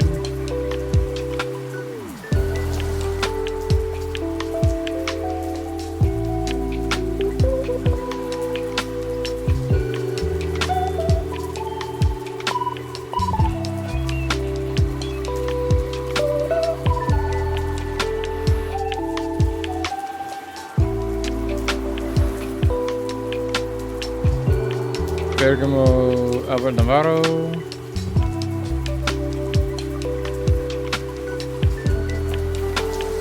Lazarus Smartich is joining Crystal Palace. Okay, they transfer listed him though?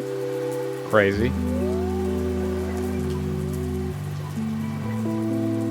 Vieira is also transfer listed. Crazy. The career trajectory of Fabio Vieira from like leaving Portugal for a crazy high fee to Arsenal to then never get in the squad and then end up at Juventus is wild.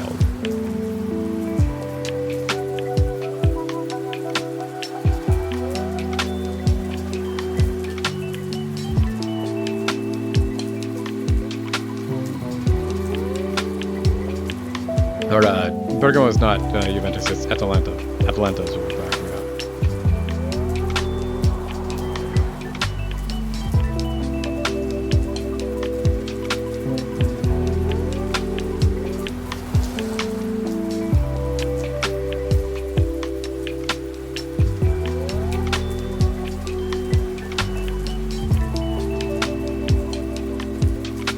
This guy's definitely fast. He can finish, probably is good off the ball.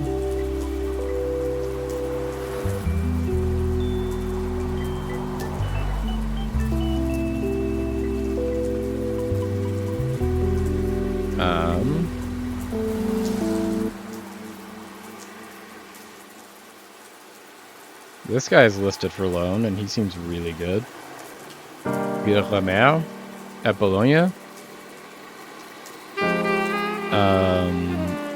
Jumping reach +3, acceleration and pace +7, concentration +4, Dribbling +3. Vision, we're at 0. Balance, we're at -1. Off the ball, we're at -2.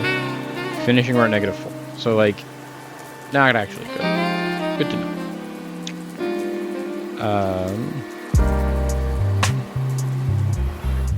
Ebony.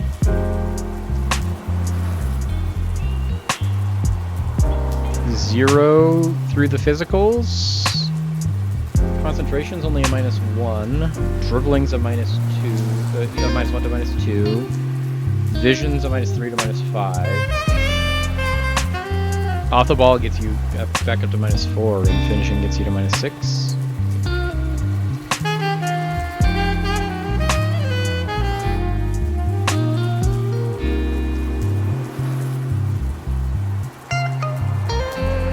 Cagliari is the Zambian midfielder.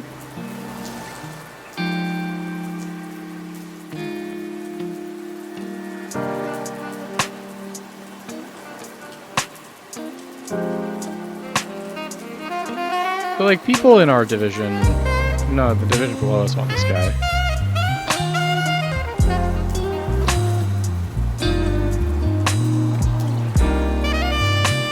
Stabia, who are also no longer ours. They just got relegated. Modena, I know, is in our. So Modena wants this guy, Pronosecki.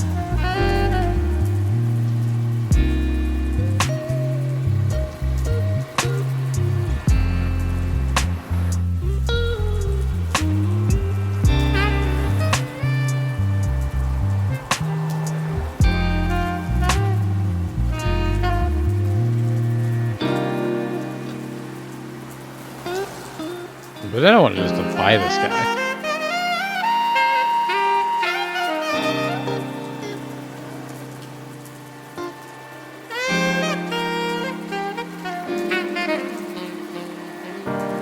Jimenez for loan, but this is a guy that like was on loan for us at Bournemouth. Like we definitely can't loan him to our team.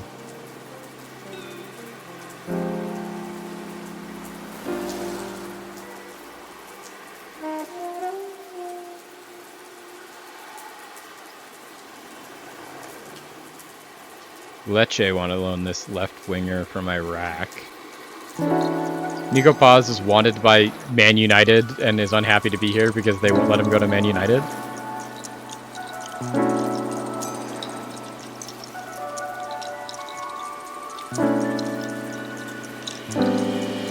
Empoli.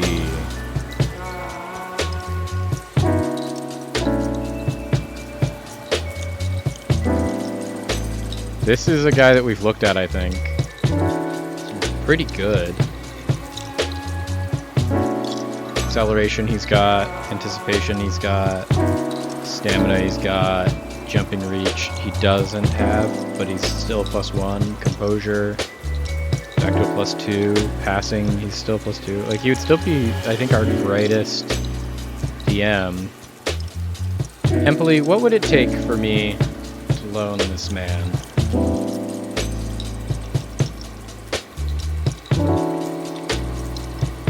You can have a buyback price. I'll even take an optional future fee. I cannot afford this man. I will never be able to buy Alessio Baralla.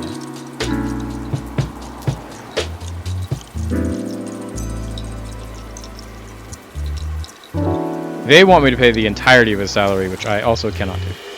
So.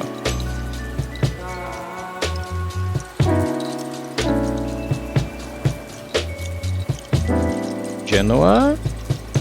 They have a 23-year-old 4-star striker that they want to go out on loan. I'll look at a 4-star striker. Jumping reach +2, pace and acceleration get us to +4, balance gets us to keep at +4. Concentration keeps us at +4. Dribbling gets us down to +3. Vision gets us down to +1. Off the ball gets us up to +2. And finishing gets us down to +1. He's a +1 striker. What would a loan look like? We were just, floating some numbers across. They want to play as a poacher. I don't play a poacher. What would it take to have it be non-selected?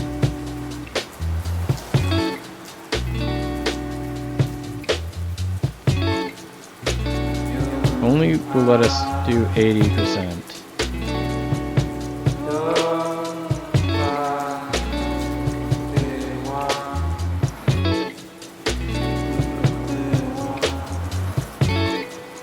This would be interesting, but I don't think we can actually do Dem and Betty.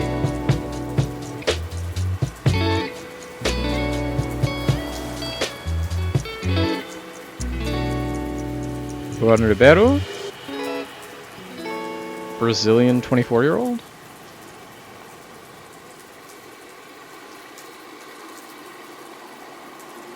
How good of a winger are you? Pace and acceleration, +4. Anticipation, +5. Crossing, +6. Dribbling, +7. Jumping reach, +6. Technique, +4. Composure, +3. We're good with the ones we've already got. Good with the ones that we got. Junior Sambia, 30-year-old. He's also just listed. At right back.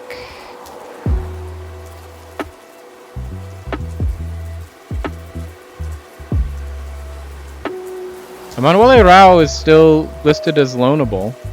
Would they loan him back to me? We don't play any of the positions that he wants anymore except for like wide positions. Which we could play him out wide. How good are you out wide, Rao? You're good in the attacking mid position, we know that. Pace and acceleration gets you a +1. Anticipation, +2. Crossing, back to +1. Dribbling to flat. Jumping reach, back up to +1. Technique, flat. Composure, +2. You're still a +2 in any of the positions we'd want you. Emanuele Rao, would you come back on loan to us? Nah, okay. They will not let us loan back Emanuele Rao. What about this Olderheim kid?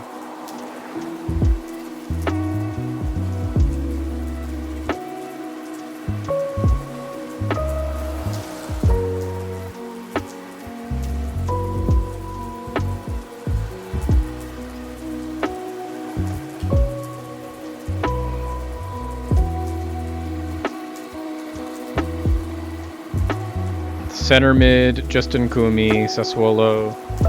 How good of a CM are you? It's 1. -1.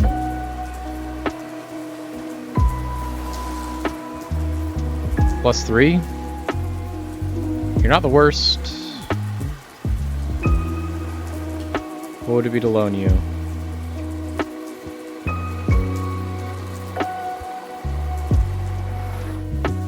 They want 100%, we cannot pay 100%. We're good. Okay, so I don't think we're gonna actually get anyone in. Just because we have no money. We'll see how good we can do without that. It's like we still only have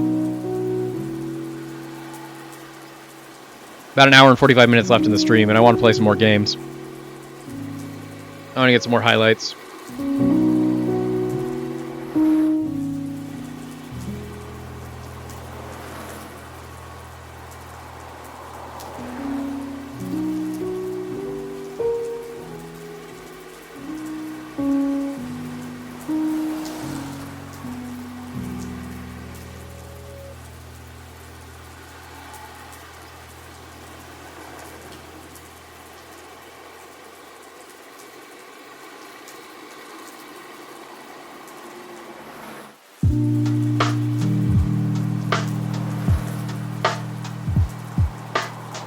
Okay, Frosinone is our first one. Perotti got injured.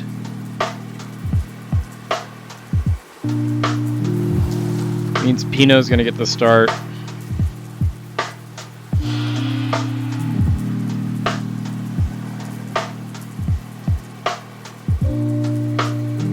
Tahoe's training out of his mind.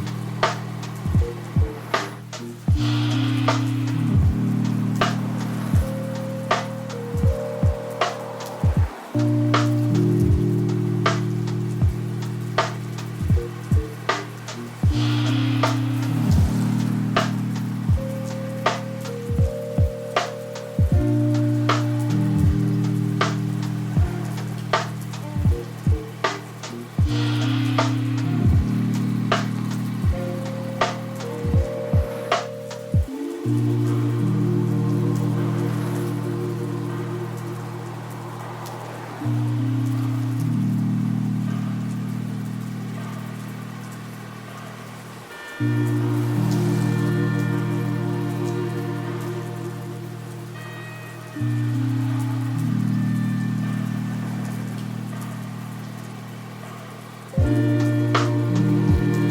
Inter Milan's U23s get promoted to Serie B? They did. So did the Juventus U23s. The Juventus U23s, the Inter Milan U23s, Spezia. They just get relegated? Yeah, they just got relegated.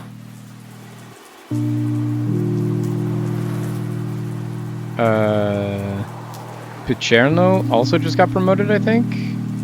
Highest league position, first in Serie C. Yeah, their highest league position ever is they won Serie C last season to get promoted.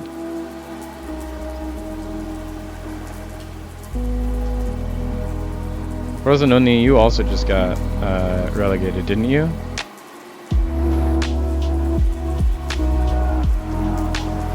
Yeah, you were in Italian Serie A and you got relegated in 20. Monza, so the three relegated teams are Monza, Frosinone, and Spezia. And then the three promoted teams are Inter U23s, Juventus U23s, and Picerno. Great. It does mean that like Inter and Juventus can't get promoted, so if they finish above us, their positions go to the rest of the league. I'm also hanging my hopes on Pietro Passador-Kazim, so we are, aligned with that. So we can't play Simone Emanuelo in 10 games this season. Hopefully he doesn't play for us for much longer and we can just sell him. Vucchio we want to keep because he's now our second. He's one of 2 DMs we have at the club.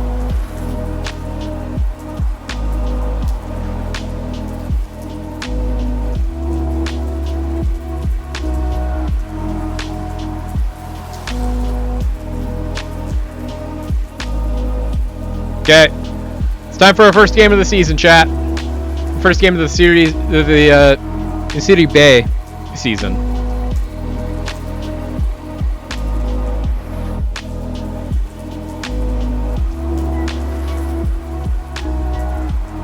Focus down the left.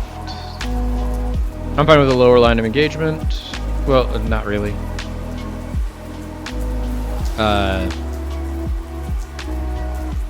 We'll change that in a second.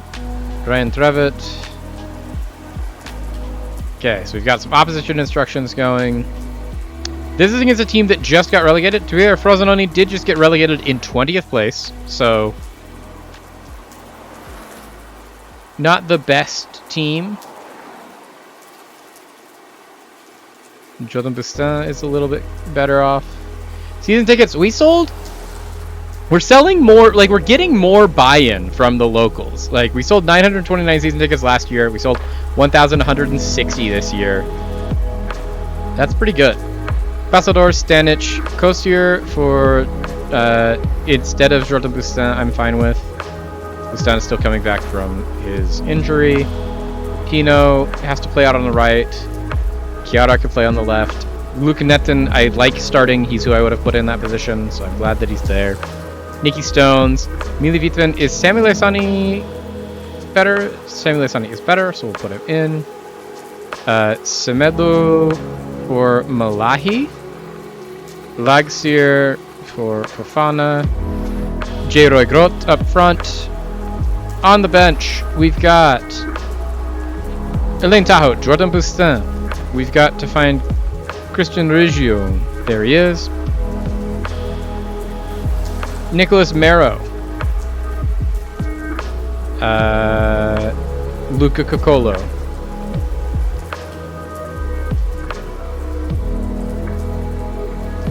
Where is he?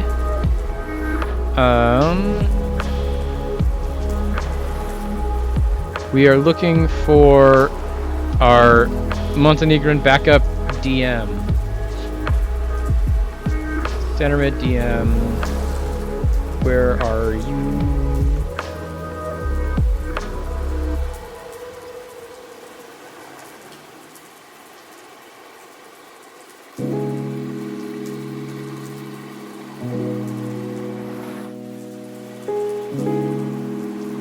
Did he get moved down to U20s?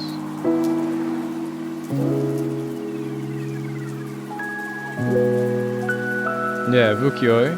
Oh, he's not fit, but he is our only backup DM. And then Vitven.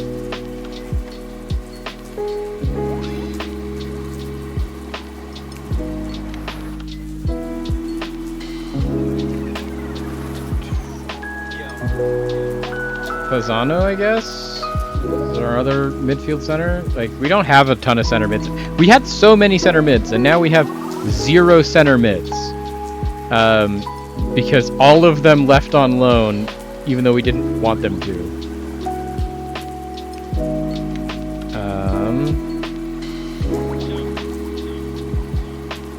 Wingers, we've got Semedo, and we've got Lagsier.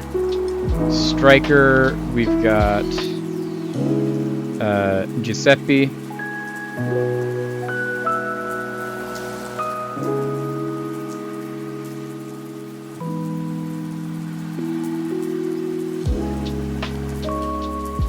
Grelo is good. Fasano, I'm fine with. How bad are you, Fasano, at the center mid role? Let's do some quick calculations for the 18-year-old. 18-year-old at center mid. Anticipation, -6. Off to a great start. Acceleration, -7. Composure, -13. Pace, -14. Dribbling, -17. Jumping reach, -15. So he's not good, but he's going to have to do. We need to bring in some more center mids.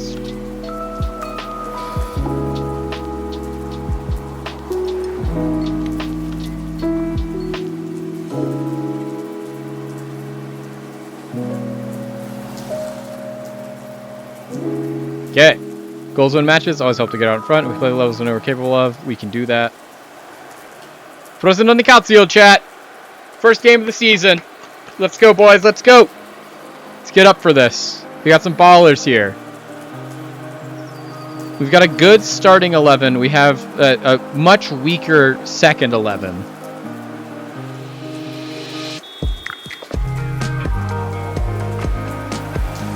That's not a great start that Geroy Groth to Gianluca Di Chiesa ended with Chiesa just completely mistiming that run and not getting on the end of that pass.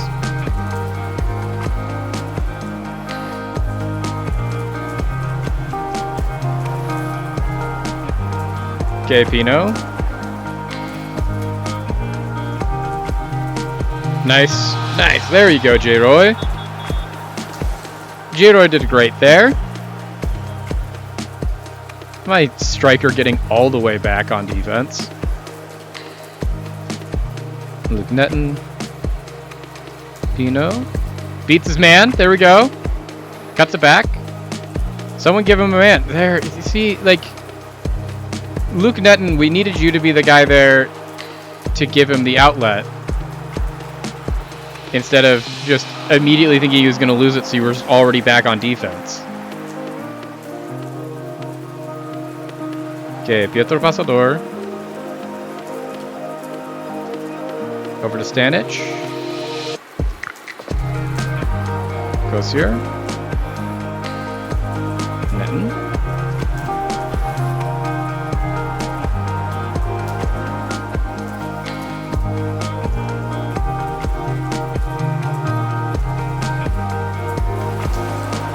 Okay, so we are not looking great going forward.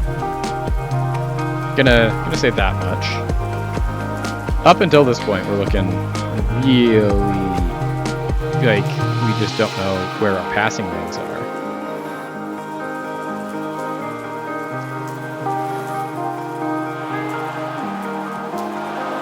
Nice Pasador. At the very least, Pasador is good in goal. If we have nothing going for us, it's that the one thing we have going for us is Nicky Stones knows how to play in the midfield and Pietro Pasador knows how to block a shot. So 40% possession, still better possession numbers than we were getting last season. We'd like that to be a little bit higher. We haven't really been in this game at all.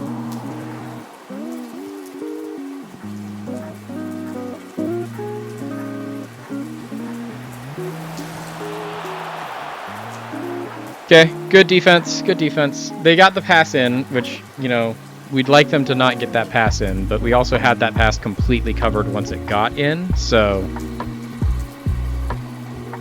huge for the away team here.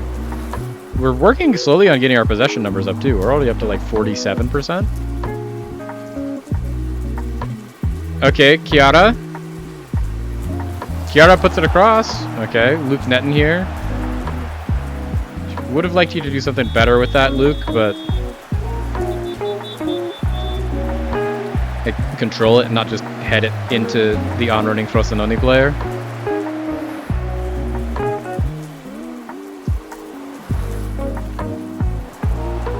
Come on, Stanic. Need you to play a better ball than that.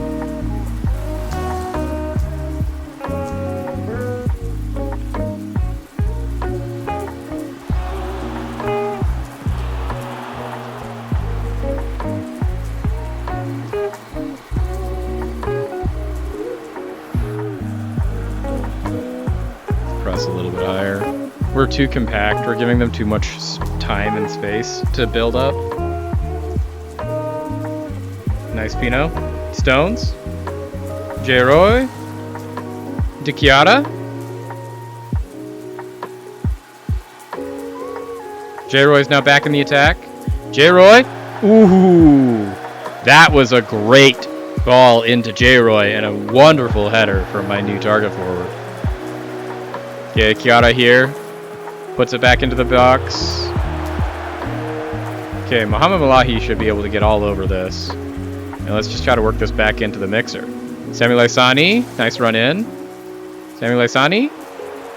Chiara. Yeah, gotta keep that down. Once again, we get a lot of random shots from our fullbacks still.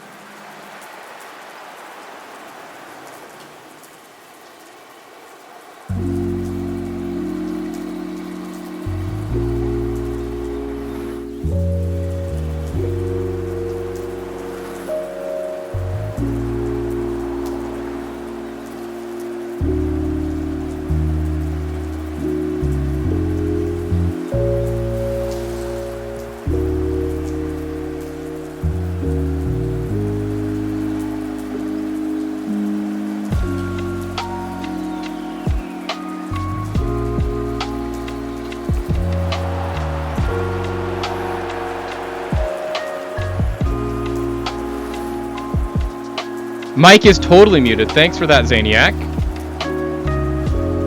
I think in my celebrations, I muted the microphone because I was getting too pumped about that second goal.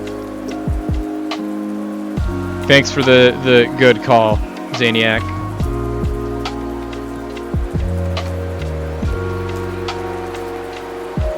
Okay. Pino, let's not be a liability. Oh, didn't work. Didn't matter. There's a reason the Frosinone got relegated. Let's just say that much. They're gonna make some mistakes, and we will let them make as many mistakes as they can. We just hope to make as few mistakes as we possibly can.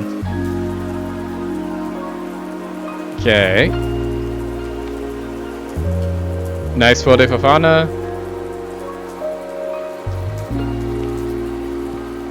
Nicky Stones. J-Roy, let's go. That was a bad pass from J-Roy, though. J-Roy's doing what we want him to do, though. He's playing that deep-lying forward role and trying to find his runs out there. Okay, so let's make some changes. Pino, really tired. We have Marrow to bring on for him. Chiara will bring on to replace Kokolo. And let's start with that. Let's see what we can do from there. Fofana. Put this ball into the box. Beat the keeper, but couldn't beat the defender. Malahi, top of the box. Ooh, just barely wide into the side netting.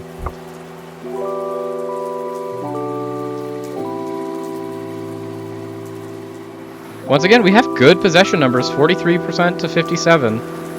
Our possession is doing much better. We still are going to make mistakes like that. It looks like Kokolo just a pass to no one. J-Roy at least was leading the press that time, which we love. It wasn't Leisani. Ref!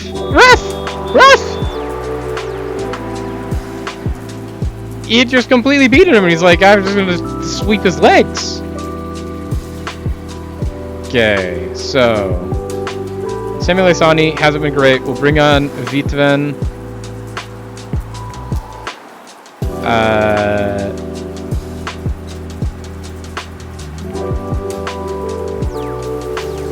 J-Roy hasn't been fantastic. Let's try bringing on Giuseppe for the first game of the season.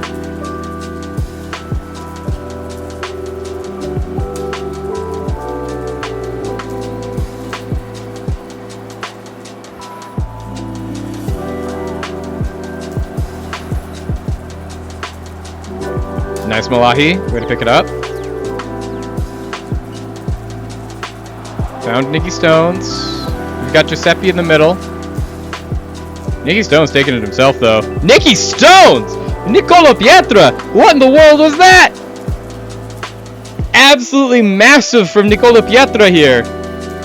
Provercelli turning on the style indeed. Nicky Stones picks it up out of the outside of the box, beats one guy. Beats him again, and then through a crowd of 3 defenders, buries it in the back of the net to put us up 3-1. Absolutely massive from our star center midfielder, Nicky Stones.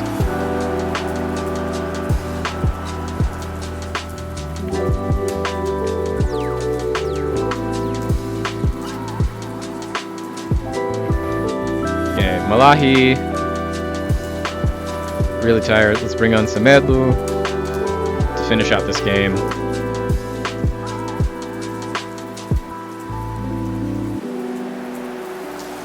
Giuseppe couldn't win that one, but Luke Netten, there we go. Vitven, back to Netten. Out to Marrow. In behind to Nicky Stones. Nicky Stones beating everyone to that ball. Meli Vitven. Ooh! Off the upright. Denied by the post.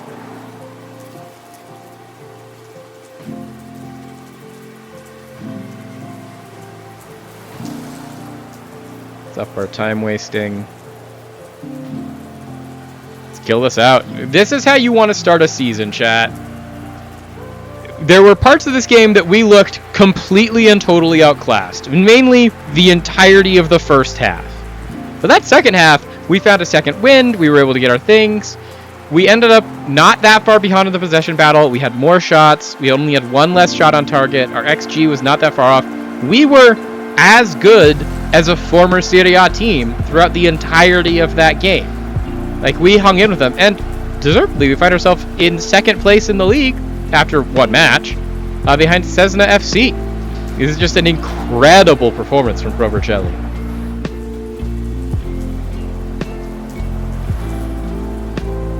Love to see that. Love to see that.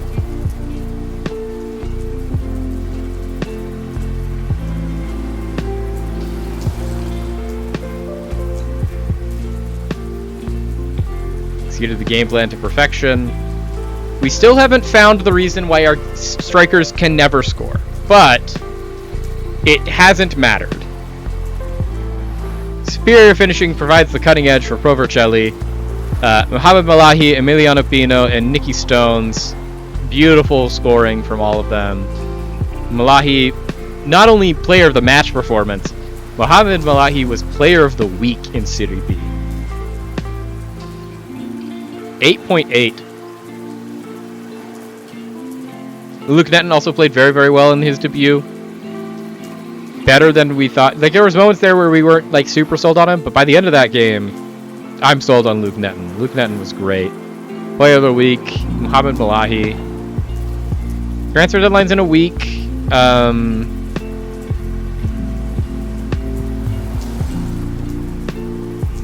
We have a full million available, but we don't actually have a full million available.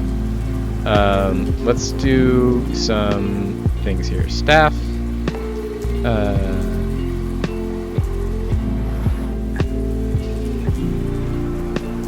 Scouting responsibility. Assigning scouts. I already am doing that.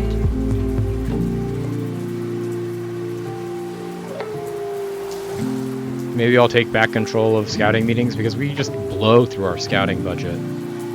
And I've never had that issue before, so let's not do that. And then finances. Let's adjust our finances to try and actually not be overspending on our salary. Where's our adjust finances button? There is it in here? Adjust transfer and wage budget.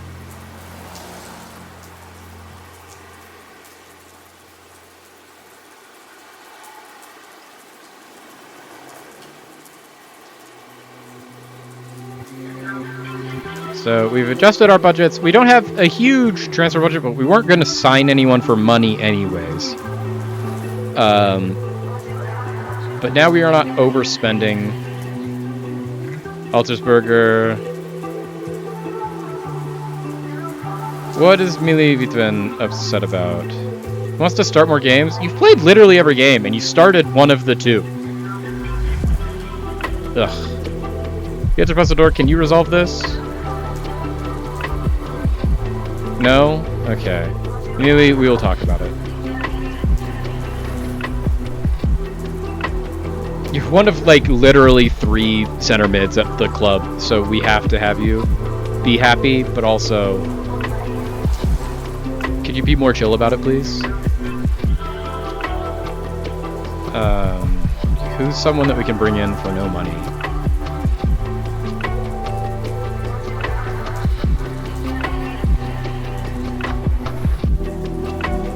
Play center mid.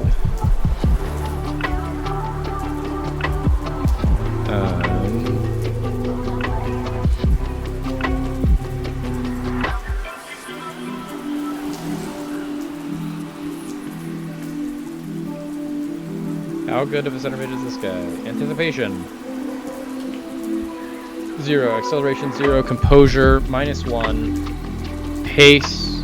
Get back to flat. Dribbling, we stay at flat. Jumping reach, we're +2. +2. How much would they ask me to pay them to loan in this guy?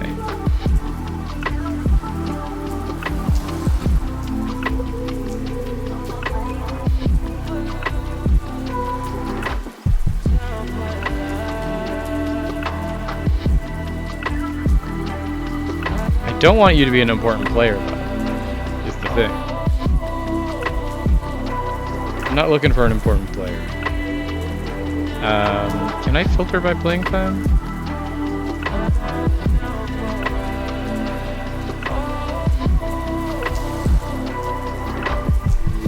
Contract. Clause. I don't have playing time on here. General.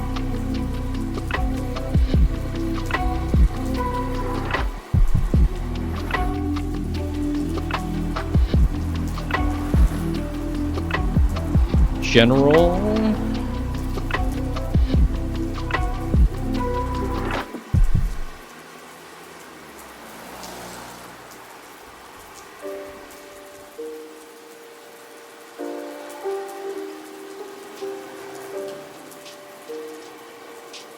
Salary contribution.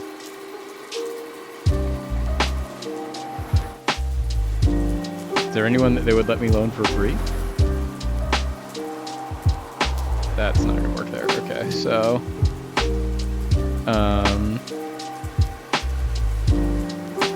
loan listed.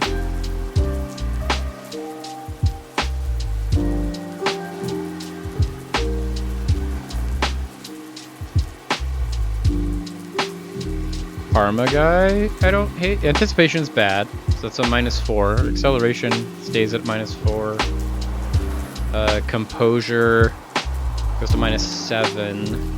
Pace goes up to -5. Dribbling is down to -11. Jumping reach goes up to -8. Maybe not Ciardi. We also could just use our view. Midfield center view.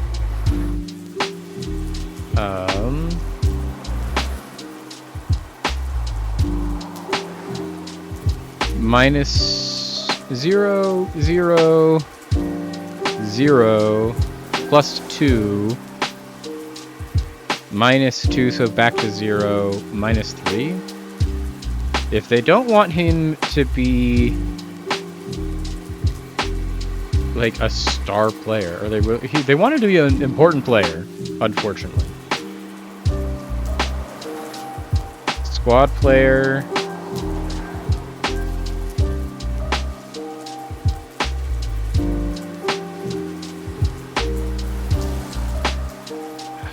I don't want him to be an important player, but we just need the numbers, and they want literally 0 money for him.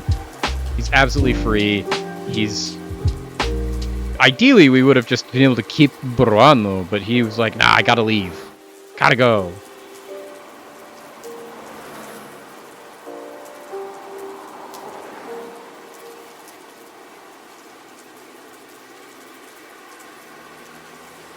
I don't need a 35-year-old goalkeeper. I already have 3 really good goalkeepers.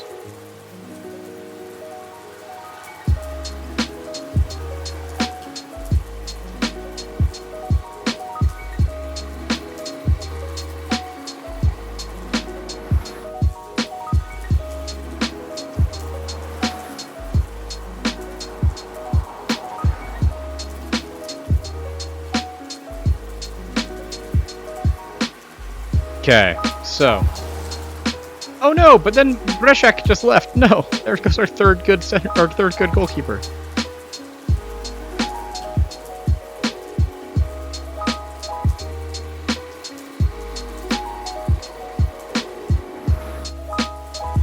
Breszak has gone on loan for the season to Alcioni. We aren't paying any of his salary, which is nice.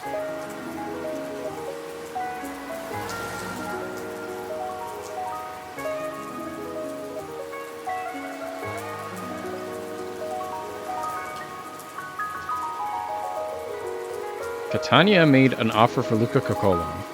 Interesting. If it's a good offer, we'll take it.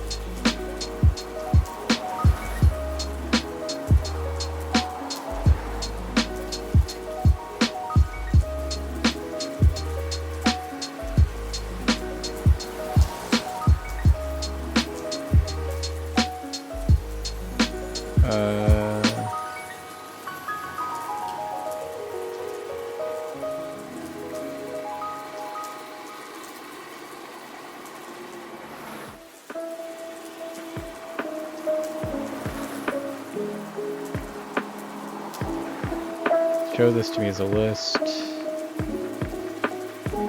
Ganazi at Spezia.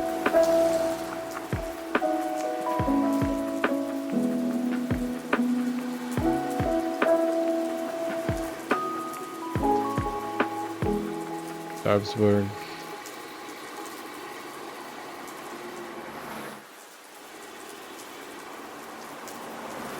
Would they let him come in?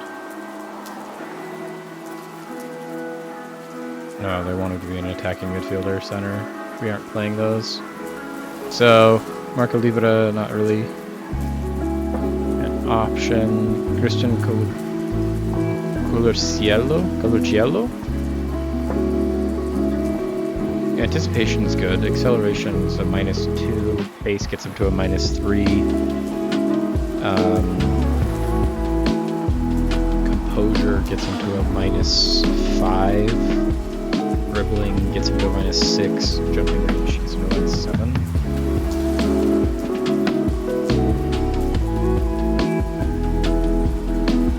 I don't want him to go on loan, so.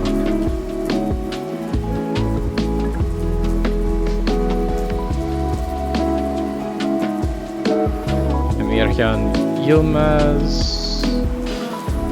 -6, -5, -2,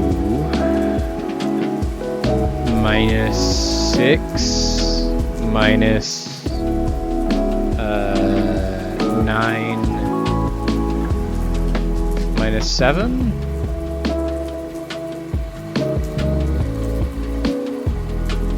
Once again, important player. They all want their guys to have just such unrealistic playtime. Enia Cassidy. Cesna FC U20s. 19 years old. Center mid. Anticipation and acceleration he's got. Composure, he's +1. Pace, you've got. Dribbling, we're down to a -2. Jumping reach, -1. This guy's really good, actually. This is like an actually incredible center mid for a U20s. And they want no money for him?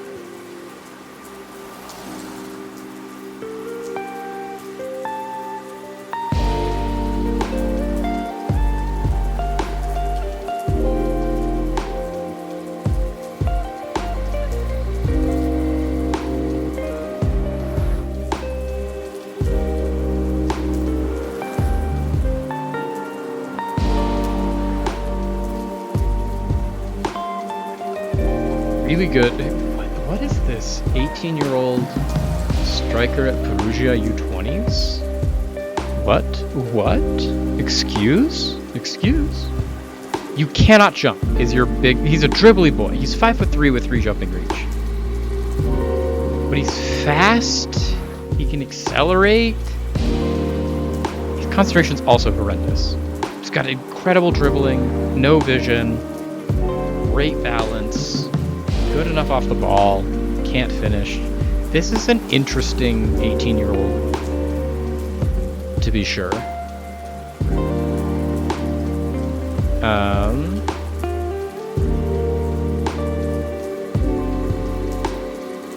Monza has a midfielder that we could maybe bring in on loan. Is loan listed? -1, -3. -4, back to -3, -6, -11. I'm good without Conrad. Sobolewski. I think I'm good with the offers we've made. Let's get ready for this game. And then let's do one last fluid break, and then we'll finish out the stream.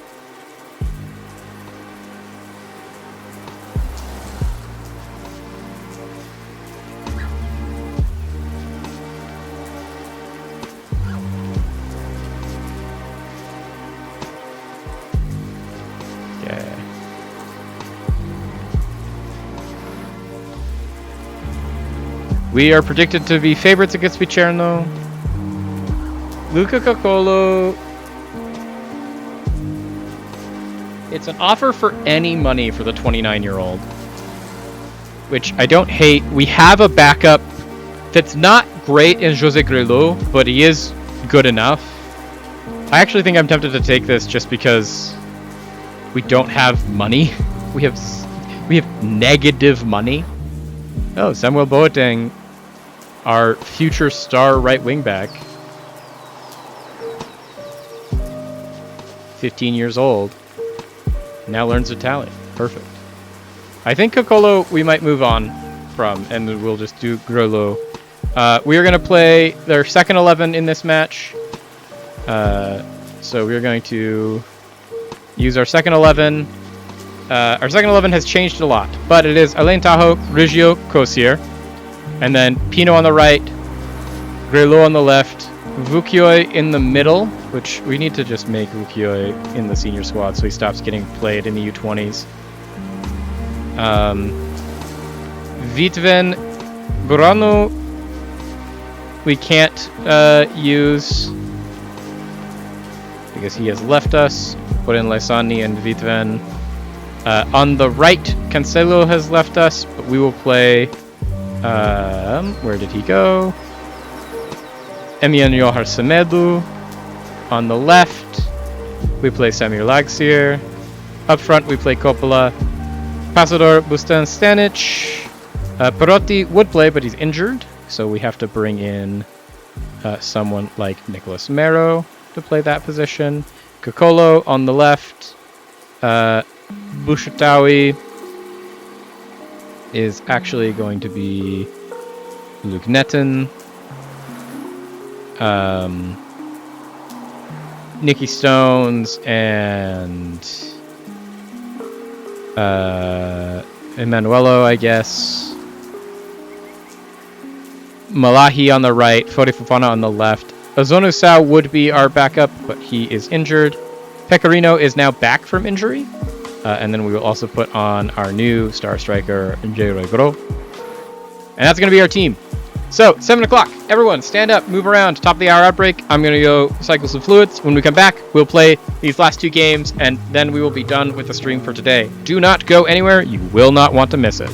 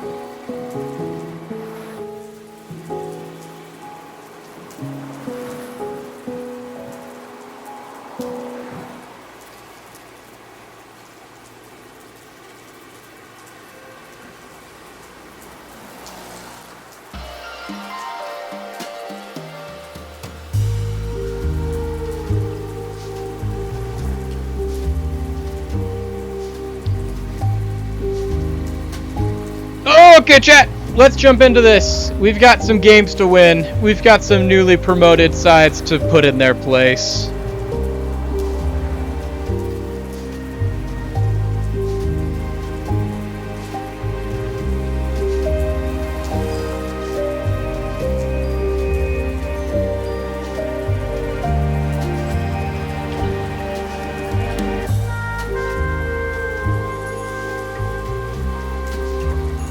Go use our home advantage to the full and maximum of advantage.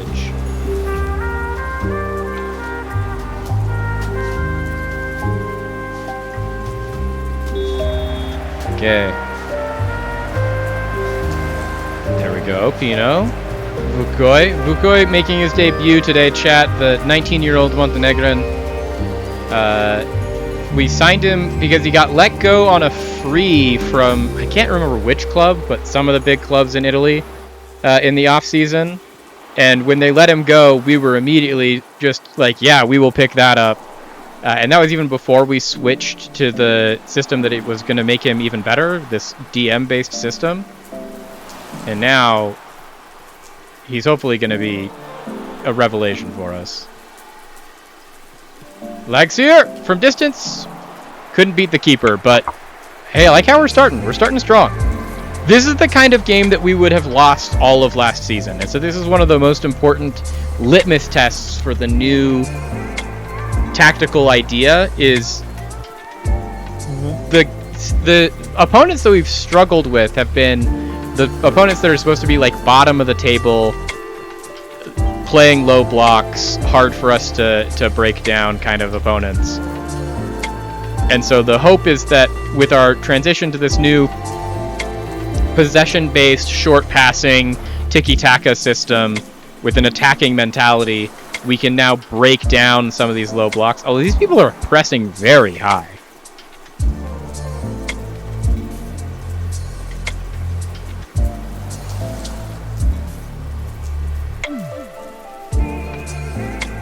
Like, this is a very high press that they just won back. Oh, Lysani, please don't actually be injured.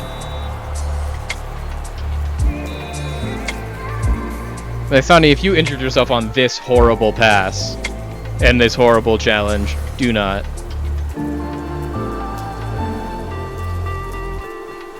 Okay.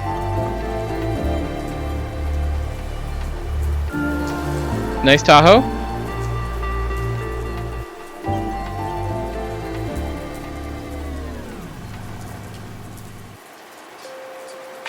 So we have all of the possession, which is what we wanted. Like, that's the thing, is we are here to try and be the controlling, have all the possession team, break down the block. And, like, so far we are having the possession. Okay, this is why I initially had, like, a don't take long shots mentality that we turned off for this match, because it's like, they're bad at conceding from long shots. I was like, well, okay, then we'll take some long shots. We are not doing well at them. Like, that, if that Lysani shot was anything to be, you know, thinking about, it's like, what are you doing, Sammy? Sammy, why? Why?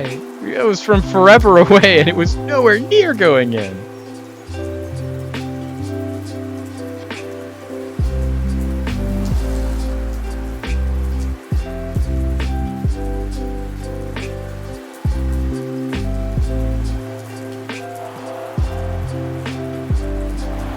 Nice Wukyoi. Semedo from distance. What? Why is every shot that they show us from like 30 yards out and directly at the keeper? It's like, I'm fine if they show us 30-yard out screamers if they go in. But don't show me a 30-yard screamer that just like the keeper goes, ah, and just completely catches it. Nice Pino. Vitvin.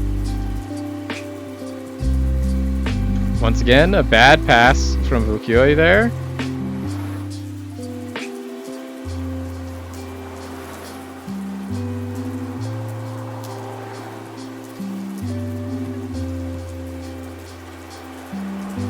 What was that? What did we just watch, chat? What did I just witness? We turned it over in the midfield. Kosier. And then, what's going on here, Riggio? Riggio? And Vukoi didn't have time to get back on that one, but Vukio is also already exhausted.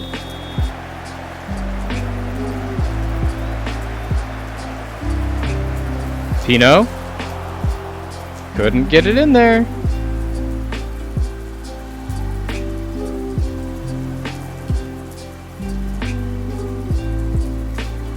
Nice, Pino's gotten back on that one.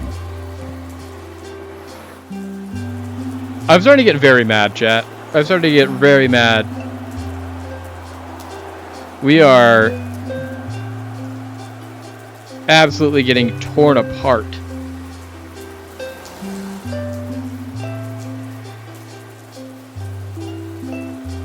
Like, who was supposed to be on him?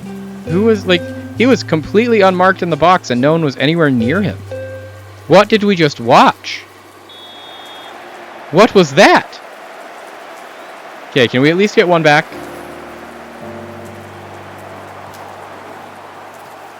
Okay, Sani back into Semedo. Another corner. Can we just please start getting some back? Since, like, we have been the better team by a lot. Vukio. Ooh, that was a nice pass from Vukio into Semedo. Grelo, not a great not a great shot. Semedo. Wow, that was a really tricky Rabona that he just tried. Didn't work.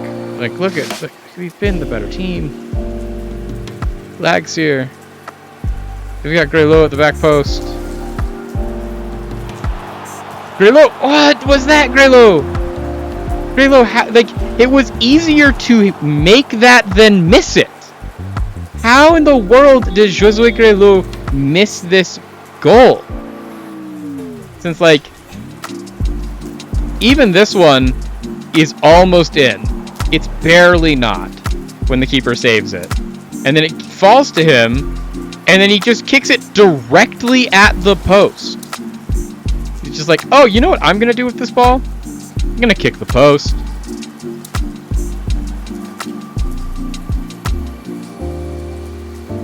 Okay, Riggio, out to Pino.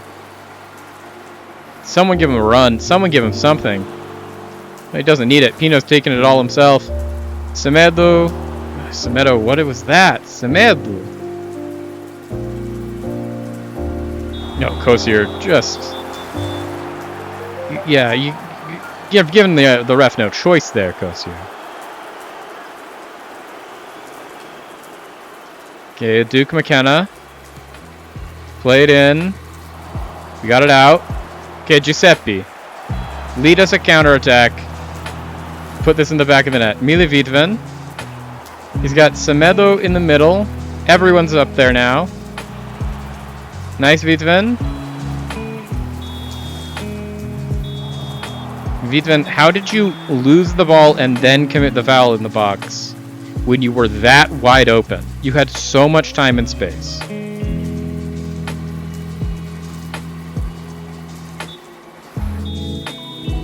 That was horrendous. I hate what I just saw from my team.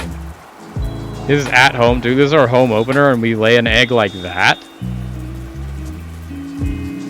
Terrible so far. Sort that out. Vukio, you probably would be better if you weren't so tired. We'll bring on... oh, I didn't want to bring on Sonny Onuelo. We want to bring on... Luke Netton.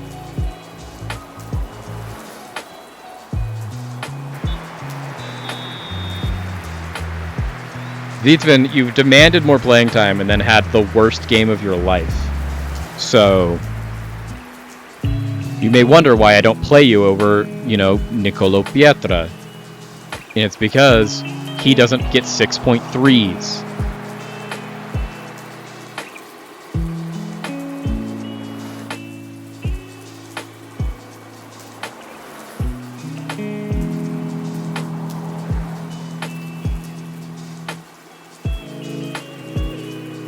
Come on, Giuseppe. Nope, didn't get it.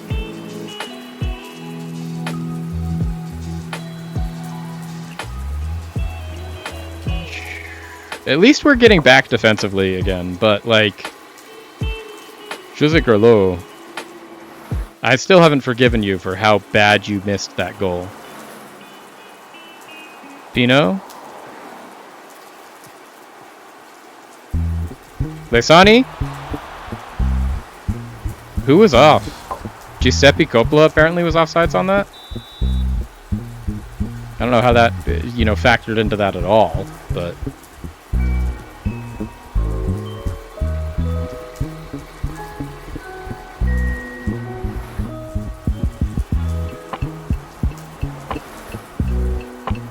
Nice Lesani. Someone that has, you know, some amount of care still. Pino. Semedo. Thank you, ref. Thank you. Love to see it. I'll take a yellow. Emilio Semedo, I need you to put the team on your back. Giuseppe, you've also been so bad.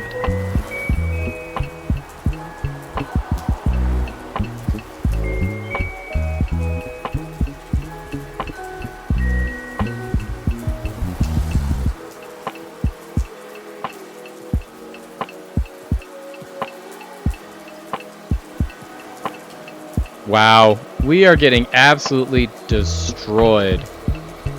This is like an embarrassingly bad loss at this point. Like, what are we doing?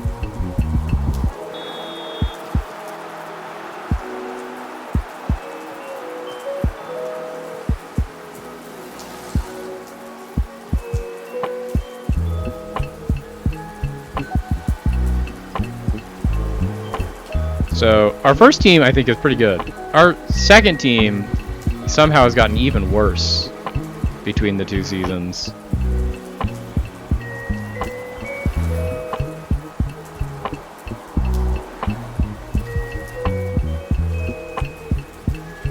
Great control from Riggio on that. Vitvin out to Pino. Pino, once again, can't do anything with it on the right-hand side.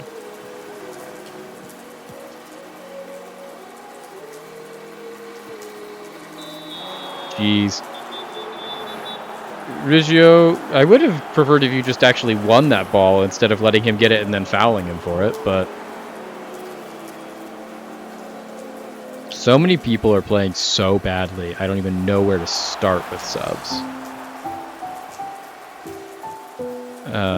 Let's start with...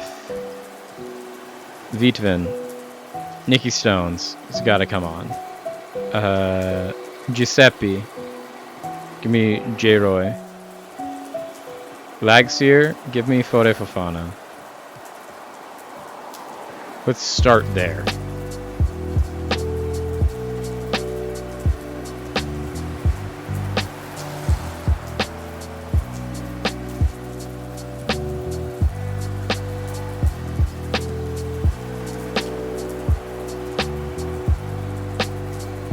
Cool, we're just gonna give them a fourth goal because of that, Simone Kosier. That's on you. Like, what in the world are we doing, Simone? You won that ball and then you're just like, I'm gonna just have it careen off the back of me into space and no one's anywhere near it. Feels like the move right now.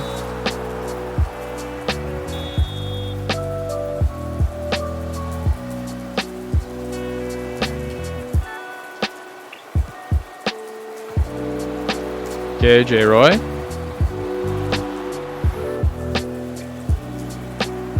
Josue Grelu. Fode Fofana.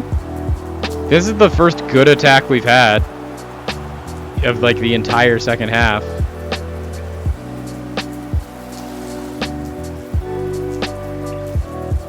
There you go, Lesani.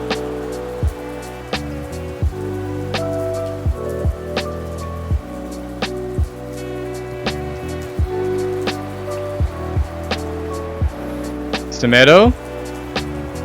Semedo?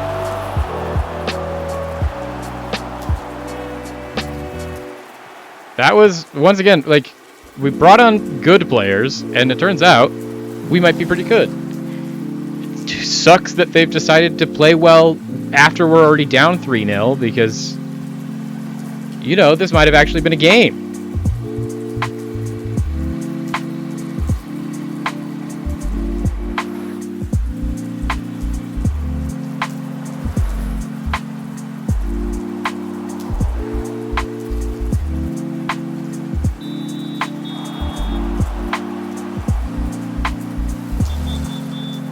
Yeah, Grillo, that was not a good tackle. I don't, you know, I hate to break it to you, but that was a bad one.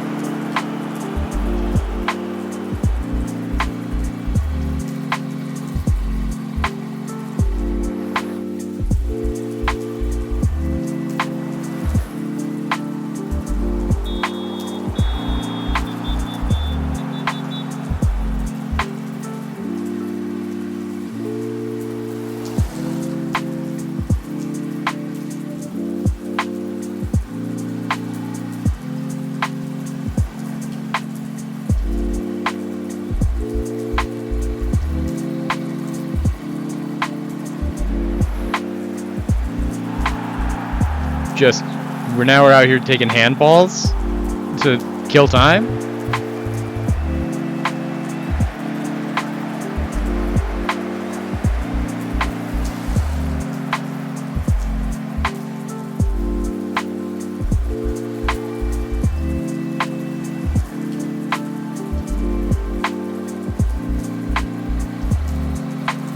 Marrow.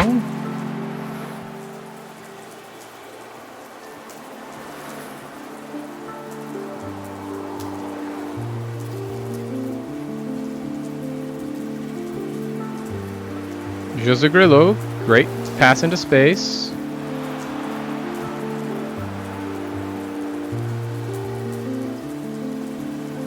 Okay, so we've looked like the best team for the past, 20 minutes. We can't score, and it's too late because we're already down 3-0.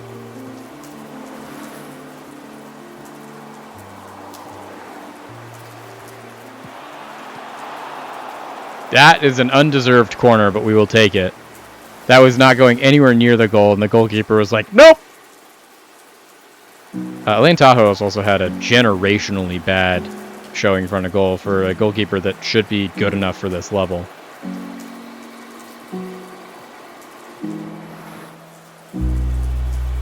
Like, especially since the only redeeming qualities of Elaine Tahoe's game is the fact that Elaine Tahoe is supposedly really, really good at blocking shots.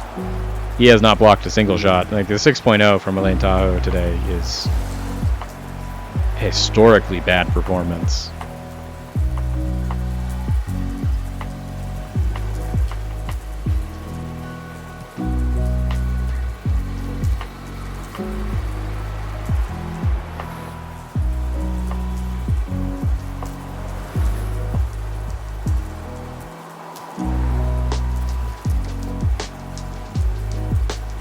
Nice photo for Fana.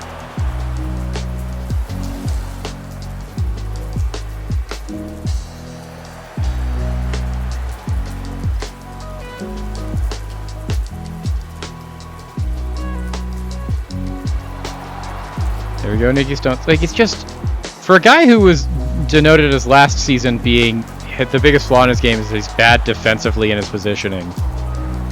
We just actually close down those passes when he's in the game, and we don't when he's not. Okay, Tahoe, that was a good save. That was admittedly, you had one. That's your one actual save of the day.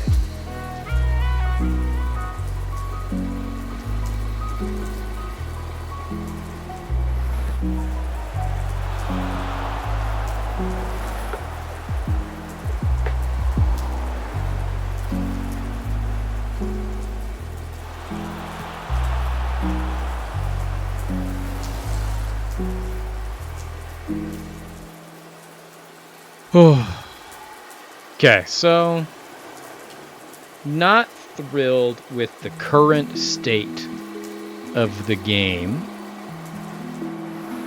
or the fact that we have lost this game, because like there's no way we're coming back at this point. It's the 87th minute. Even if we throw everything forward, even if we berate the team, even if we demand more, like there's no way we're getting back into this. It's going to keep showing us highlights because we're going to keep trying, but if we could score a goal, I would take that, but at this point, I don't even think that we can score a goal in this game. The emotional whiplash that I have felt between this game and our game that we just played against Frosinone. Once again, a game against a team that just got relegated from Serie A, now a game against a team that just got promoted from Serie C.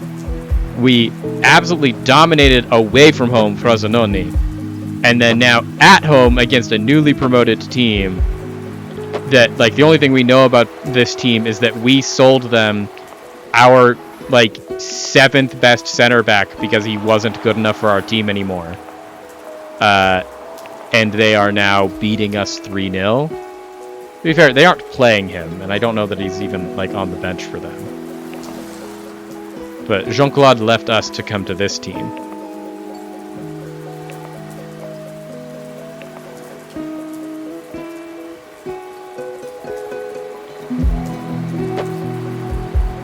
Lysani in behind. What was that, Lysani? Like,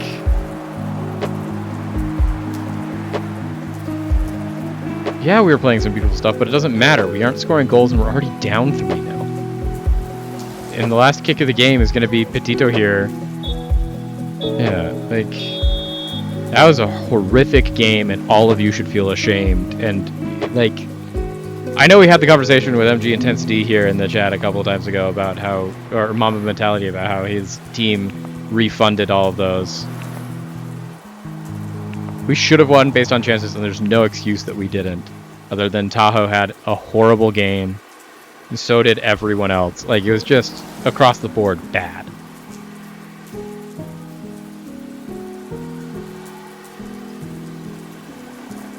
Yeah, I'm not going to be a culpa because, like, that was entirely on my players. They made so many stupid mistakes.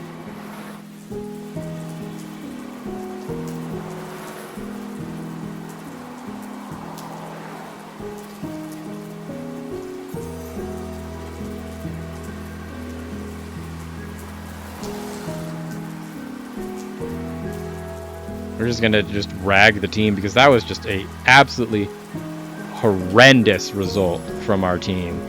We have Palermo now on the weekend, and, like, let's hope that we actually get that win because, like, that was a horrific start from our players to that season. Just second 11, you're all on fraud watch. Giuseppe Coppola also can't score.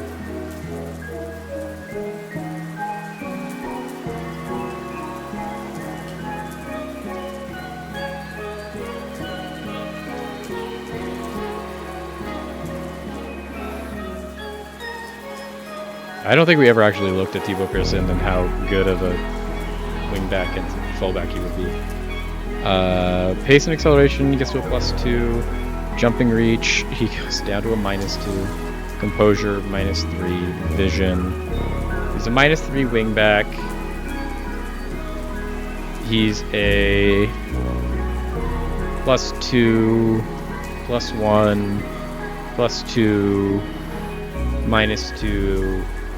He's a -1 fullback.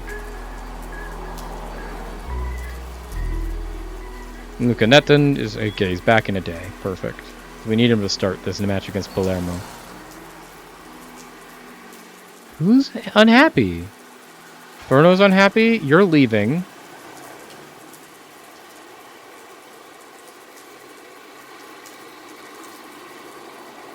Mohamed Malahi wants to start more games.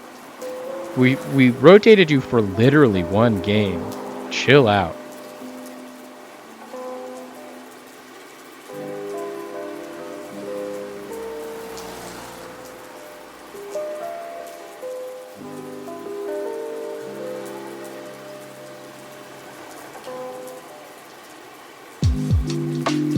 Okay. Gianmetti, this Roma midfielder. I think we're actually going to cancel this one because we have this Casade coming in, and the Casade is the one that we actually want because they're willing to charge us A, less money, and B, He's not that much worse, and he has a lower expectation for playing time.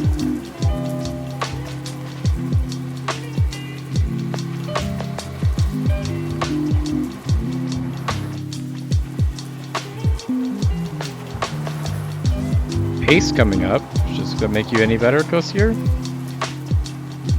+3, +4. No, you're still at 0. We need you to just get better at your work rate. Why aren't you getting better at the thing we're asking you to train to get better at?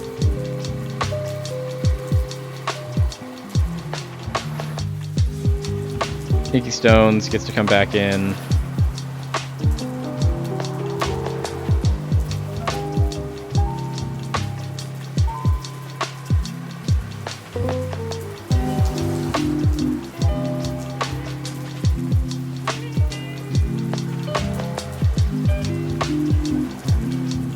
Bukoye.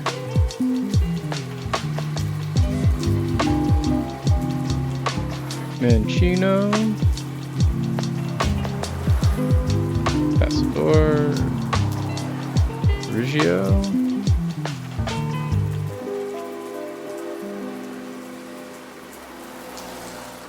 J. Roy.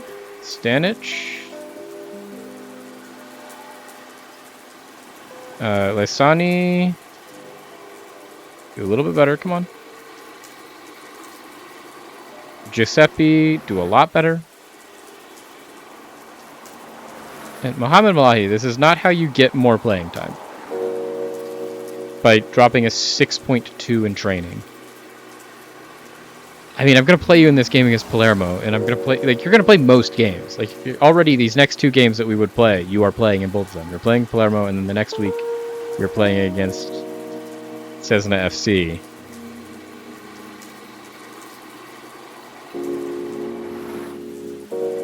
You just only don't play in the midweeks when we don't want you to be, tired.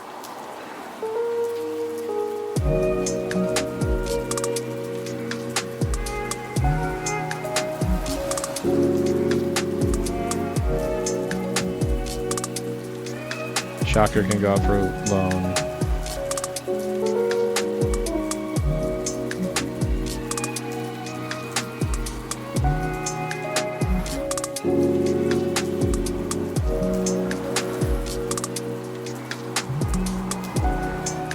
Gotta shut down Yari Verscharen.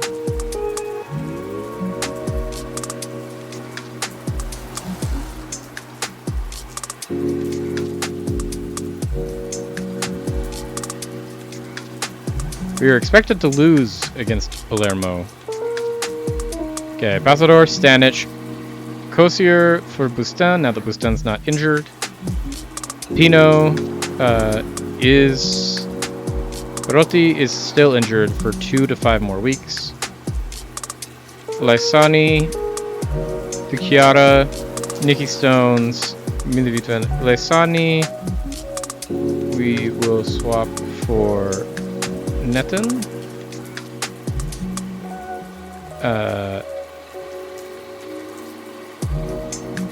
Semedo for Mohamed Malahi. Lagsir for Fode Fofana. J-Roy up front. Tahoe, Kosier, and then Riggio. Mero and Cocolo. Vucchio, Koji, Emanuelo, and Lysani. Where are you? Sammy Lysani.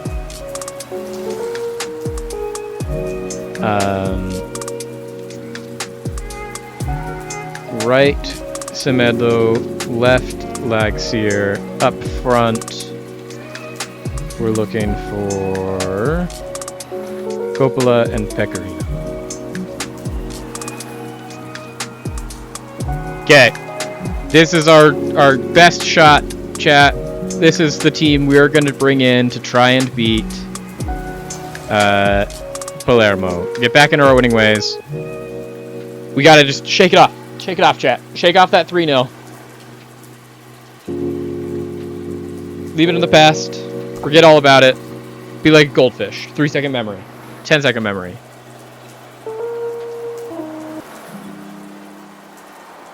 Go out there and show that you've got what it takes.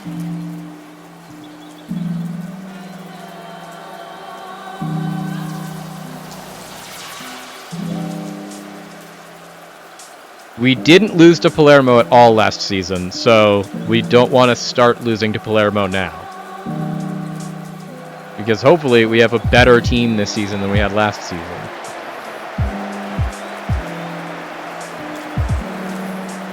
Nice, Malahi. Way to cut out that pass.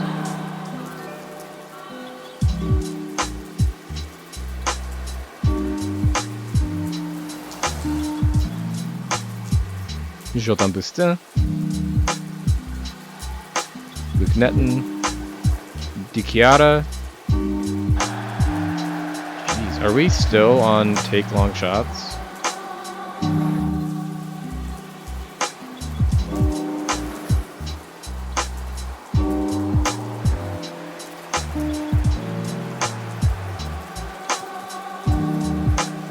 Yeah, we are. Don't shoot from distance.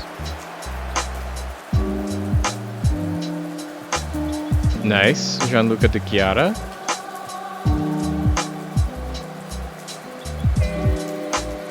This is some good vertical tiki-taka between Di Chiara and Fode Fofana. Wittven, way to find the gap and fill it. That was an insane shot from Luke Netton that I'm glad we turned off long shots because I don't think he should ever be taking those. He has 9 long shots and 4 finishing. But that was actually kind of crazy how good of a shot that was. Nice Di Chiara. Fode Fofana running into the back of that one.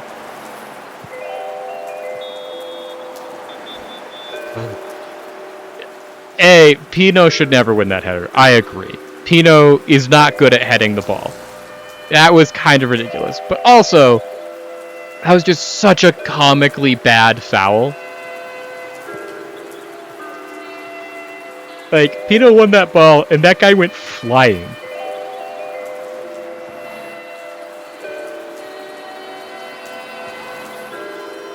Way to go, Jordan Bustin. Way to win that ball. Wins it again. Jordan Bustin back in the team, making great defensive plays. J. Roy. Thundering down the left-hand side of the pitch. That's my striker. Leading the line. Meli Wittven. Once again, we have told them to stop taking long shots. And that was an absolutely incredibly good long shot from Meli Wittven.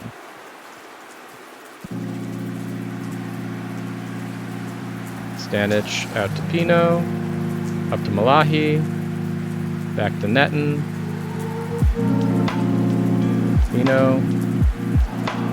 Nicky Stones. Nicky Stones, you got one more in the middle. Not that you need it. That's just Nicky Stones for you, baby. Nicky Stones got in the box, and he's got one goal on the mind, and that's the back of the net. That's a goal for Pro Vercelli. We are beating Palermo again, baby.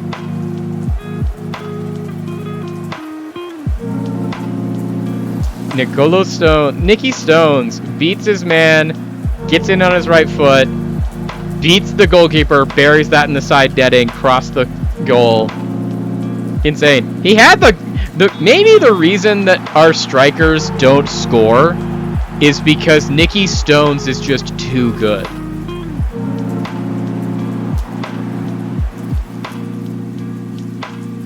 Okay. Just play smart with it. Play smart with it.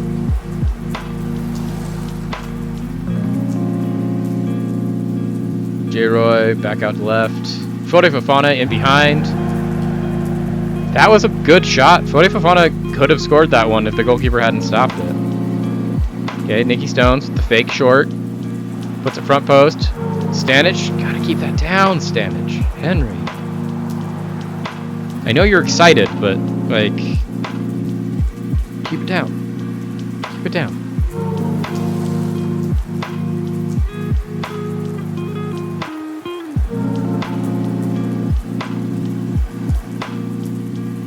J. Roy, Nicky Stones.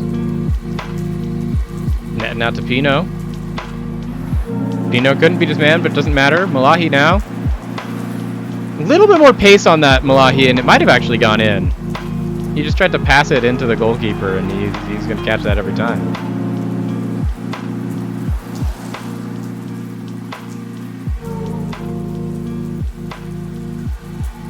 Gianluca De Chiara puts it into the mixer. Stanic, ooh, goalkeeper just barely able to get there. Malahi from distance hits the bar. I think that also hit the goalkeeper, but the game disagrees with me.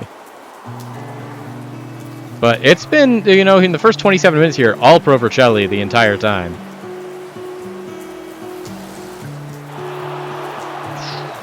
That was a little bit of a defensive lapse there, but a great save from our goalkeeper to save that goal.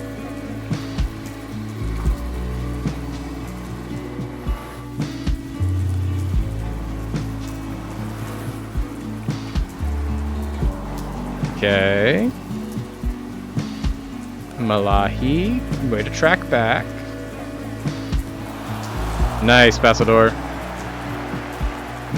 That was a little bit quick on the counter, but I like the idea. I just don't know that Gianluca De Chiara has the legs to be able to make that run on the counter anymore. He is 33. He's great. Don't get me wrong. He's the best left back we've ever seen, but he is 33.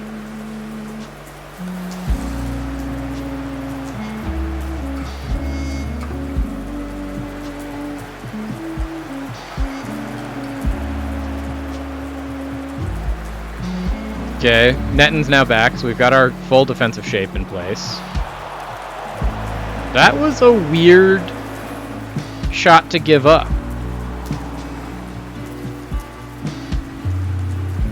Okay, can we deal with this corner? Okay, that got out. Jeez. No one was able to get back into shape, though. What was that? Let's look at this. Let's look at this, chat. Everyone gets pulled back post. We've got 6 people on the back post. No one's anywhere near this guy. They're all back post.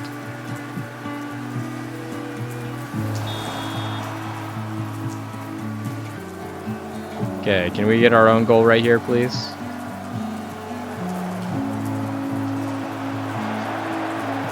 Melivitven.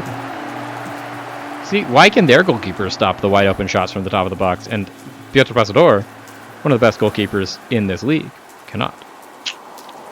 It's questions you got to ask yourself, chat.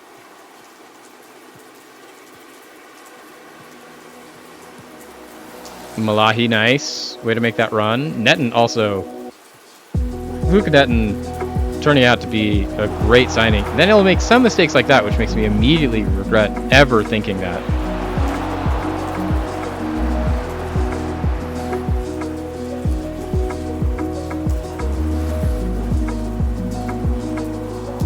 It's been all Pro Vercelli today. Like, we should be winning this game. Last kick of the game. Last kick of the half, I mean. Fode Fofana, top of the box.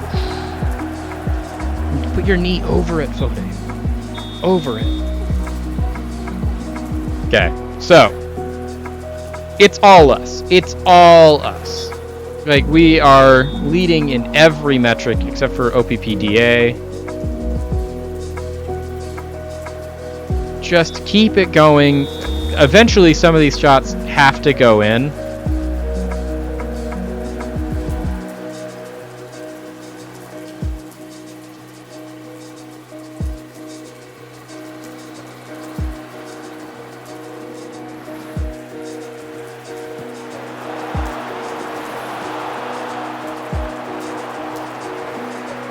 Ooh, I don't hate that. Gianluca De Chiara. Couldn't beat him, but, you know, the fact that that started as an opposing highlight and we defended it so well and we were able to like actually not just have to clear it but keep the possession, that is a proof and concept of what we're trying to do and the fact that we are good enough to do this. J. Roy? What do you mean that wasn't a foul, ref? He had the ball, was totally fine, and then they clipped him and he went down.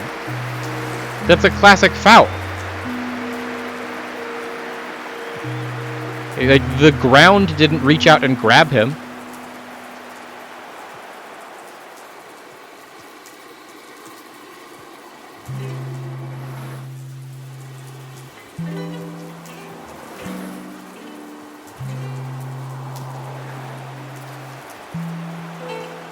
Yerevan closing down. Malahi's now back in the press. Crazy. Crazy.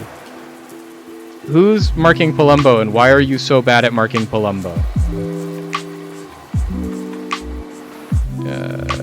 Opposition instructions. Show me.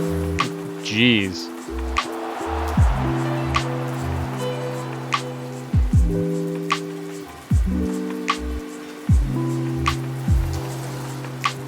This is actually an incredibly unhelpful screen, and I feel cursed to ever look at it.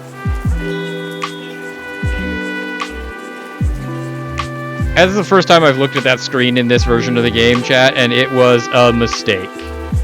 I should not have looked at it.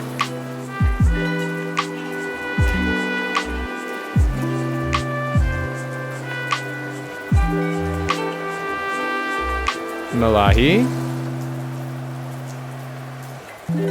Nicky Stones. He's got Jean Roy.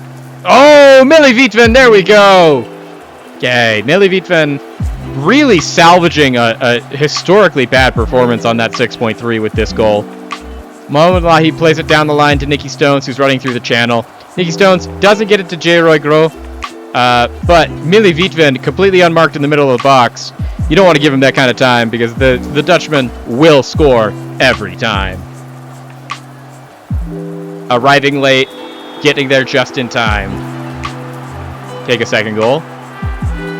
Once again, it's a classic my midfield is scoring and my strikers can't kind of evening, but we're going to make, I think, our first round of changes here. We're going to take off Fode Fofana to bring on Lagsier, and we're going to take off J. Roy Gros for Emanuele Pecorino. These are theoretically our two best strikers, so you'd expect them to, you know, score. But no guarantees.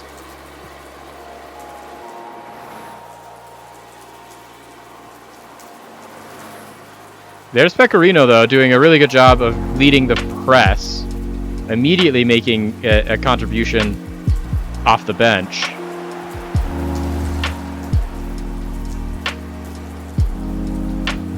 Can we get something more out of this highlight? I mean, is that me being too greedy? Nicky Stones. Malahi. Netten. Vitven.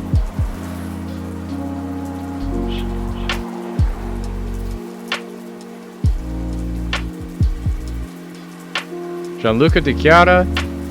Langsier almost scored that, which would have been incredible. I agree. Breathtaking from Gianluca.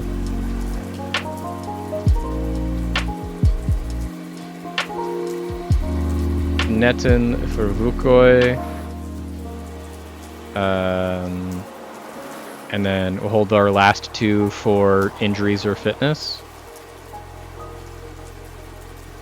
Pino back to Netten. De Chiara, ooh. That was actually a pretty good shot. It just had exactly one guy in the path between it and the goal that usually doesn't matter, but in that exact instance mattered entirely too much. Vitven finds Lagsier. Lagsier from the end line. back into Laxier. No, couldn't get it to them. Pino, though. This is what we wanted to do. We are maintaining possession. We are breaking them down. Let's reset it.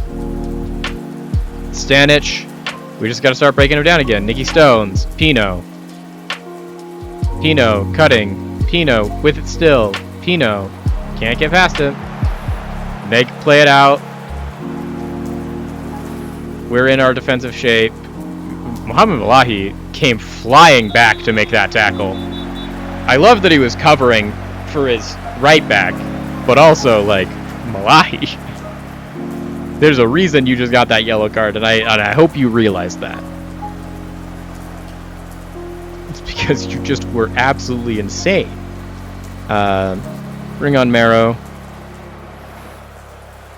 And then...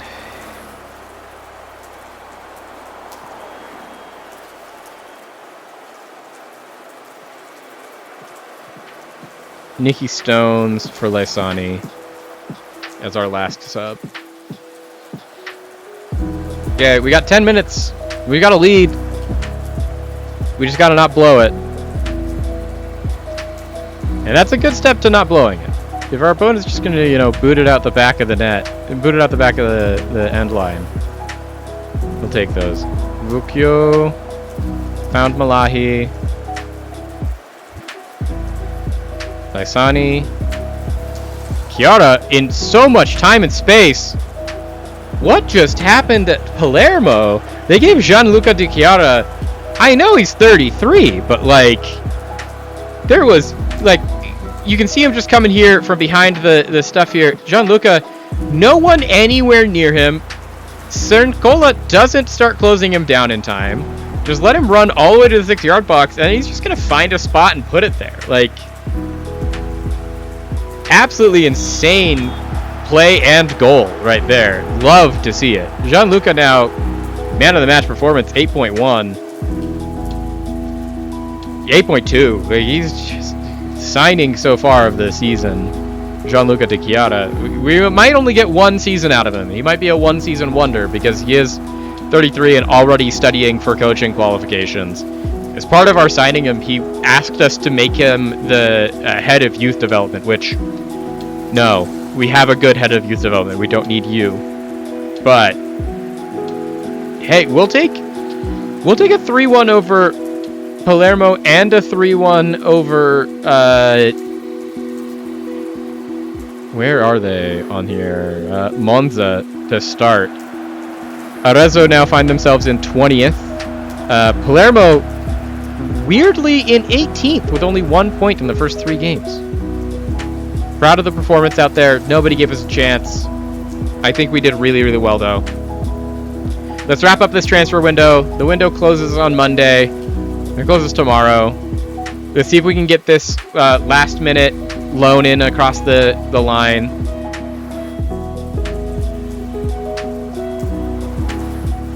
But that was some fantastic play. We have some great goals.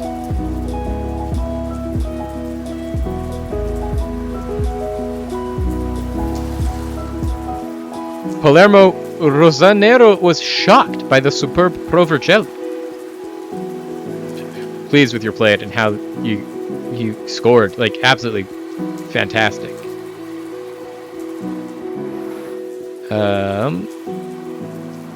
Getting into September here, so let's get our training set up. Match review. Outreach. Bonding, match review, outreach, bonding, match review, outreach, bonding, outreach, bonding.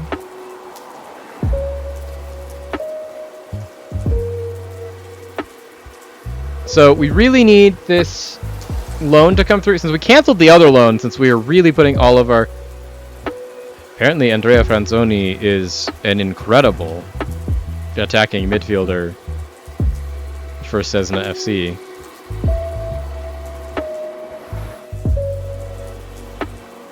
Transfer deadline today. Is there anyone that we are rumored to be with?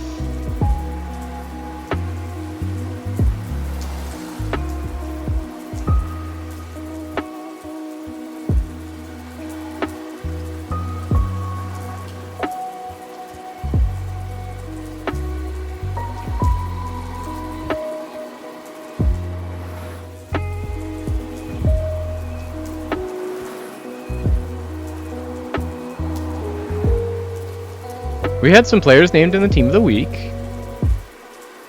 Pino Malahi. And that's it.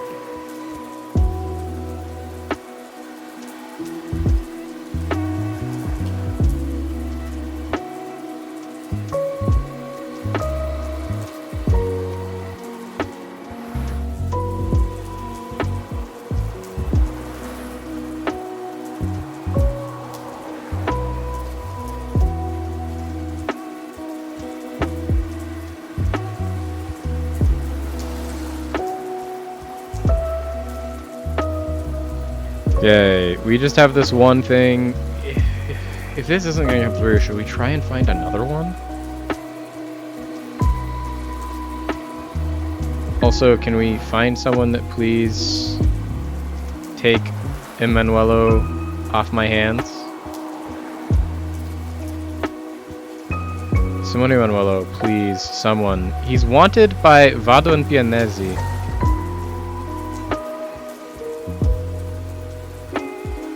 Offer, phone offer, targets.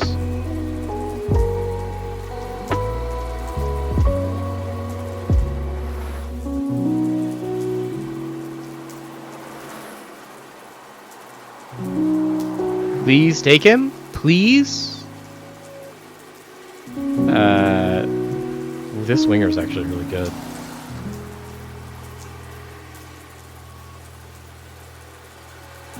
How good of a winger are you? +4, -1, +1, +2, -1, 0, -3. So actually, not good.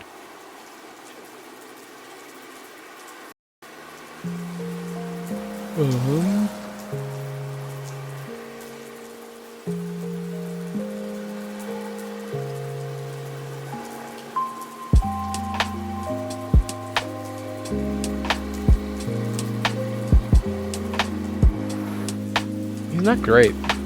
Stian Middendorf.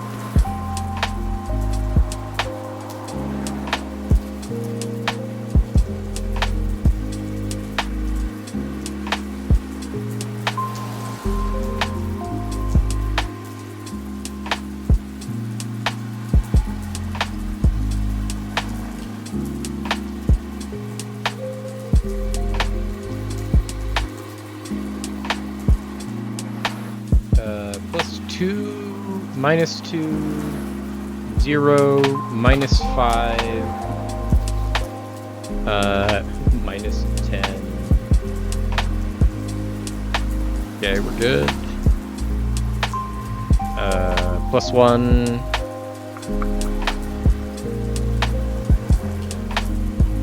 -2, +2, -7.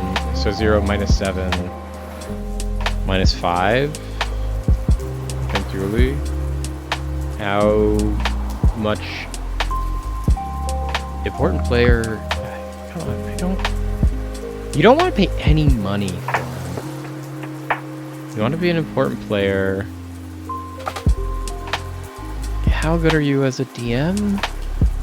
Acceleration +1. Anticipation. He's got it. Stamina. It's -2. Jumping reach. +2. Composure. -1. Passing. -2. I mean, like, he's not horrible. And for the price. Yeah, for the price. Have you considered, chat, have you considered the price? The price is nothing.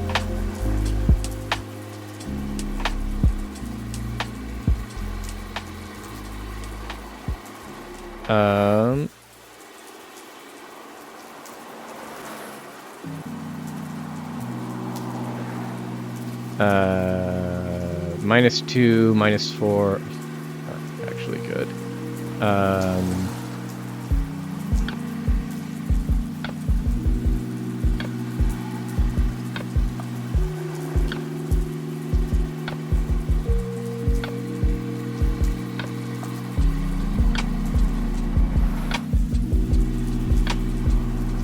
He's not good. He's just not good. He's bad. Okay. Just before we finish the stream, can we please get... So, Kokolo is gone.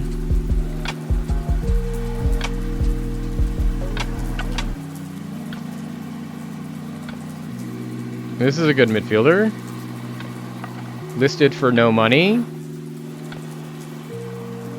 Fluent. Joyce big matches, very consistent. Channel midfielder. We're looking for a midfielder. We just sold an over 23 player. He's only 23,000. How good of a midfielder are you? Anticipation. He's got it. Acceleration. He's got it. Composure. He's +1. Pace. He's +4. Dribbling. He's +5. Jumping reach. He's a -3. But he's an overall +2. I will make you an offer of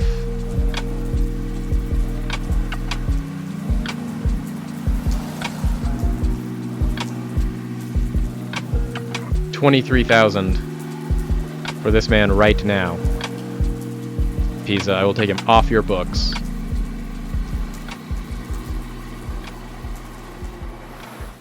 We got our loan in. Casaday's here. Let's go. Girl is in.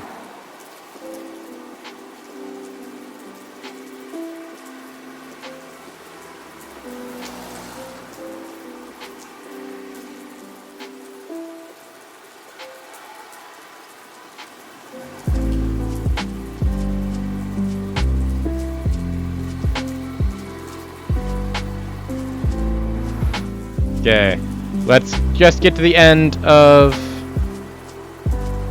Oh, Emanuelo might also be leaving, finally.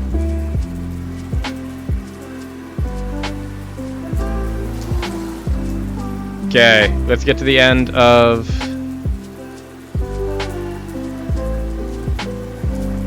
the transfer window so we can end the stream and we don't have to be in a transfer window next time we play this. Let's go Emanuelo, he's gonna get out of here.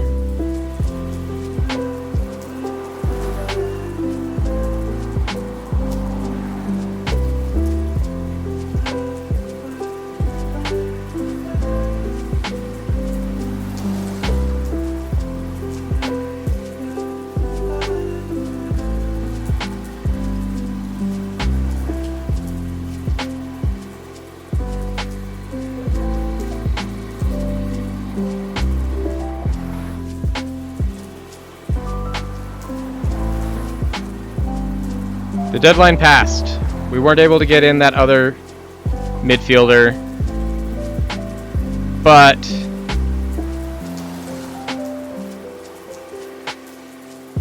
that'll be it for today, chat. We have done a good work. We've done a great job. We've started off the season strong. We are into the next round of the Coppa Italia. We eliminated Monza.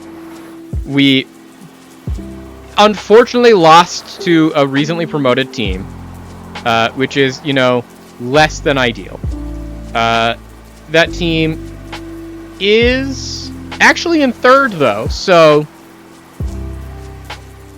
they have won 2 and they've lost 1. Their only loss coming to the U23s of Inter Milan.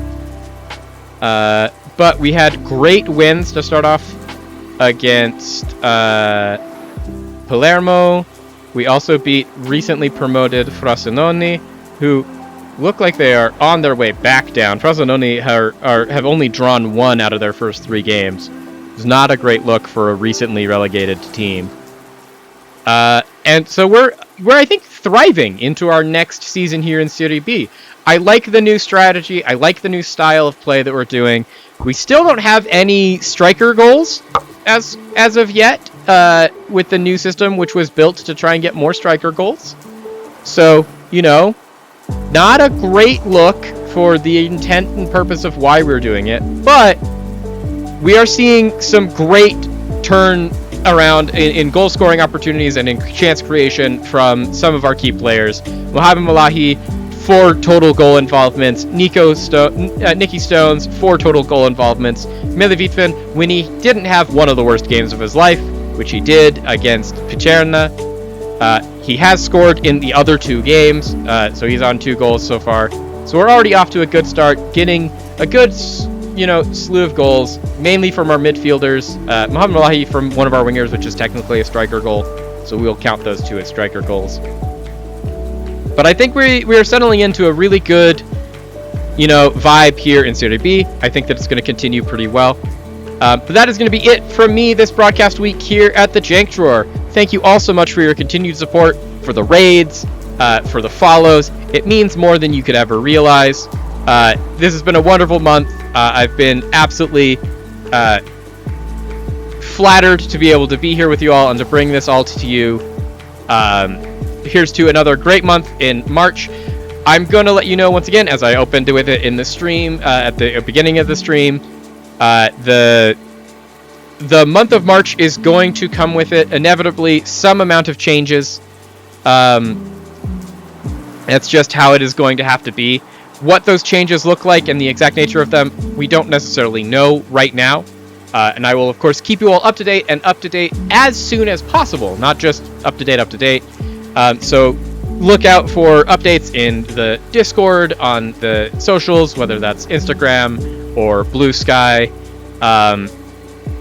We are going to be making some changes because it is an inevitability. We have the new job that we are starting, and that's already been affecting some of the stream schedule this week, and that's going to continue to affect things in the future, as well as looking at the returns that we've been getting for the viewers and for the turnout and the moderation. We are still very much in a growth mindset here at the Jank Drawer, and what that means is we got to find what our niche is and what's going to help us grow the fastest, and there might be some changes to the schedule to help us further that endeavor.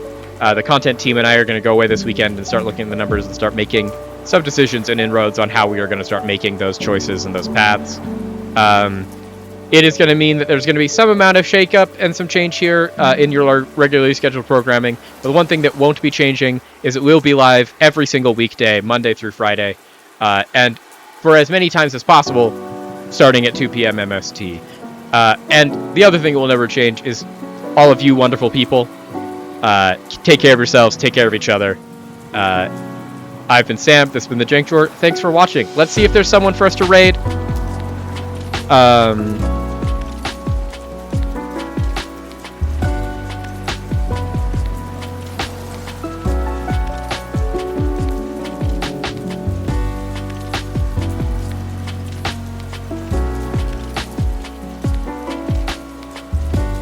Let's go to Davey. Davey has been live for about 3 hours. He is managing in the second division of Argentina. So that should be at least a little bit interesting.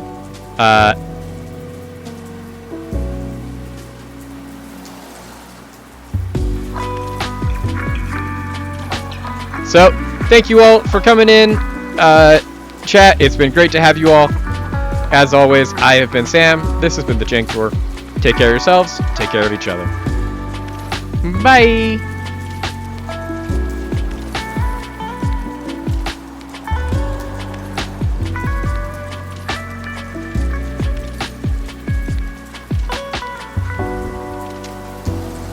I was coaching him like it was a friend.